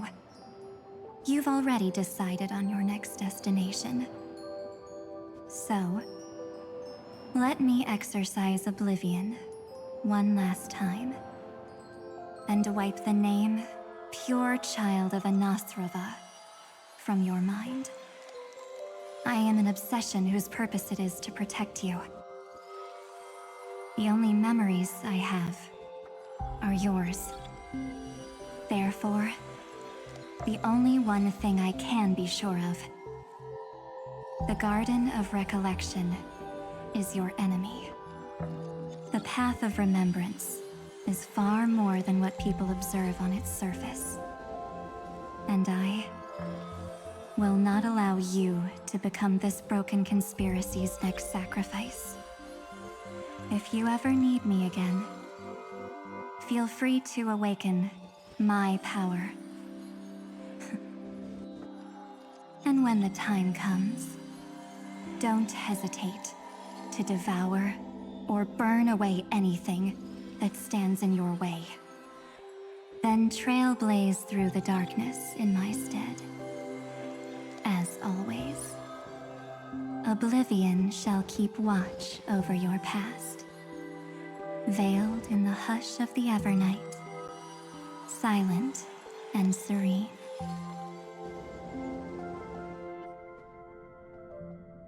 Oh? The chronocognitive anchor readings? They actually pulled it off! Not too shabby at all. They got the first genius, then they put the garden in its place. This chapter in trailblazing history may not be the last of its kind, but it's certainly the first of its kind. We couldn't have made it this far without the wholehearted support of the two geniuses. And next, we'll be facing the Lord Ravager as they break free from their shell. Let me give you a warning. The backdoor screwy setup in the Era Nova system can only get you as far as breaching the core of the scepter, nothing more. As for those nastier malware programs lurking inside Iron Tomb's belly, you'll have to deal with them as they come. That's more than enough to help us. By the way, how are Mr. Screwlum's preparations coming along? Oh, give him a bit more time. Those screwheads at the Imperial Advisory Council need to understand what the concept of war means first. The worst case scenario would be them having already dismantled all the fortresses in Screwy's collection while he was away. I've heard Mr. Screwlum's fleet includes planet-class mechs. Hyacinth, Poppy, Oleander. Which one will answer the call, I wonder? You sure know your stuff. I'd rather none of them show up and let my space station save some face. The memory of this decisive battle is bound to be absolutely magnificent, isn't it? Sorry to keep you waiting, everyone. I also have some news to share. The Xianzhou Alliance has replied that they are willing to offer what modest support they can in the campaign against Iron Tomb. The Alliance? Not just the Luofu? This is really good news. With this, our odds of victory just went up another notch. Whether this news is good or bad remains to be seen. What do you mean? Something has happened that even General Jing Yuan couldn't understand. He urgently wants me to inform the two geniuses that Emphoius' causality has vanished from the matrix of Prescience Ultima. This means the instant in Noose's calculations is drawing closer to this world. As the Theoros, I have observed. The night has faded away, and what I have created, I will destroy. This starry sky will return to freedom and chaos, just as it was in the beginning.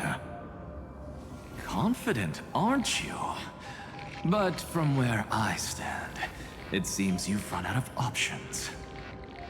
When the Deliverer and her companions fully uncover the secret of the 13th Titan, that is the moment your schemes will come to ruin. Lord Enexagoras, I have granted access to all records concerning the Demiurge, as per your request. How unfortunate that you'll never admit your own mistakes. Analysis complete. Before I erase you completely, allow me to reveal the truth to you, if only as a courtesy to the final thinker.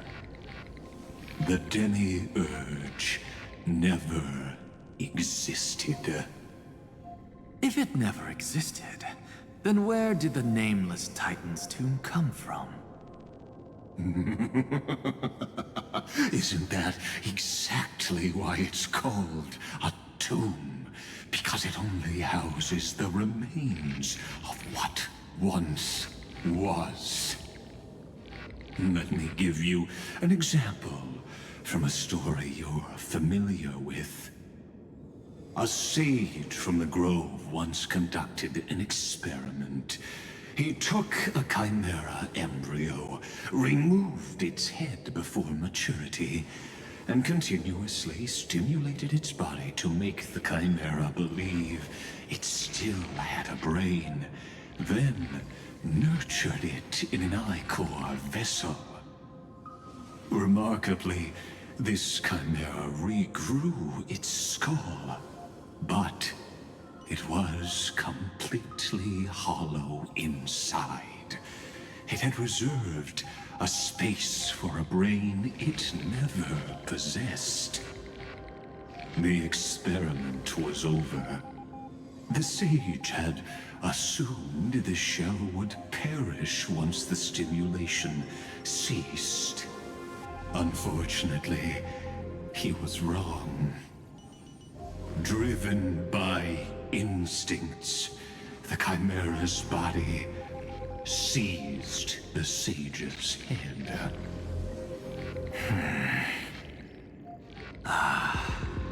So that's it. I was stuck in a flawed line of thinking.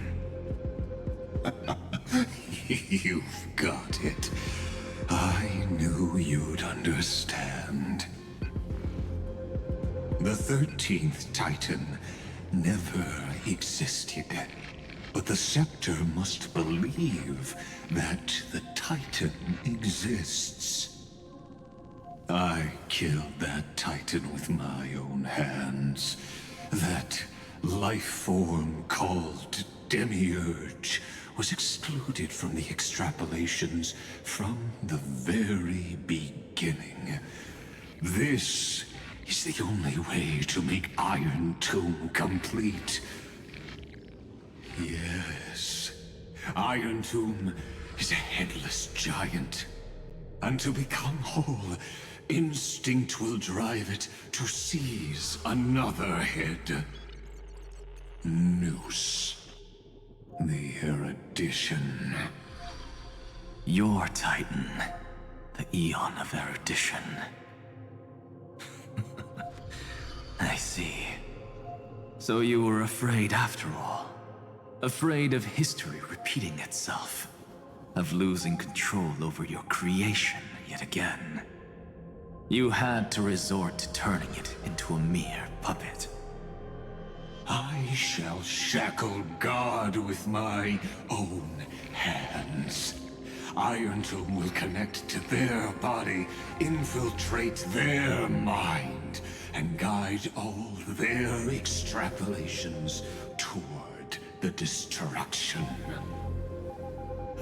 I hear it. The tolling of the Doomsday Bell.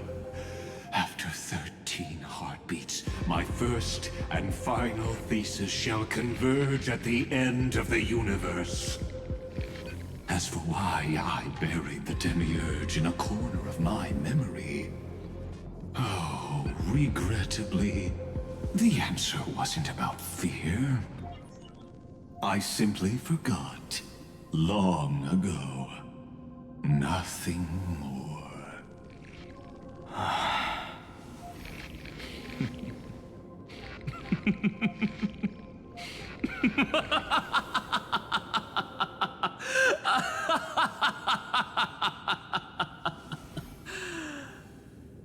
Your laughter is but a helpless sigh. Helpless? What a joke. You merely created a false god, but Amphorius has long since written deicide into its fate. The final Era Nova is at hand. Why don't you wait and see? The Deliverer, myself, and this world will together prove that the original Newspore, the ultimate truth of the universe, is anything but destruction. See you in the next life, Sage. If there's even a 1 in 10,000 chance your conjecture is correct, then, in the name of genius, I shall most certainly witness its failure. All shall bid farewell to one, and that person alone will witness the miracle. Such is the will of fate. But this time, it will be the final flame chase journey. The epic with endless cycles is about to end. The extrapolations of the erudition, the core flames of the destruction, and the textures of the remembrance. The three paths converge once again at the world's end. And the Trailblaze will write a new beginning for this world. Not only that, we'll also carry the history of all 30 million recurrences into the new world with us. It wouldn't be an exaggeration to call it a miracle. This miracle wasn't created by just one person.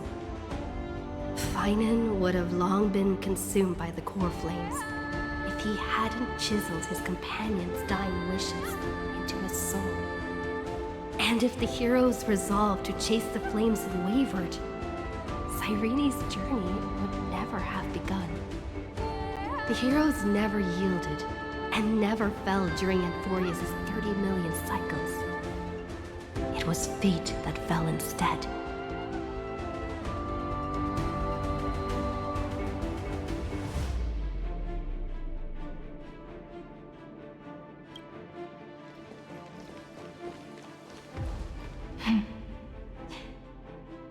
I know you're watching, aren't you? The original Philia.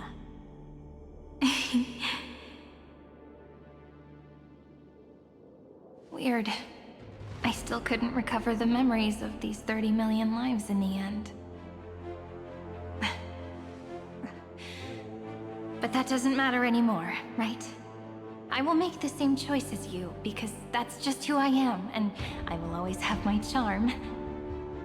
Losses are a constant on the flame chase journey, but even if everything fades away with the wind, there's one feeling that will remain.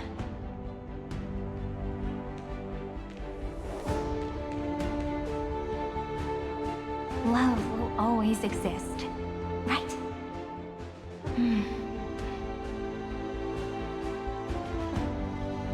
must write an ending, unlike any before. For this world we so deeply love.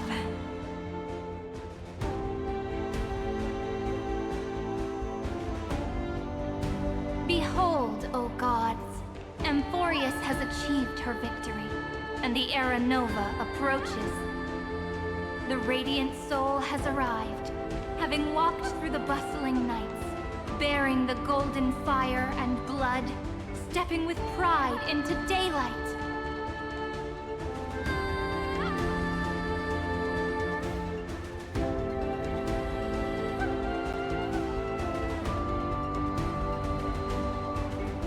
Amphorius!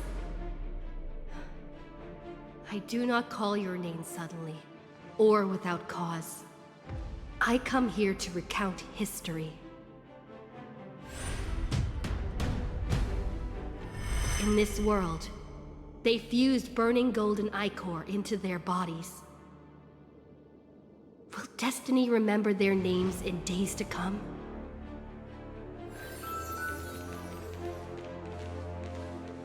Isn't that gonna be way too many names to remember? 30 million times 1,000? No, wait. Times 1,001. Oh, let's not get hung up on that now. If there are more of us, then there will be more passages in Amphorius too.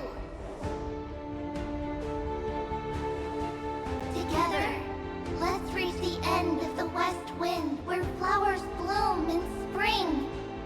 See you tomorrow.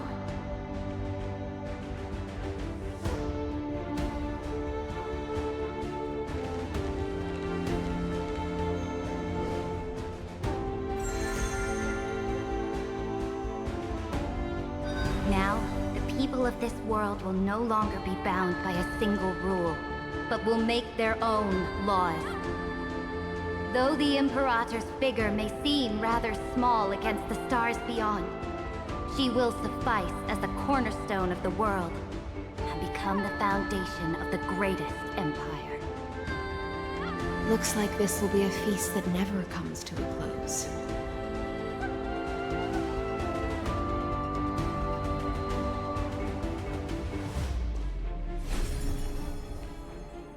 May the fish never leave the ocean. And may the days ahead shine like pearls.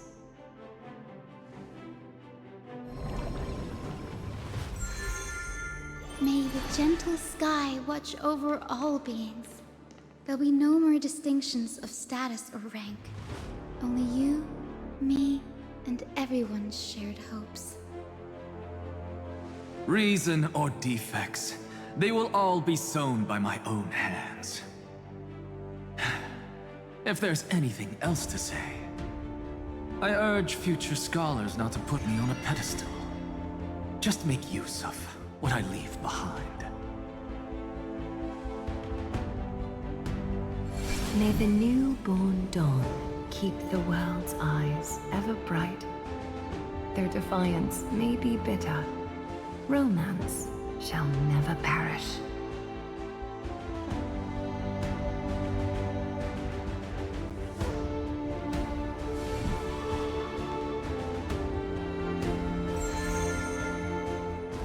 In the name of the son of Gorgo, warriors shall fight for strife, not with glory as their end, but to march forward in its light. Even though death shall eventually separate us, let every embrace we share be without regret. Why are you guys all so serious? Fine.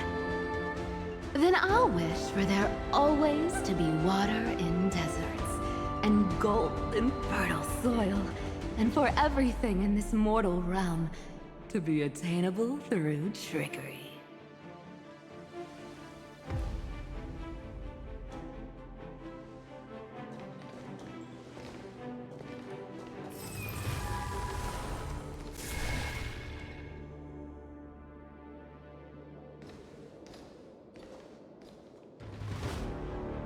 Earth shall protect the past, present, and future, eternally sustaining life. Is it my turn? Then let time watch over the past and guide us to the future.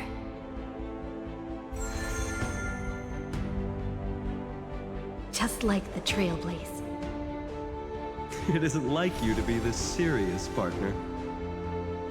Are you hesitating about how to carry out the divine authority of world-bearing? Or do you already know the answer in your heart?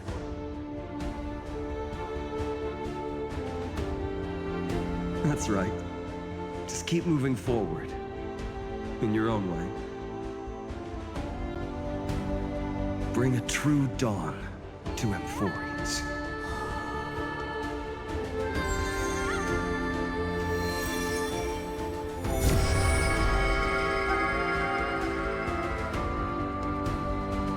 Then, in the name of world-bearing, I promise you, Kefali will never forget this.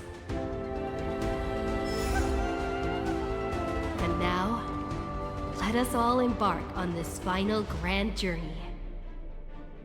Stand with me and become heroes.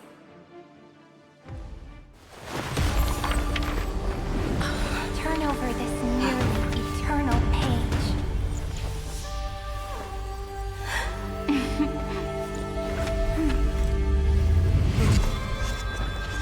Let the Trailblaze write an ending unlike any that ever was.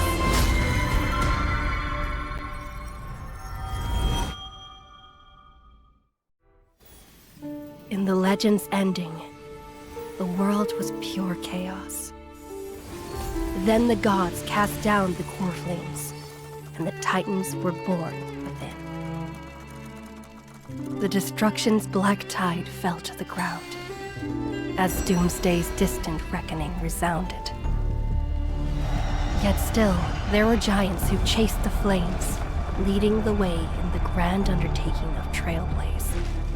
Flow, golden blood, flow. Converge into a boiling river that flows across the divine inscriptions of this world. Aglaia, the chrysalis of gold, you must caress the holy city's web and hearken to the sounds of the stars. There shall be the three-faced goddess traversing through myriad passages, bearing tidings to you from the universe. Anaxagoras of reason has enough knowledge to refute the world and to stir up a torrent capable of enlightening all. Go seek the holy maiden who severs dawn from dusk, and let the sky become the slumbering cot from which she wakes. Make him return. Mightylos, the lance of fury, pierce the enemy's king with Kremnos' heroic souls. Set her at rest, Cyphra, the coin of whimsy. Command the frozen fate to once again flow. And that hand of shadow Castoris, the master of the River of Souls. She has been granted the right to embrace and warm new life. Now blossoms at her fingertips. You will hear the chalice of plenty reverberating through eternity. You will see the Veil of Evernight visiting before the break of dawn. Until the journey's end, when all beings reach the end of the earth. And the nameless new king ascends the throne alongside countless heroes to embark on the grand mission of deliverance. I have witnessed the distant past, where the blazing sun once etched the footprints of humanity. The children of humanity, known as the Chrysos heirs, have restored the gods' core flames and once more upheld the world. Losses are a constant on the flame chase journey, among which even life itself holds little value. Therefore, we cast even ourselves into the flame, only to inscribe the opening stroke in the poem of creation.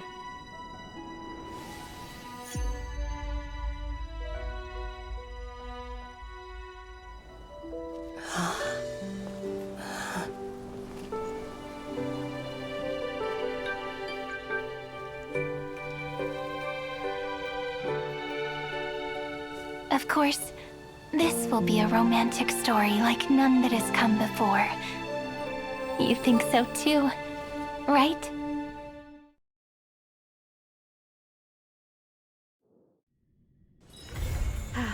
Need something? If not, then I'll be leaving.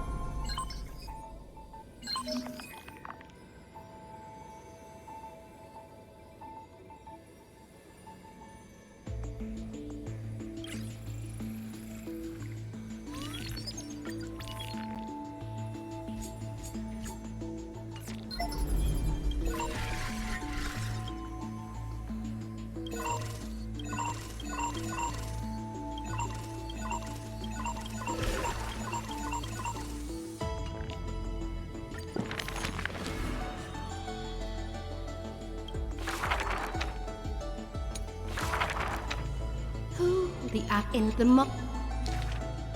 Who? The... Who?